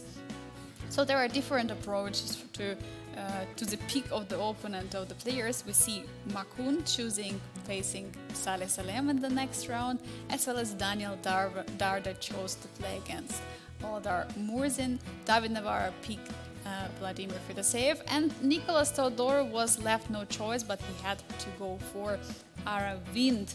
So yeah, I mean, quite exciting pairings. I mean, do you already see some pairing which stands out for you, Artur? Yeah, I'm not really sure. Difficult to say if I would have to pick. We'll see. I suppose we could mostly concentrate on how the tournament leaders they're going to do it. Like, for example, if the tournament leader of the Masters tournament, how they're going to fare against the challengers. For example, Wojtaszek has selected Renata Jumabayev, as we can see it on the screen. Is it going to pay off? Because, I mean, ultimately, all of them, they're seasoned GMs or young rising stars, so might not matter in the end. Yeah, absolutely. And you cannot expect anything in this event, especially like now looking at the board. We have Renata Jumabayev, who actually is the lowest rated player in the field. And he won last year the MTO Open tournament here in Biel, now coming back to Challengers and being one of the top players in the CHESS960, now battling it out against Radoslav Wojtaszek. And we see actually already positions are on the board. We see a new freestyle chess position. We have bishop on A1 all the way, and we have knights on B1, C1. What a nice approach. And we see already in one of the games, the game started with a C4 and C5 moves, looking like some English opening, as we might say it. The other approach is on the top left corner, top right corner, sorry, there is a D4, D5 and Knight D2. What an interesting move. It's a game of Makun against Saleh Salem. Is there anything else interesting? Yeah, we have David Navarra's B3. First move against Vladimir Fedoseev. It seems that most of the players have decided to activate the Daxwa Bishop for white, which makes sense because it's in the corner, maybe with the current exception of Aram Hakobian against Frederick Swane. That will be the game on the lower right corner, but it's only one move main, really. So I suggest that we sit here for a minute and try to have a feeling which game is going to explode. It's very tough to say because looking at the Renata Jumabayev against Radoslav Wojtaszek on top left, it has actually been already knight jumping to E4. Crazy move. I mean, I would not expect this. I wanted first to say that it's actually the calm position, but now suddenly knight jumps to E4.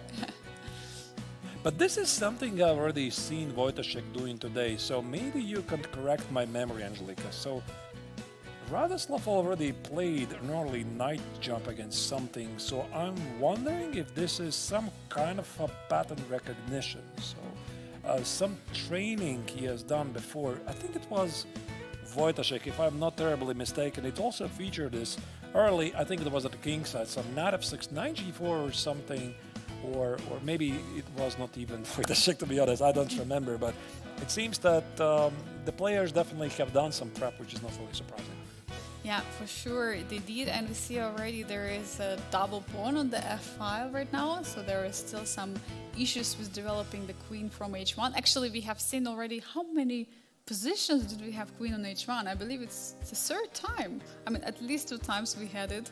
So yeah, I believe it's the third time queen is on h1. Very interesting.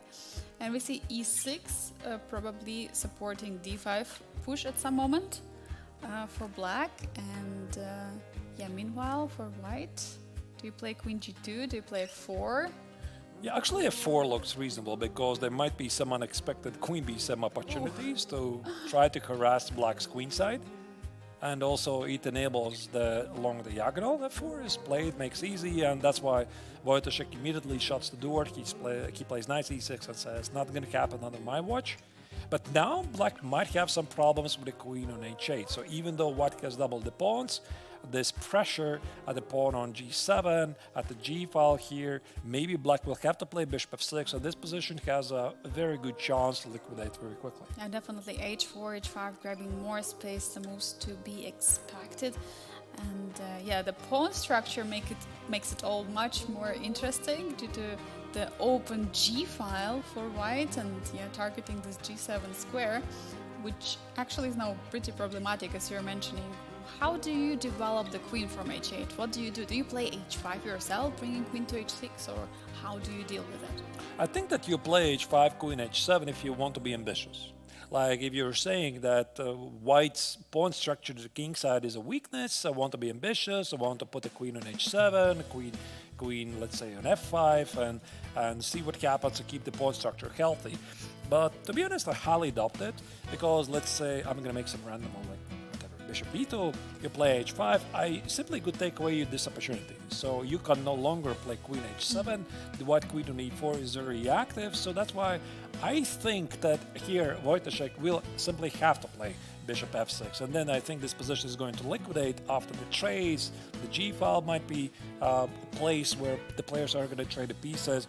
So my money would be that this game is looking pretty normal. Again, I'm saying the word, but it's heading to something peaceful. There you go, bishop f6 is on the board. So let's maybe go to the bird's eye view and see what else is happening in the other games. Yeah, absolutely. And looking actually at the top right board, look at this Makun against Saleh Salim. H4, G4 is on the board. What is happening? I suggest we immediately jump there to check out what's happening. What do you think, Arturs? Exclamation mark move G4? Really? Wait, I quite don't understand it. So this is the chaos we're seeing between two very creative players here. I'm just going to roll back from the very beginning. I'm curious why this is so exciting for our dear chess.com engine. So 92, 96, B3, H4. Very interesting. So D4, 92, B3, H4, completely unrelated four moves, and yet they somehow make sense. 93, 94 takes. Can somebody explain me why this is an exclam move? Because it was a mate in one track. Oh, of course. You don't really want to checkmate on move 7, so you have to stop it. And now, even if knight jumps to d2, there is a king g2. But it's crazy, right? In the position, in the classical chess, we don't always, I mean, we never probably have such a position where knight can checkmate the king in just 7 moves. And actually, in this position, we do have it. And f3 drops the queen, obviously, but I'm wondering why not e3? What's so terrible about this move? Why the engine says that g4 is like an exclamation move? Because usually this means this is the only move. Maybe it doesn't really matter. Yeah, but it's definitely a move with, which has two functions. First of all, as you're mentioning, there is a space for a king. Maybe secondly, that there could be a pawn march on the king side, who's pushing pawns forward with h5 or g5. But the other question is, if king moves, then there would be no opportunity for castle anymore. But maybe actually white doesn't really want to castle, since king is located in between these two rooks on e1 and g1. So this is how you get advantage in CHESS960. So you play d4, 92, b3, h4, 93, 94, g4, you have a large advantage. So that's the key to success, right? Key to success. Yeah, I mean, of course, also select moves have to be taken into account. Maybe the knight jumps were not really that successful, so he just couldn't resist going for the 92 checkmate. What if the opponent misses it? Either way, white indeed appears to have the better position. The knight on e4 probably is not going to stay, because white is simply going to push it away.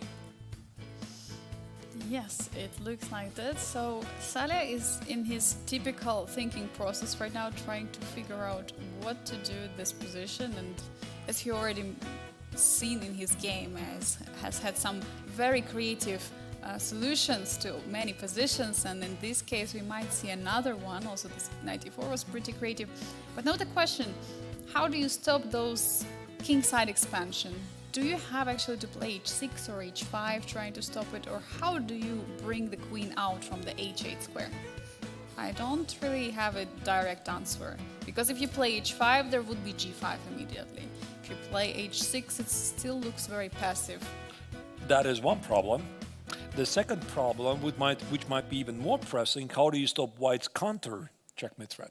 Oh, true. How do you stop this? Because white's like, you're doing this to me, I can do this to you as well. So I can play 95 and 97 checkmate. So are you having the same freedom as your opponent. Can you play G6, H6, or G5 to secure the king? Maybe not. And that's why this G4, H4 is at the same time grabbing space, but maybe also the preparation move for the knight E5. And now here Salem is thinking, I mean, what should I do? Maybe you play F6, but Oh, F6. E6.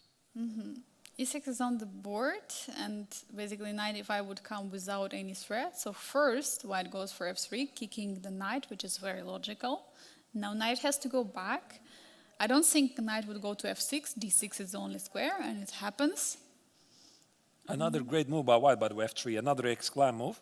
Looked pretty normal to me, but Apparently the only move to keep the advantage, but looks very human. And now e4, grabbing space in the center, and we get some kind of similar French defense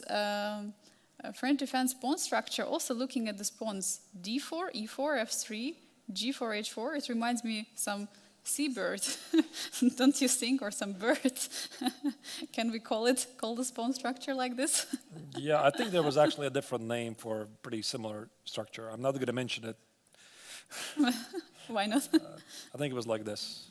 It was a different, yeah. Yeah, something like that. Okay, it doesn't really matter, but I think here for Salem, this position is looking pretty awful because in the first moves, what he has accomplished is just trade one knight, bring the other knight to d6, and white has secured a pretty significant space advantage. Actually, Arthur, what I see, we already have the first result. I'm pretty shocked, actually, that the game finished so early. We have Rinat Jumabayev drawing against Radoslav Wojtaszek. The game we actually looked a little bit early. I had a feeling we had to switch that game. Yes, Yeah, exactly. We just probably switched it off at the moment before the disaster, so to say, before the draw happened. Very interesting choice by the players, but of course the players are getting tired, so many rounds of play, and still the final round is about to start, so it's understandable. But of course, more games are still being played. So what do you think is going to be a reply now from Saleh Salem? Will he, I mean, taking off obviously is not good, right? You're just giving more space for white. But what can you do? I think he doesn't want to be suffocated. Like if he plays here from the black's perspective, something like b6, you want to bring the bishop in the game. I think that white could play e5. I don't want to do this to myself, but okay, knight c8, and let's say white plays something like f4. It just doesn't look very good to you because white is advancing rapidly, huge space advantage, and also notice the queen on h8 is becoming much less and less likely to join the game. So that's why I think here what Salem is thinking, he's definitely realizing, okay, I have pretty bad position. No news, yeah, so already he had some problems in the previous rounds. I think he's going to take it and play something like b6, like this, to pin the pawn. So definitely white's going to play bishop f3. So my money would be that he's somewhere here. And he's trying to understand now how bad is this position? Can I play f5 or do I maybe play some h5 and g5 and f6? So he could be somewhere here and thinking, I got to complicate stuff. Yeah, I fully agree with you, Arthur. It's so tough to decide what to do with this pawn, because if you keep the position like this, white is going to push for e5, and then you're going to get this very bad bishop on a8, which you don't really want, and the kingside expansion for white, pushing f4, f5, you don't really want that. I would also bet my money on take on e4 and then pushing and pressing on the e4 pawn, but of course, for sure, we cannot say. Meanwhile, actually, Saleh has 5 minutes 40 seconds more than double has Makun right now. 12 minutes 40 seconds, absolutely incredible time consumption. But we were already mentioning this, right? Salem is using time a lot, and he's playing many games on the last seconds. He does play b6, but not out of good life. I think he simply evaluated Angelique at this other position after d8 on e4, and then b6 is suffering. So here at least it's a close position. Maybe yeah, he evaluated that he's going to have more chances to fight back. But here the challenger's position looks very, very promising. And I think that Salehi is one of the first masters who is in a real danger. So the challengers are challenging the master. So here the master is having problems. Let's maybe go back now to the bird's eye view and see what else is happening. Are we seeing any more surprises potentially? Yeah, I looked at the bottom middle board, David Navarro against Vladimir Fedoseev. I don't see what exactly is happening there. I mean, I see that there is a pawn on g4.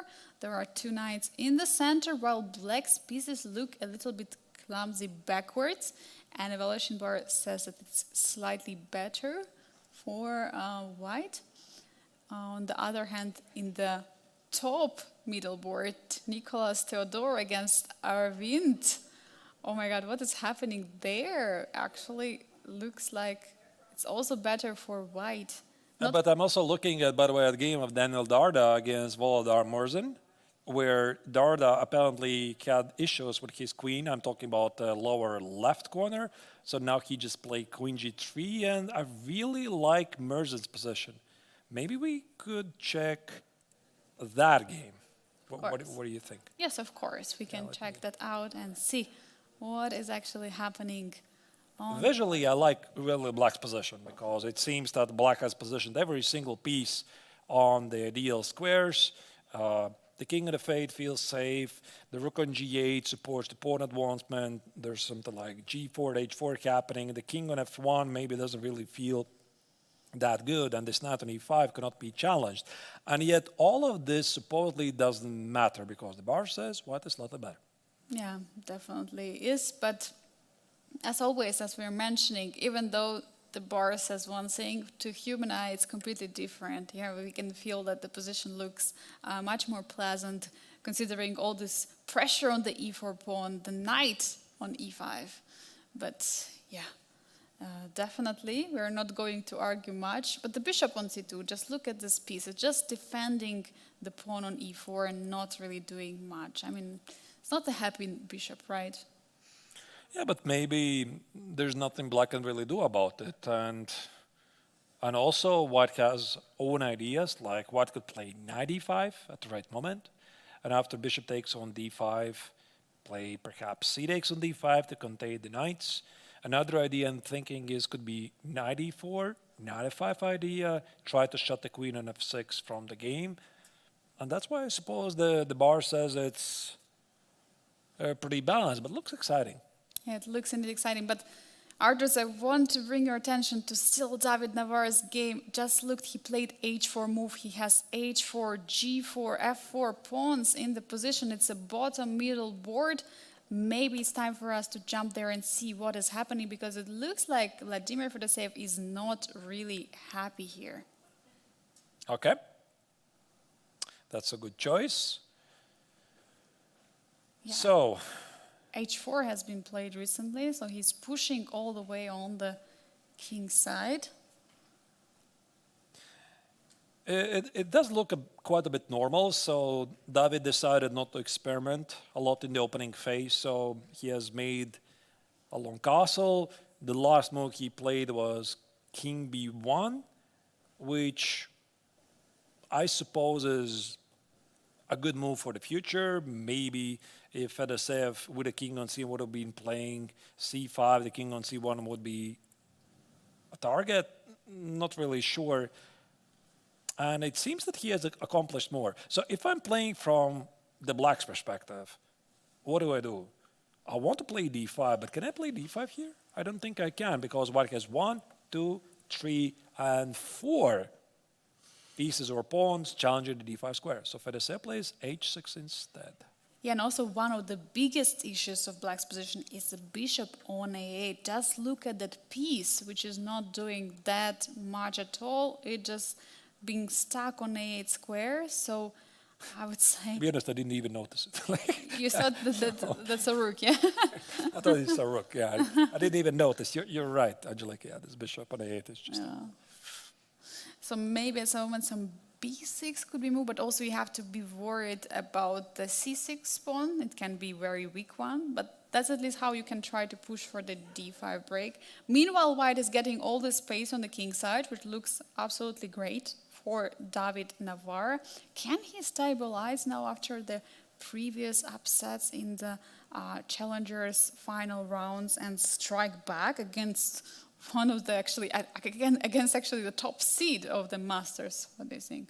Yeah, absolutely. So here David is looking really great, and also for Fedoseev, the position is not great. Also, the clockwise, the situation could have been much better. So that's why he's attempting to increase the speed. And I think Angelika, he is attempting to go for the d5 idea.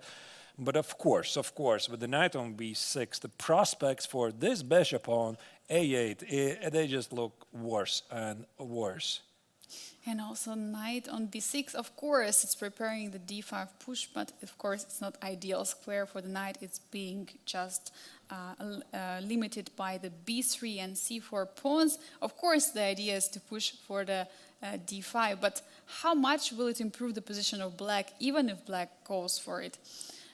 Goes for going for the d5 move. I'm not so sure. But is there any way how white can stop it? Is there any c5? C5 move? Is it? Maybe it is, but David is not doing it because notice the last couple of moves that David has played. So first, look at this. So he played bishop b2. I mean, no, actually it was even before that. So he played king b1. He played bishop b2, and he played king a1. Oh.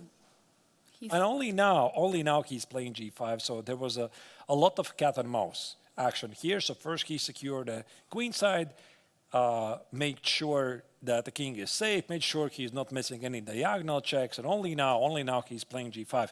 And I think that also Fedoseev perfectly understands what's going on, and he knows that his bishop on a8 is not doing anything, so he's trying not to force matters. So by the way, that's why, according to the evaluation bar, he was doing really badly, but now apparently after this g5 push, captures on g5 and f5, black is slowly climbing out of this big hole he climbed into himself after the opening. Yeah, absolutely. And c5 has happened on the board. I was shortly talking about this move. Apparently not the best one, but it looked very tempting, right? Not to allow black pushing d5 forward, and after take on c5, taking on e5. But there is c4 break. What do you do? Do you capture on c4? Do you allow take on b? It's so tough. Or you play b4 yourself? What do you do? I mean, yeah, the position changed very quickly. This is what amazes me about this game. So there was a lot of, look at this. I'm gonna go to the move. I'm gonna go back 7 moves. So that's the position, right? So they're maneuvering, and maneuvering, and maneuvering. And suddenly the action explodes very quickly, like c5 and knight e5. And we have a completely different pawn structure, which is quite not characteristic to the pace of the game that was happening in the past 6-7 rounds. Yeah, so this is essentially the highest level chess. So the players can apply to the speed and switch in a different gear at the right moment. And now, again, we have a pure chaos on the board, and I think that's the change that Fedoseev is really welcoming. Yeah, definitely he is, as he is the player who is, yeah, we might say that he's more sharp in such positions. He probably calculates a bit more. We have seen some blunders from David in this tournament, so it could be playing for on a good hand for Vladimir. But now knight e5 is on the board. What do you do as white? I mean, you don't want to trade the knight because then you will fix the pawn structure for black. But you also cannot take the pawn on c4. Can I play b5? Like I was thinking, maybe this is a moment for some crazy pawn sack. Like b5, take on c3, c6 or b5. You still have problems with your bishop on a8, but it costs a pawn. So David decided no. Now he plays e3, and black responds with b5, and this bishop on a8 is about to be resurrected. I mean, a couple of moves ago it was pretty dead, and now it's joining the game. Yeah, definitely it is, and at some moment there should be some c5 break, and now we have, as black, the protected passer on the c4, so potentially it could be actually very dangerous in the endgame. And yeah, that was probably, as you're mentioning, this b5 was a very important moment to strike for white. But now b5 is already played by black, and maybe actually, as you're mentioning, followed up by a5, breaking the pawn chain, the queen side. I think David senses this game is slipping away from him because about 7 moves ago, he had a pretty much commanding lead on the clock. Like he had about 7 minutes or maybe 7.5 minutes against Fedoseyev's 4 minutes or 4.5. So he was definitely having some extra time. And also, Black had problems with the bishop on a8. Now, 7 moves later, something has changed. Fedoseyev has managed to turn around the game, and by the way, also the bar suddenly says that Black is doing perfectly fine, and also visually it feels that not everything is decided in this game. Yeah, definitely not everything is. And after trade on e5, suddenly the pawn structure of white is being separated. Now the pawn is on e5, the other one is on g5, and now the question is, where is all the advantage white had earlier? Did it just disappear? Yeah, again, the pawn structure changes very quickly, so I have a hard time to follow because when Fedoseyev played this b5, Angelica, I thought that he's going to play a5. Like, I thought this is the idea. Like, you have the bishop on c7, the pawn on b4 is targeted, so I would have thought you were going to play a5, even though you're supposedly exposing the king. And now, again, the structure changes. So he takes on e5, something he could have done before. He takes on c3, and he plays c5, so this is actually a sequence, a part of the larger sequence. Yeah, and it's using the fact that the queen is not on h1 anymore, otherwise c5 would not be possible due to the pin on the bishop, and the bishops are being traded, so now there is no bad bishop for black. And suddenly we can see that actually black's position somewhat is becoming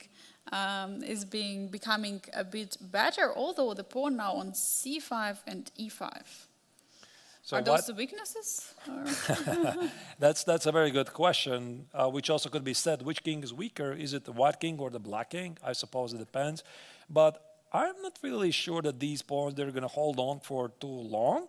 So black could suddenly become very aggressive, like knight c6 and rook d3, and maybe the queen could also join the game. But yeah, the bar says it's as balanced as it gets, so I'm not really going to argue. I really want to follow this game. You know, I think the action is brewing up here, and also these are very, very credible players. But can we check very quickly the bird's eye view if we're not missing any significant action from the other games? As we can see on the top right, Makun is still winning against Saleh Salem, the game we were checking earlier. But look at this on the top. Middle board, Rinat Jimabayev against Arvind, having some advantage, attacking on the queen side, the king of Arvind. What an interesting position. Looks pretty crazy. Meanwhile, Arvind has some central pawns on d4 and e5.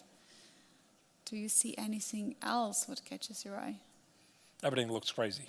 Actually, yes. Just now realized the bottom left board, Daniel Darda, against Volodar Murzin. Suddenly, the rook is on g2, and the table has been flipped. The board has been flipped, and now it looks like Darda is... I'm going to leave it up to you. Which one do you want to follow? We can jump back to Daniel Darda against Volodar Murzin, because earlier we were checking that game, and not much has happened, right? And suddenly, here we see... Rook is on g2, but b4 with a huge threat of b5 to trap the bishop. No, but I think that Darda is doing really fantastic here because he just played a great move b4, which imprisons the knight on b7, so it's going to join the game. If black plays a5, white's simply going to reinforce the pawn on b4 by playing a3. No, white is going to trap the bishop by b5. That's even better. Thank you. That's even better. I was like so focused on keeping the knight on b7 in its prison, but you're right, absolutely right, and that's why I suppose Murzin plays d6. Somehow white's pieces, except of this rook on g2, feel more active. And watch out for knight e4. If this bishop leaves, what about bishop e4 idea? The rook on g2 might be in the wrong place in the wrong time. So after knight d4, you cannot move the bishop away. But actually, what happens after b5? Actually, even b5 and bishop b4. You're right. Yeah, same b5. What is going to be a move there? Because if you move the bishop back, bishop f4 comes with a huge power. But I don't see other move for black. Black will have to sacrifice something, either exchange or piece. An exchange on e2, is it? So b5, I'm just going to put it on the board. b5, I think rook e2. And if you play knight e2, I have some bishop g2 ideas. So the knight suddenly joins the game with knight c5, so this is not super obvious. So obviously you're wondering, why not a b takes on c6? Takes, but is this any good for black? Yeah. Probably no. No, it's it's not very good. white is just up in exchange. b5 looks very convincing, but no, knight e4 was played, by the way. Oh, interesting. So going for a different approach, challenging the bishop. But now knight on c3 is being under attack. But is there actually knight c2, e2 attacking the rook? And that would be a fork in a way. The one knight is attacking the bishop on c6, the other knight is attacking the rook, and it has been played. But now maybe rook e3. I think even black would sacrifice the exchange on g3, allow you to take on g3 because this creates a pretty strong pawn on g3. Or bishop g2. Or bishop g2, yeah. No, rook g2. Aha, now knight cannot take on c6 because rook can take on e2. Something is not right here for black. I mean, this knight on b7 is probably the reason why black is suffering. The rook on g2 gives us the false impression that black is pretty active, but I think that the rook alone cannot make the difference. Maybe b5 should be played now? Yeah, again, yeah, Again, b5, bishop b5. e4. But b5, Or maybe can I take. take with e5? You have to calculate things very quickly here. Yeah, and the players are getting lower and lower in clock, 2 minutes, and b5 has been played. Now, the big question, do you take on e5? Do you move the bishop? Do you sacrifice your rook or exchange on e2? Yeah, I think also this could be, like you said, Angelique, this could be the moment when the fatigue really kicks in. And I was thinking about, like we discussed this, which is the hardest tournament of the entire festival for both players, for both tournaments. I think it's the CHESS960 because it's like a lot of unusual games that they play today, essentially 7 rapid tournaments, a pretty long time control, 15 plus 5. So also some of the players like Fedoseev arrived at the last moment. He arrived only yesterday, midnight, and we just saw Theodorov doing pretty badly after 5 rounds. He had half a point. I suspect maybe jet lag could be having some role here. So yeah, absolutely. And I also think that rapid, the time control is also general. So we have CHESS960, which is already starting position is getting wild, but we also have this rapid. And I think the rapid time control is like, it's not blitz, it's not classical, it's somewhere in the middle, and sometimes it's not clear. Should you spend more time on the next move, or should you try to play faster, but then you suddenly blunder? It's so tough to understand what is the strategy for this time control. But what I am seeing is that the masters are in trouble. Masters are indeed in trouble, as we were mentioning in the game of David Navarre. He was pushing against Vladimir Fedoseev. It's a bottom middle board, but on the top middle board, Nicolas Theodore against Arvin is actually having some great position. So there. we have Makun's position against Alem Select. That's the top right corner. He is having a commanding position. The bar is all the way in the sky. So he's a challenger challenging the master. So the master's in trouble right there. There's the Volodar Morzen's games. He's in trouble. He's down a piece essentially against Daniel Darda. What else do we have? Aram Hakobin in the lower right corner. He's the challenger. He's doing not great against Frederick Svane. And the other games, Nicolas Theodorov is having a fantastic position in his own game. Yeah, absolutely. It looks like the challengers are challenging the master pretty well in this round and getting some great results. So what game would you like to jump in? Would you like to go to the Greek Grandmaster against the Indian prodigy? Yeah, it's really tough to say. Maybe we could go to the Nicolas Theodorov game against Arvind Chittambaram, because that could be the biggest upset, if we may say so, because so far Nicolas, we briefly mentioned this, he was struggling in the first 5 games. He only scored, I believe, half a point. and Aravind should be the technical favorite on paper, but yet we're seeing something else happening here. So Aravind is down on exchange and has problems with his king safety. Yeah, king on c2 actually for white, even though it's still kind of opened, but is being protected by the bishop, by all the pawns. But black's king on b8, it doesn't have any protection there, and there could be already some threats in the position of doubling the rooks on the b file and pushing more pressure. Meanwhile, there is still some unclear position on the king side with the pawn chain. There could be always some take on e4 or some take on f5, so there is tension there. But definitely, it's a big question right now. What I think if I'm playing with white, Angelica, I'm trying to focus, going for the checkmate. And by the way, look at the clock situation. 1 minute here for white and only 15 seconds here for Theodoro. So he played rook g to c1. He wants to escape with the king. Go for the queen's attack, play something like c5, open up the position. The pawn in 5 is under attack, but I don't think it really matters. Rook b6, king d1, sorry, king d1, I believe it's the correct move, and c5 seems to be a killing threat. Yeah, definitely it is. So many pieces are located on the b file, but everything is pinned to the king to b8. c5 is played immediately without king d1, because if you take with the bishop after probably rook trade, there should be rook b1. There's also some long checks like queen g8. It's a very tempting move. So first here, rook takes on b6 is played, and definitely Theodoro senses that he is very close to win this. And it's very, very important for him because when you're doing badly in the tournament, now you're playing essentially one of the highest rated players of the Masters section. You just want to show yourself that finally, I'm capable to play a very good game. Queen g8 check, by the way, is played. Yeah, probably he wants after king a7 to play rook a1, but is there actually bishop d8 or queen d8? King is coming to c7. No, it's completely dead loss, I believe. King d1. King d1, queen x on g6. Black's position is simply falling apart. I'm not really sure if it's technically an upset. Looking at the results of today, it's an upset. But, I mean, of course, Nicholas is a very, very strong grandmaster. So not really an upset. Yes, he's extremely strong. He has had recently 2 very impressive results. He has won the Chess Cup Challengers, and after that he won the team event with his team for getting the first place. So absolutely coming from the good results. He had some struggles here, CHESS960 in Biel, but definitely he's the very strong grandmaster. Yeah, of course, and here Queen h7 is a great move, trying to simplify the position. But by the way, the game is not yet over. Queen takes on h7. The position is going to simplify. Black has 2 strong central pawns. Can you take on c5 to simplify the position? No, Nicholas is not going to do it.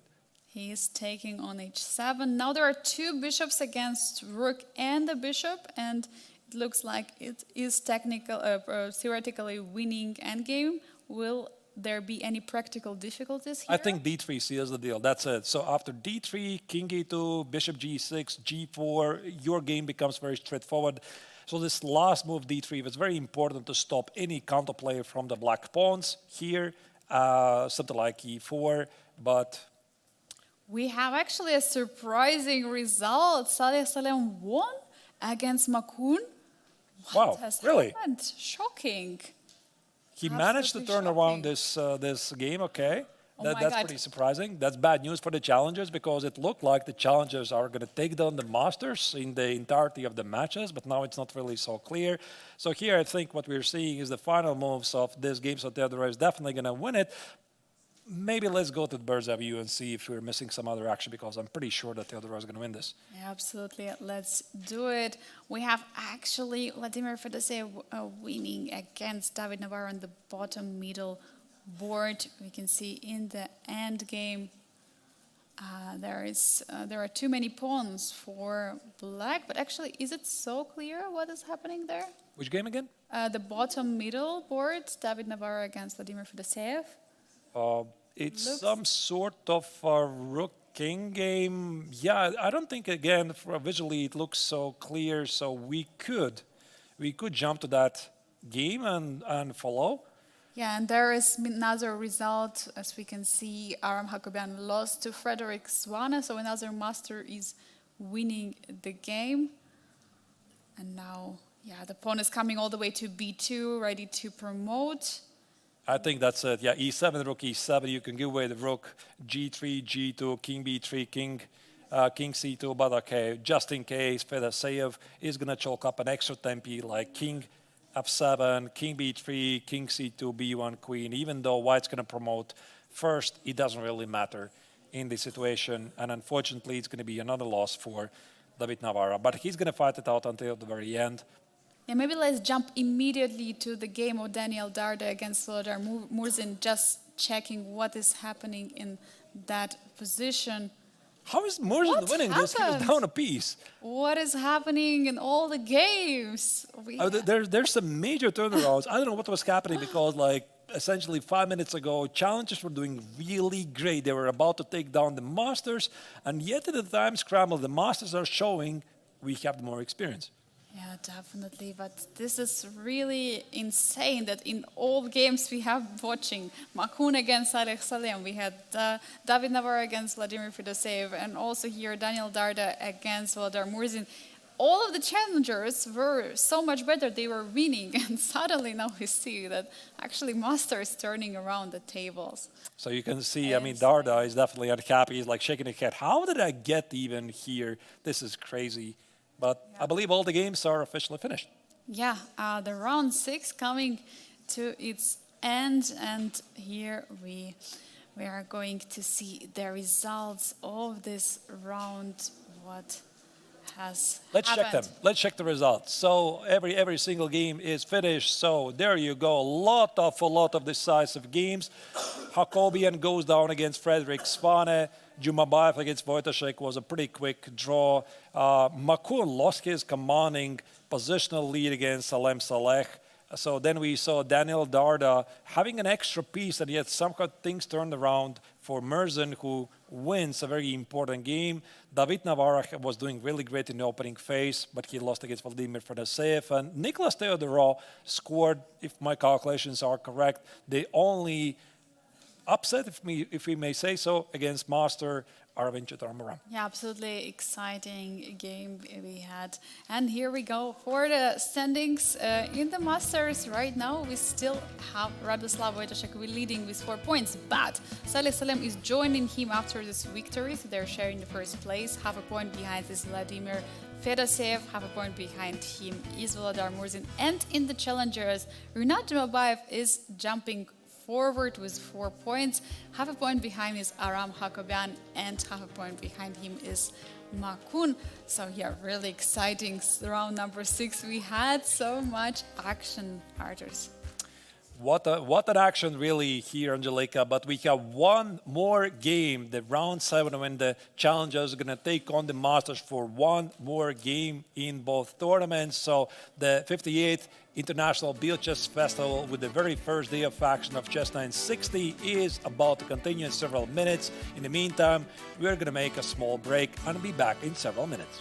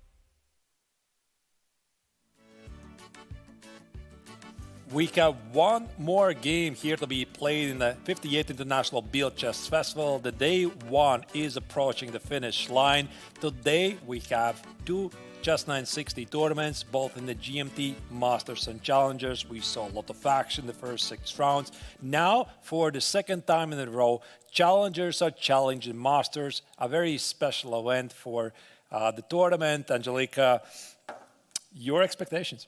Yeah, I mean, we had so many exciting games so far, but I'm expecting so much more to the final rounds. I understand the players are getting very tired, but on the other hand, we're having such amazing matchups. First of all, we have Saleh Salem with white pieces against Daniel Darda, Aravind against David Navarra, Volodar Murzin against Aram Hakobian, Frederick Swane against Rinat Jumabayev, and Vladimir Fedoseev against Nicolas Teodoro, and finally Radoslav Wojtasza against Makun. We've seen in the previous round that challengers actually have so much energy and so much power, getting amazing positions against the Masters, but it's the Masters who prevailed at the end, although Aravind failed to Nicolas Teodoro.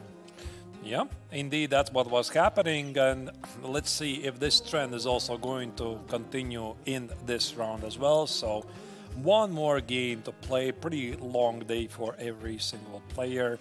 Here we are seeing the players are still in positive mood, obviously.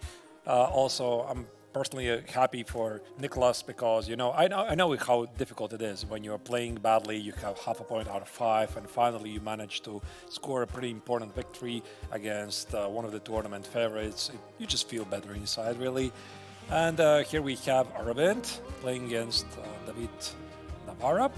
Yeah, they're already seated at the board, and they're getting ready, and seems like they don't have position yet, I believe, because they would always need to change it. Although Aravind is looking at the position as if it was already changed. But let's maybe zoom in and see, is there already position which has been selected?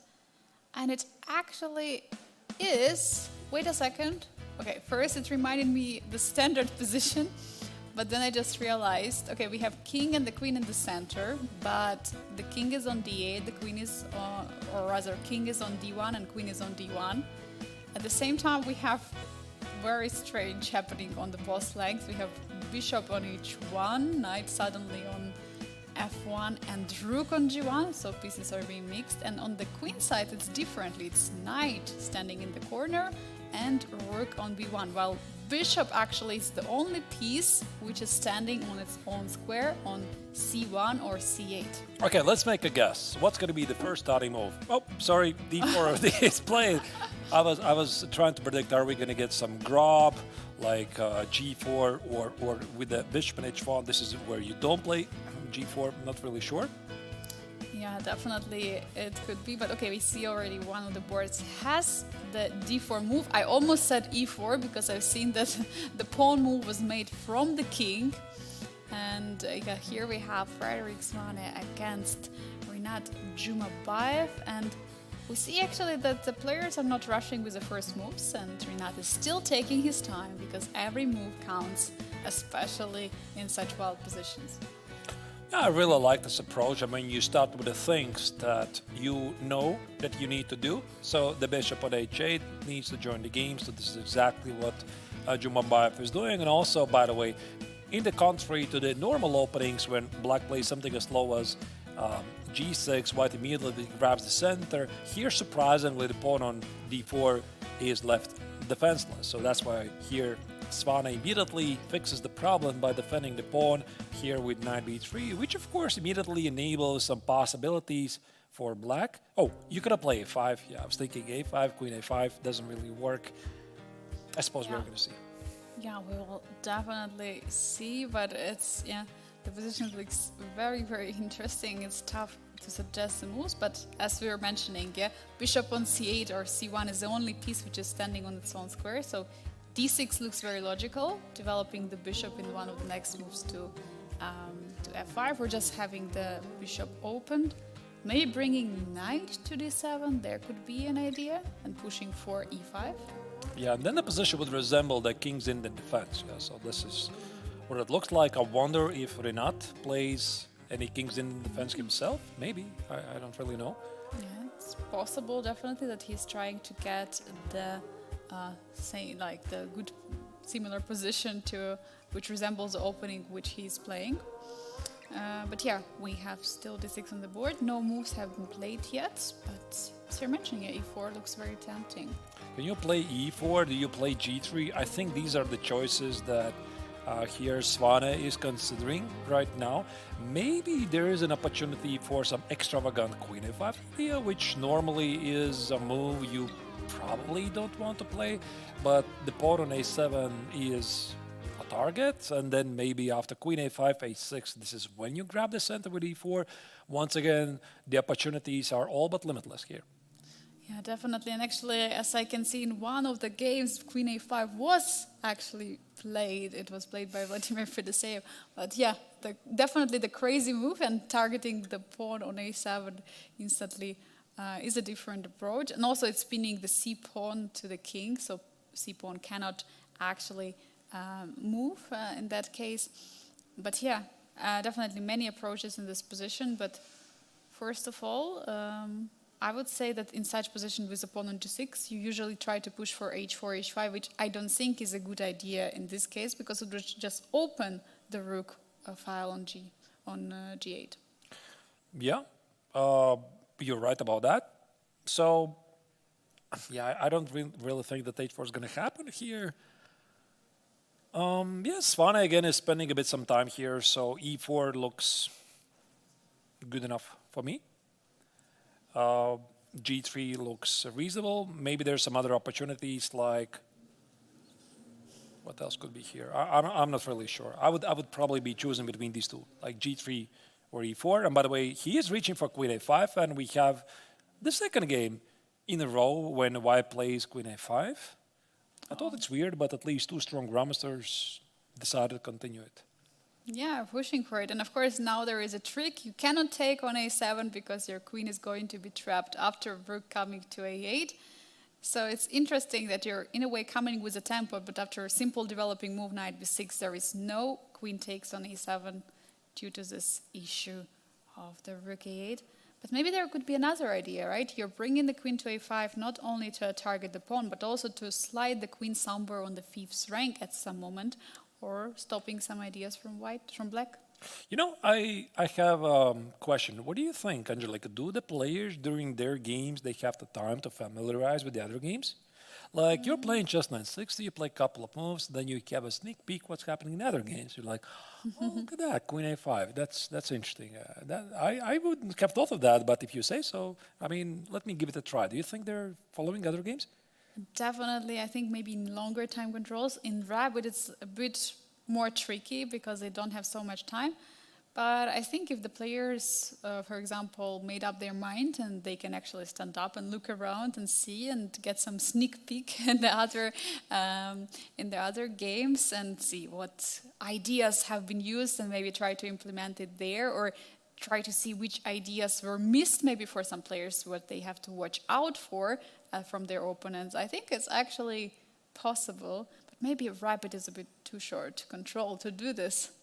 Speaking about the Queen A5s, maybe let's check the bird's eye view and see how many Queen A5s we have on the board. Angelica, you mentioned Fedoseev's game. Where is it? I'm trying to find it. Wait a second, we have already a result. We have Radoslav Wojtaszek draw against Makun. Such a quick draw. And the other draw by draw. What has happened? It seems that a couple of players have decided to call today, apparently. Yeah, definitely. So the games in question are Radoslav Wojtaszek against Makun. That's a draw, and the other one, I think it is. Yeah, I think it was the same game. It was. Yep. You're right. It's okay, but yeah, definitely we still have so many games ongoing, and we were mentioning this Queen A5. What happened in the Fedoseev's game, now in this one, and I believe it's actually it. I don't think there has been any other. Also, Frederick Svane against Rinat Jimabayev. I see another Queen A5. Yeah, that's the That's game our we're game, following. yes, Yeah, yes. that's our game, really. That's not another game. You're seeing Queen A5s everywhere. Yeah, so we have queen a5 and now queen b5 offering a trade of the queens.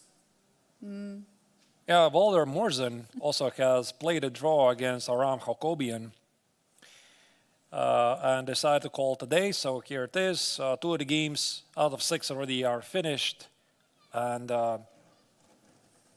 there was the fittest save game, but now I don't see the queen on a5 because the queens are Queens got traded. traded. You see, the queens got simply traded. And I think also for Svana game against Renat Jumabayev, we're going to see exactly the same. Yeah, absolutely. And now the question is for Frederick, I think, to take on b5 or to make Renat to take on a5. Because the pawn on b5 could actually control the c4 square, which potentially could be a very important one, and knight could jump to the c4. Do you want to stay to this game or select another game to follow? Yeah, let's see actually what is happening on the other boards, if there is anything interesting. Wait, what just happened? I think there was a major shift of the evaluation bar in the game Aravind against David Navarra. Probably it was some sort of a glitch. Can we go to that game? I'm gonna try to find it. Let's try to check it because it looked like there. No, everything is good. Yeah. Everything is good. Yeah. Everything is good. So here, the game in question is Aravind against David Navarra. The position looks pretty normal. I know I'm overusing this word definitely today, but we're still following CHESS960. The white rook is on a7. And now queen a5, one more time. And now, yeah, they like this queen a5. There's something in common for all the players. They definitely recognize the same patterns. So I think the idea of queen a5 is to target the pawn on c7. If black plays b6, then you can play queen c3 and still keep harassing the pawn on c7. Is it enough? I highly doubt it, because white still hasn't brought the bishop on h1 in the game. Yeah, definitely they haven't. And yeah, big pressure on the black on the 7th rank and with the queen on the queen side. It's not so clear to understand what to do for black next, but okay, David is going knight f6, trying to defend everything on the 7th rank. Is he preparing castle? Because he played knight f6, he's now defending the pawn on c7. I believe the next move could be short castle. Yep. I really hadn't thought about it. But yeah, that looks legal. Like everything is freed. And the king on g8 is definitely going to feel safe. And the pawn on c7 is protected by the queen. So here the question is, can the Indian grandmaster do anything about it? Maybe play bishop h6. Bishop h6 to make sure that the king cannot cross the attacked square. But if you play bishop h6, you need to watch out for knight g4. The bishop on h6 is hit, and also the pawn on f2 suddenly loses support. So no, unless maybe he wants to play like queen b5 or queen a4. Do you even need to stop the black king leaving the center? Maybe I don't think there is a way. And actually, he's castling first. Aravind is going for a short castle first, and I think we're going to see the same castle. Yep. Oh, very nice. And I think here g3 also looks reasonable. You finally want to give some air for this bishop on h1, and now the position has simplified to something normal, and yeah, g3 is played, and I think that white enjoys some small pressure because he controls the a file and black does not. But I mean, black's position is still super solid here. Yeah, definitely it is. And bishop h3 has been played instantly. Now there is no bishop g2 because pawn on d5 would be then weaker. And rook e1. Now, either d4 threat right now in the position, trying to put some pressure on the e5 pawn? Or is there just e4 from black? Yeah, it's definitely a move. d4, e4. Not sure if you can take on e4, but you could play c4, protect the pawn here. So. Or just simply bishop g5, right? But I think also this position like dictates that the black could go for some kingside attack. With his bishop on h3, I would maybe go back one move, Angelica, here. Why did not play bishop g2? And maybe the thing is that the pawn on d5 is under attack. So here, if you play bishop g2, takes, perhaps Aravind felt that this pawn is becoming a bit loose. So you see it's barely defended by the queen. And even though maybe there's nothing that black can do. But that's why here, after rook e1, with his bishop on h3 and king a bit exposed, from the black's perspective, I'm thinking I want to go for some king set attack, something like h5, h4, knight g4, maybe even knight g4, f5, f4. How about that? Yeah, definitely. The bishop on h1 is the only piece which is standing close to the king, which is protecting. So definitely I would not want to trade this one for a bishop on h3.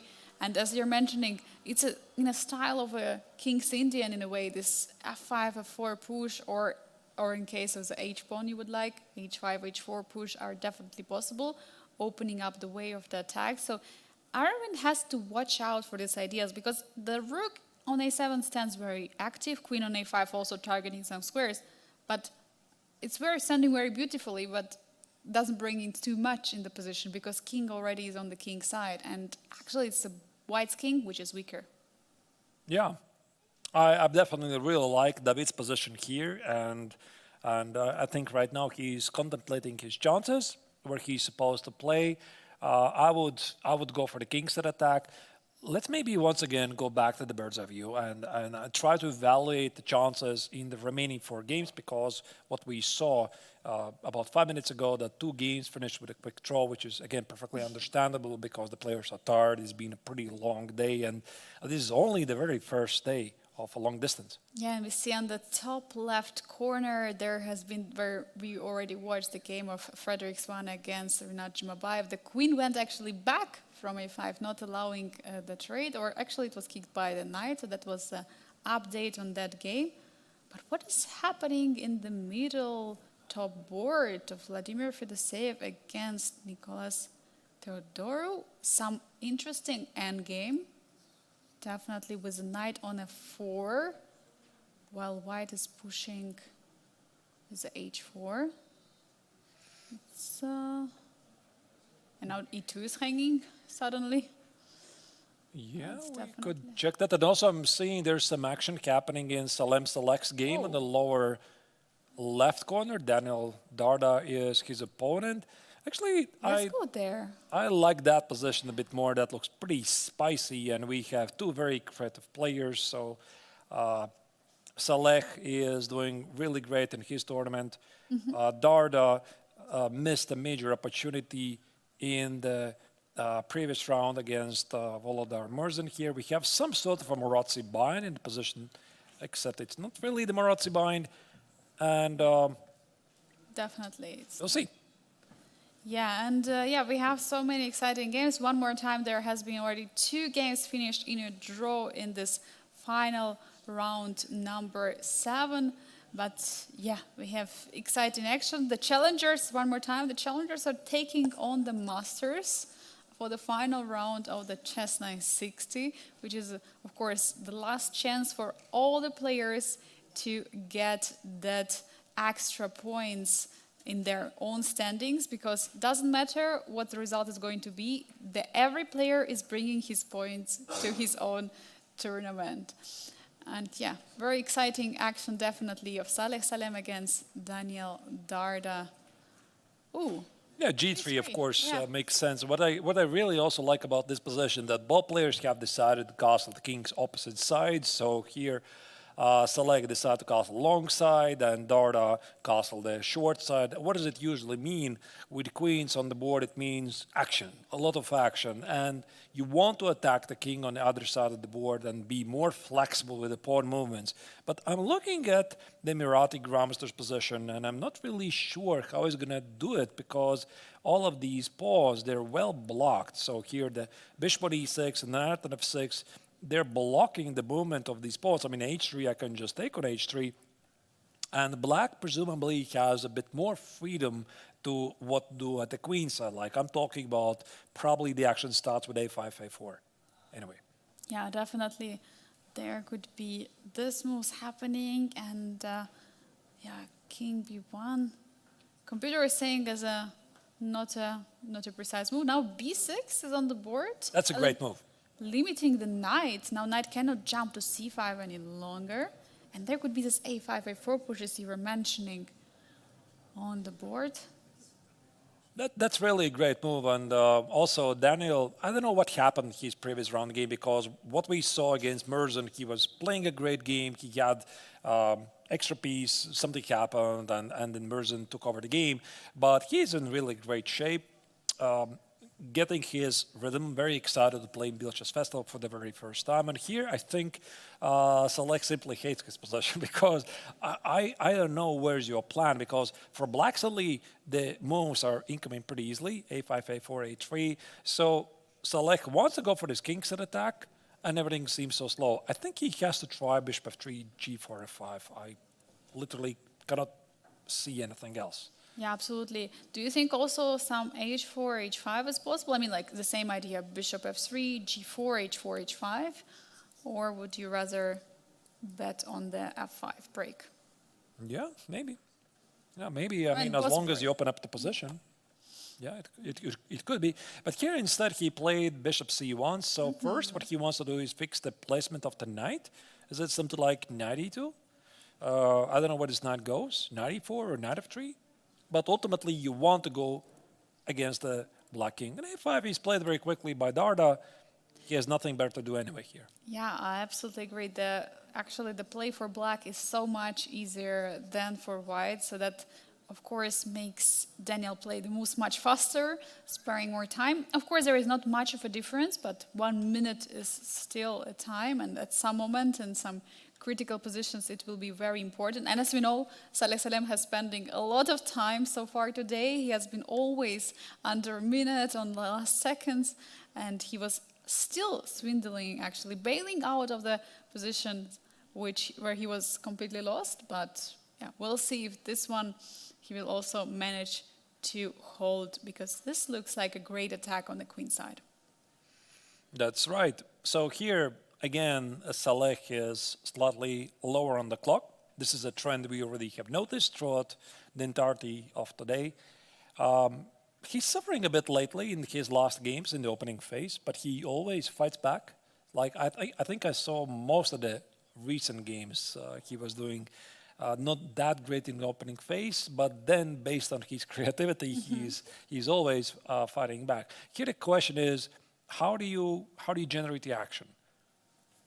My money is on bishop f3, but since he played bishop c1, I think it signals that he wants to do something else. By the way, do not forget that black could play queen c4 and a4. Yeah, there would be a big issue on the a2 square. So actually, that's pretty tough. So probably after this move, you have to try to trade the queens, maybe? Actually, after queen c4, is there queen d3? Trapping the queen, so to say, for a trade? Or there is still queen a4? Maybe there is, yeah. I'm also thinking I could be playing like a4, knight e2, and c5. So you probably cannot really take it because it opens up the b file, and the king on b1 is feeling quite a lot of heat. Lower than 5 minutes on the clock, 4 minutes 40 seconds for Saleh Salem. 3 minutes lower than Daniel Darda. It's the time he's getting into his thinking tank and trying to find the best solution and probably sometimes the most creative one. But he's in a big trouble. He feels there is a big pressure on the queen side. Yeah, I think I would just play bishop f3 here. I mean, the bishop on h1 is not in the game anyway, so it's not like it's a terrible move. I'm controlling some extra squares here. And I think he's probably somewhere here, like bishop f3, queen c4, there's at least bishop e2, a4, knight e2. Ah, wait, there's knight e5. That's what he doesn't like. A knight c3 check is a nasty check, and you don't want to give away this bishop because you just played bishop f3. That's what he doesn't like, and that's why he hasn't played bishop f3. Oh, by the way, Arturs, we have actually some update from the game Arvind against David Navarre. They actually went for this f5 push attack on the king side, and look at this. The position looks crazy. Queen is suddenly on h4. What has happened in that game? Maybe we can check it out. We can do that. And here, David is going for the old-fashioned king side attack, and yet somehow nothing is working for black. I wonder why. It's very strange, but f4. I mean, it looks like the black achieved what black wanted, but it's looking at the evaluation bar, it's saying, you know what, everything is completely normal. I think there's going to be some problems in black's camp after, let's say, bishop takes on c5. I mean, I just wanted to show the idea. I'm not really sure how accurate is this. And knight g5. I just noticed I can play knight e6. So I'm hitting the bishop on h3. You play here. And I was thinking I could go knight e6. But then I realized maybe black doesn't really have to take it. So if he takes it, but the engine says all of this is perfectly okay. Like takes.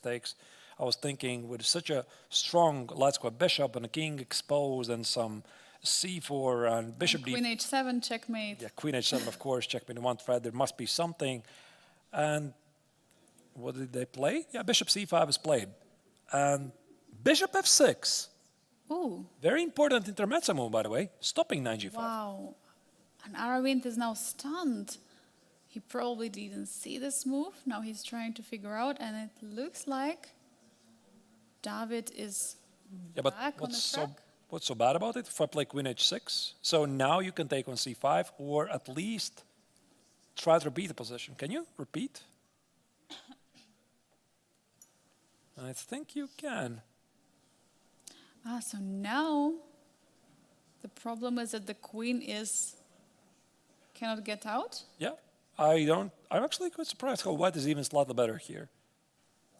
Like according to the bar, it's probably wrong. No, I don't see any way. So bishop f6 here, it seems that Navarra has secured at least a draw, and considering how tough the last couple of rounds has it been for him, I would not be surprised that he would just, okay, let's call today, agree to a draw, get out of here.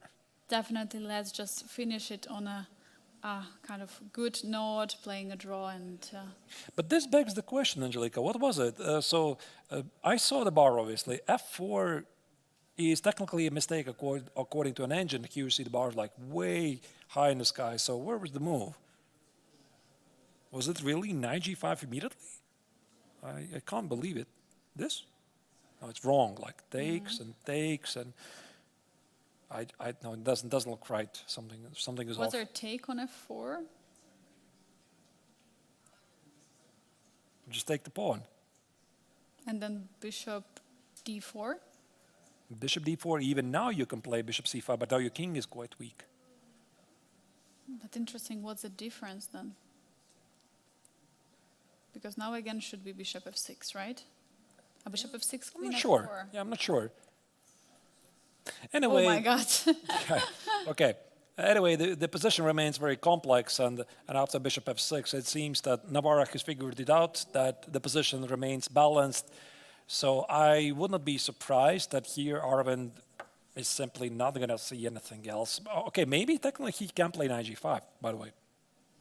Yeah, knight g5, and then h6 is not happening, and then queen e7 maybe? Yeah, there's a queen e7 move, and what did he play? Rook c7. What? Oh my God.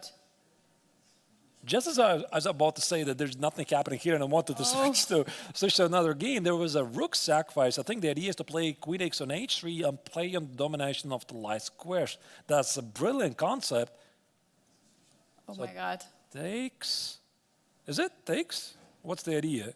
Maybe bishop takes on d6. And after queen takes on d6. Wait, who says I have to take it? Like queen c2? Oh, no, queen wait. d7 also is a move. Like, I'm not sure. Like, okay, I get it. Like this queen d6, queen h3. I want to play knight e2. I want to dominate the light squares. Your bishop on f6 is bad. I could also play queen e6 and then try to outplay you in this position. But I'm not sure that all of this is so forced. I could play queen e7. What about knight g5 here? Okay, apparently something bad. Most likely you still have to go here, and it's still the same. But what is wrong with knight g5? I don't know, Angela. I don't know. I'm just a passenger here. I'm following the action. But anyway, rook takes on c7 prolongs the game, and here it's apparently a second move. Bishop takes on d6 to be played, but no, he did not play it. He played queen takes on h3. Interesting. He's not taking on d6. Maybe because of the queen d7 move. But now, No, he didn't win this pawn. I mean, there is queen e6 check, but it doesn't bring much because king is in the safety on the king side. And I think the exchange is still an exchange in the long run. Although the bishop is pretty bad, right? The bishop on f6 cannot be played. But even in the worst case, you can always sacrifice a pawn on e4. I suppose he's perfectly happy with this position, but that was a very legit question in this position a couple of moves ago. So why not bishop takes on d6?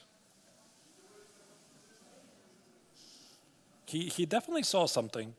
Yeah. Like queen d6, queen h3 is just a better version. Yes. And maybe he didn't like queen d7, queen h6, and something here. I'm not entirely sure. Yeah, it's not so clear what. Either way, the game is proceeding very quickly here. By the way, Aravind is down on 1 minute on the clock. 1 minute on the clock. Oh my god. Rook e2 defending the pawn on c2, but he would rather accept that repetition with queen h6, queen h4 than going into such positions where black is putting so much pressure. Now actually David is thinking right now, how can he improve his position? Because I don't see there is any threat right now from white, since even knight d2 doesn't work due to the rook takes on c2. So yeah, that's a great move, really. So white was dreaming about put the knight on d2, knight c4, bishop e4, combined with queen e6, and this bishop on f6 is useless. But this rook a2 changes everything. So probably David would. Does he want to trade queens? Like if you play something like queen c8, what about queen e6 check? And the pawn on d6 remains hanging. And if you take with e6, let me just put it on the board like queen c8, queen e6. Is this any good? That's a strong pawn. Like, Yeah, and I can protect it. Bishop h3 can always protect the pawn. Exactly. Yeah, definitely a big question right now for David. Can he go for it? Intuitively, I want to play at some point some e4, activate this dark square bishop, but obviously it costs a pawn. Might be a bit too much. Yeah, but for now, I think it's a question: how can you should try a move to improve your piece, and just ask the question of for white, what do you want to do? I mean, you can even play rook e8. There is no queen e6 check, and what's the next move for white? There is no knight e2, there is no queen e6, and you can threaten queen c8 trading of the. In the meantime, we have another update. It seems that Fredrik Svane already has finished his game in a draw, so this means more games are approaching the finish line. So Fredrik played a draw against Rinat Jumabayev, and if my calculations are correct, that Jumabayev at least has the shared victory in the CHESS960 Challengers Tournament. We're going to talk about it a bit later because he was leading the tournament with 4 points out of 6. Really great run for Rinat. Yeah, he is actually for sure in the first place because Aram was earlier half a point behind him and he just scored a draw. So for that reason, it's surely first for Rinat. And we still have the games ongoing. By the way, look at the bottom left corner. Saleh Salem against Daniel Darda. There is a huge attack on Emirati #1 Grandmaster by Daniel Darda. What an impressive position. Yeah, Darda looks really great. So technically, winning position was the material balance. He has a extra lot. Yeah, so he has a queen for the rook and knight, as far as we can see.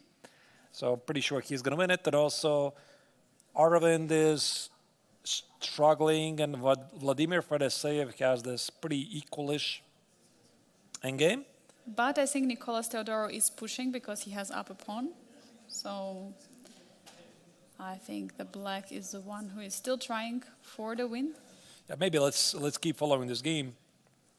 Aravind is now trading the queens because he simply didn't have any choice. And now the question is, can he still get the knight on a better square, which is easier said than done.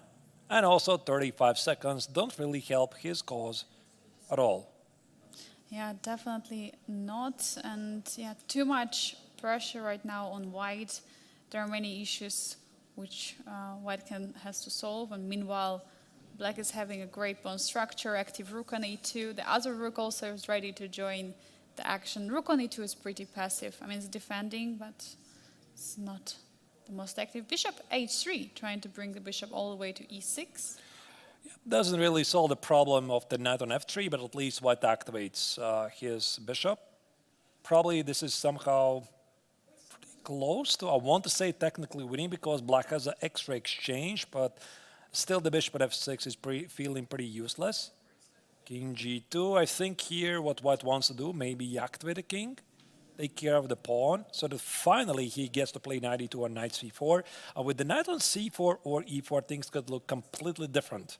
Because here the knight would be targeting the pawn on d6 and also controlling most of the surrounding squares. So this is exactly what Arvind is doing. He is improving the king and marching to the queen side. So here the question is what David can do to stop it. Yeah, can he actually give a check, rook a1? And the idea could be actually if knight is coming to e1, there could be at some moment some e4 break and bishop c3. I mean, I don't know. I'm just trying to guess here. Maybe rook a8, rook b2, rook a2 looks, or rook a1 check. But you need to watch out for knight e2. And here Arvind already says, okay, I'm okay to trade the rooks as long as I get my knight on d2.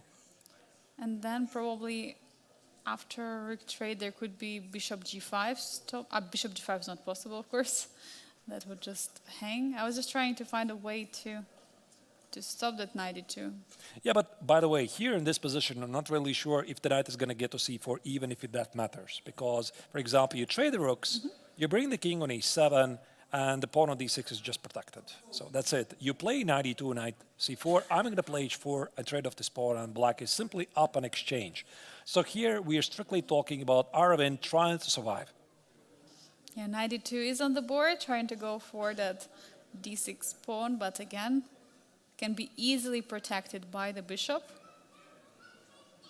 Take on e1 or start with king f7 or maybe king f8, just in case, not to miss any checks. The king is most likely going to e7. Yeah, the king is going to hold the pawn on d6, and meanwhile it's going to be really tough for white to try to hold the position. We have a result. Daniel Darda takes down Salem Saleh. Oh, incredible. So we have already one victory for the challengers in the final round, and we might see another one here on this board, David Navarre against Aravind. Challengers are winning this round at the moment. Yeah, at the moment, that's true. Because we have 3 other draws. King e2 has been played. Yeah, and the rooks are off the board, and David did not play with the king on a7. Yeah, All players approaching time scramble. 15 seconds for white, 40 seconds for David Navarre. Rook c1. I really like this move. Rook c1, how do you defend the pawn on c2? There is actually no way besides pushing it to c4, right? Maybe knight c4, but knight c4 You have to drops calculate, because you take with a check. I mean, this has got to be very close to winning. Like, you protect the pawn, put the king on e7, somehow activate the darks with bishop on a5. I see the bar says it's somehow holdable, but I don't believe it, to be honest. Yeah, rook on c1 is a very active one. It's cutting the king. It's also stopping knight from jumping anywhere. It looks like a very sad position for white. And yeah, I don't think that Arvind's defense is going to be enough. And h4 is on the board, the move which we were discussing earlier, trying to trade that pawn and create a passer on the h file. Apparently, for some reason, not the... Oh, wait, Angelica, did he there's a miss it? trick. H takes on g3, white can actually take on d6. So white doesn't really have to respond with the automatic capture on g3. And now if you play bishop e7, I'm going to take on h4. Why do you need this? I mean, he could have played like king e7 basically at any given moment, and of course, immediately Arvind used the opportunity. Knight d6. This is not what Navarra wanted. Oh, this is an intermezzo move, knight d6. Now he takes on f2 with a pawn. The pawn is very close to promotion square, but there is knight e5, very nasty move. And now d6 is a big threat. The pawn is coming. d6, knight c5, knight a6. This is completely out of control. And all of these things happen at the end of a very long game, a very long day, a very long game, of course. And Navarre has been struggling in the past couple of rounds. He was really expecting that he's going to have a clean victory here. Yet this happened. This is still anybody's game here. Knight takes on c5. Watch out for the these connected pawns that white has here at the center. Yeah, bishop goes back to e7, attacking the knight. Now d6 is another threat. c5, d6. The pawns are very, very strong. How are you stopping them as black? Aravind is playing for the win. Arvind is now actually having some big chances because of this very strong moves. And bishop h4 allowing the pawn push. Yeah, the pawns are just going to march forward. I have a feeling here that Navarro already had to escape with a draw. Like take on c5, play rook b5. Maybe it was not tactically working. These pawns are looking really monstrous. The pawn on f2, it looks really nice. 5 minutes before becoming a queen. It's just not going anywhere. How are you stopping this? The pawns are marching just forward. Rook c1, rook c8. Now c7 happened. d7 is going to be played in the next move. King comes all the way to d7 is impossible. There's rook takes on c7. This d8 square is protected by the bishop, so you cannot win outright. But yet these pawns look so strong. It's got to be some d4 idea. C takes on d4 and something. No king h3, rook takes on f1. What's happening here? Oh my God, what is happening? Queen comes to the board. Rook h1 check. The queen is promoting. What h5? Did he miss h5? h5 check. Where's the mate? h5. King takes on h5. Where's the win? There is a bishop step away, and then probably at some moment king has to stop to the f file. And rook h4 check. He missed it. King h5, any bishop move. Rook Oh h4 check. The God. king goes to the file. You promoted the queen, and Navarro is still going to win this. Incredible. King g4 is the only move. Rook Unbelievable. h4. And what happens if king g3? Oh, wait, there's king g3 still. King g3. But If then king you just promote. Then you just promote. It's going to be a mate. Oh, yeah, the problem there is no check from white which can be played. What an incredible finish of the Crazy. game. And how This did is Arvind just blew this? But crazy. okay, this is really time scramble. Oh The my players are God. exhausted. And he's still going to win it. Oh Unbelievable. my God. There is no check right now for white. No, queen comes to c4, the only check. Navarro wins. And Navarro wins. Yeah, and you can see the emotions in the expression of Aravind. He knows. He almost made it impossible. Almost won the game, but it is what it is. And Navarro is happy What a in this tournament on a positive note. What an absolutely tough match and crazy game we just had. It's, of course, heartbreaking for Arvind, but I think it's also very nice to see David Navarro winning the last game after all the upsets of today. So, yeah, I think it was a good finish for David, definitely. For Arvind, he has to get in the better shape for tomorrow's rapid tournament for sure. Let's check the results of the final round of today's CHESS960. Here we go. Salem Salek loses the final round game in a stunning fashion against Daniel Darda. Chitaram Raman we just saw him losing crazy up and down game against David Navarro. Murzin and Hakobian shared points. I think it was happening pretty early. Also Fredrik Svane, Rinat Jubabayev, and also the other games. Fedoseev against Theodorov, Wojtaszek against Makun, finished with peaceful outcomes. Absolutely exciting games we had in this final round, and yeah, absolutely. I cannot even choose what was the best game, but probably the final, which we're looking at. Yeah, the David Navarro's win over Aravind, which was a very exciting. First, he was better, then suddenly Aravind is winning, and here we have the victory for the Czech Grandmaster. Lots of action indeed, and even though the tournament is finished, we are not done with the coverage of this tournament because we're still going to follow the winner ceremony, which is going to happen right after the break. So dear viewers, hope you're enjoying the coverage so far and don't go anywhere. We still have some stuff to show to you. In the meantime, this is the 58th International Biel Chess Festival. Day one is approaching the finish line here of the CHESS960 tournament. We'll be right back after the break.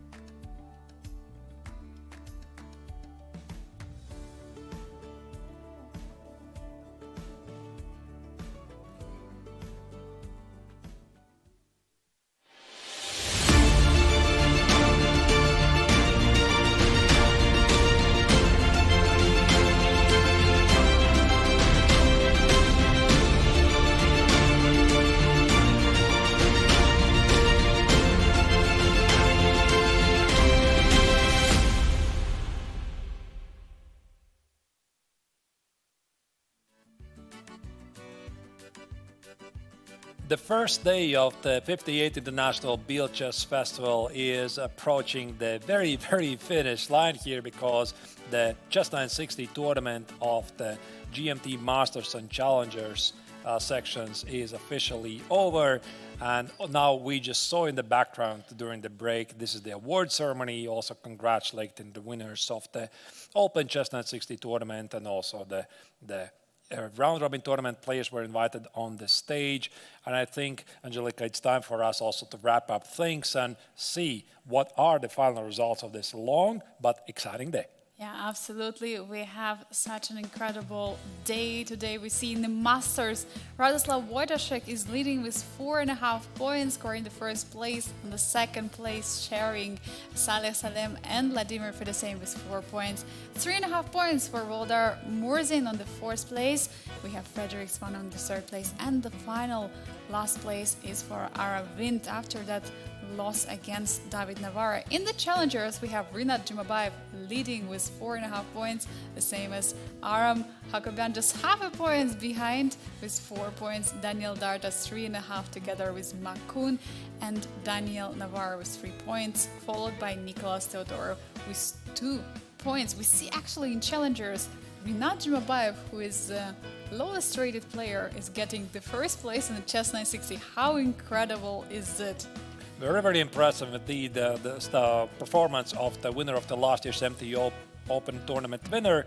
Also, I think it's a good idea to remind you that this CHESS960 tournament is not going to be part of the triathlon, meaning it doesn't really give you any points, but it's going to serve the players as the tiebreaker in case there's going to be an equal tie after 3 tournaments, which is Rapid, Classical, and Blitz. And right now we are following the action of the award ceremony of the CHESS960 tournament. Here we can see Rinat Jumabayev is about to receive his award. Yeah, definitely getting the first place. And when I asked him if he's looking forward for CHESS960, he said yes, definitely, because he has been playing in quite so many tournaments, such as a qualifier for one of the freestyle chess events. And yeah, he was doing always pretty well. And he's told actually first over the board event was last year's MTO, so Open CHESS960 tournament here in Biel. So he had his preparation from last year. And actually, I remember I asked him, so last year it was a second place. So it means this year you will get the first? And he was like, yeah, I hope so. And actually, he got the first place. He got it. And can you explain, Angelique, what are they doing on the wall? Are they selecting their ranking or the places for the next tournament? Yes, absolutely. So now each player who is coming now at the board is going to select the number with which he's going to start the next tournament, which means tomorrow's Rapid, and under the number which you select, you're signing your signature. It's kind of a tradition which was also happening as well last year, players leaving their mark, so to say, the signature on the board, and we can see that there is now a third place coming there and also signing. So yeah, pretty impressive. Yeah, absolutely impressive stuff on this year. We have this amazing footage immediately showcasing the entirety of the venue. We're able to zoom in and see the award ceremony. Very happy to see that. So the action is only starting their viewers once again. This is the 58th Biel Chess Festival since 1968, one of the longest tradition tournaments in Europe, definitely. The action is going to continue tomorrow as well, so we are in for a long festival because this is only day 1, and tomorrow we are going to get a rapid tournament. Yeah, tomorrow the rapid stage of the Grandmaster Triathlon, where every point already counts for the overall rankings. We're going to see masters and challengers battling it out in a round-robin tournament with the 6 players. Time control is going to be the same like today, 15 minutes plus 5 seconds per each move. And for each victory, players are going to get 2 points, for the draw 1 point, and for the loss 0 points. All these points are coming later for the Grandmaster Triathlon overall rankings, which of course is very important, so every game and every point counts. Absolutely. The only maybe difference is compared with the CHESS960 tournament, at this time the challengers won't be challenging the Masters, so it's strictly two separate tournaments. Masters play with Masters, challengers play with challengers, and the triathlon is officially starting. So I would like to congratulate everyone who made it this far, but we are slowly but clearly going to wrap up today. Angelika, maybe some final words from you? Yeah, absolutely exciting game. We had exciting day. We had today so many games, so many comebacks, bailing out. I mean, I absolutely enjoyed it. I'm looking forward for tomorrow because tomorrow is going to be rapid. We'll see classical chess for a change, and then we will have a rest day. So, yeah, going to be a great start of the Grandmaster Triathlon. Very long event, so players have to get energy for tomorrow's rapid stage. So with this, we are saying goodbye to you. And of course, you can follow still the award ceremony that's going on in the background. Thank you for watching today. This was the very first day of 2025 Biel Chess Festival. Be back tomorrow at 2 p.m. Central European Time for the Rapid Tournament, the very first segment of the Grandmaster Triathlon. We are thankful for you for watching this long event for today. We're saying you to goodbye and see you tomorrow.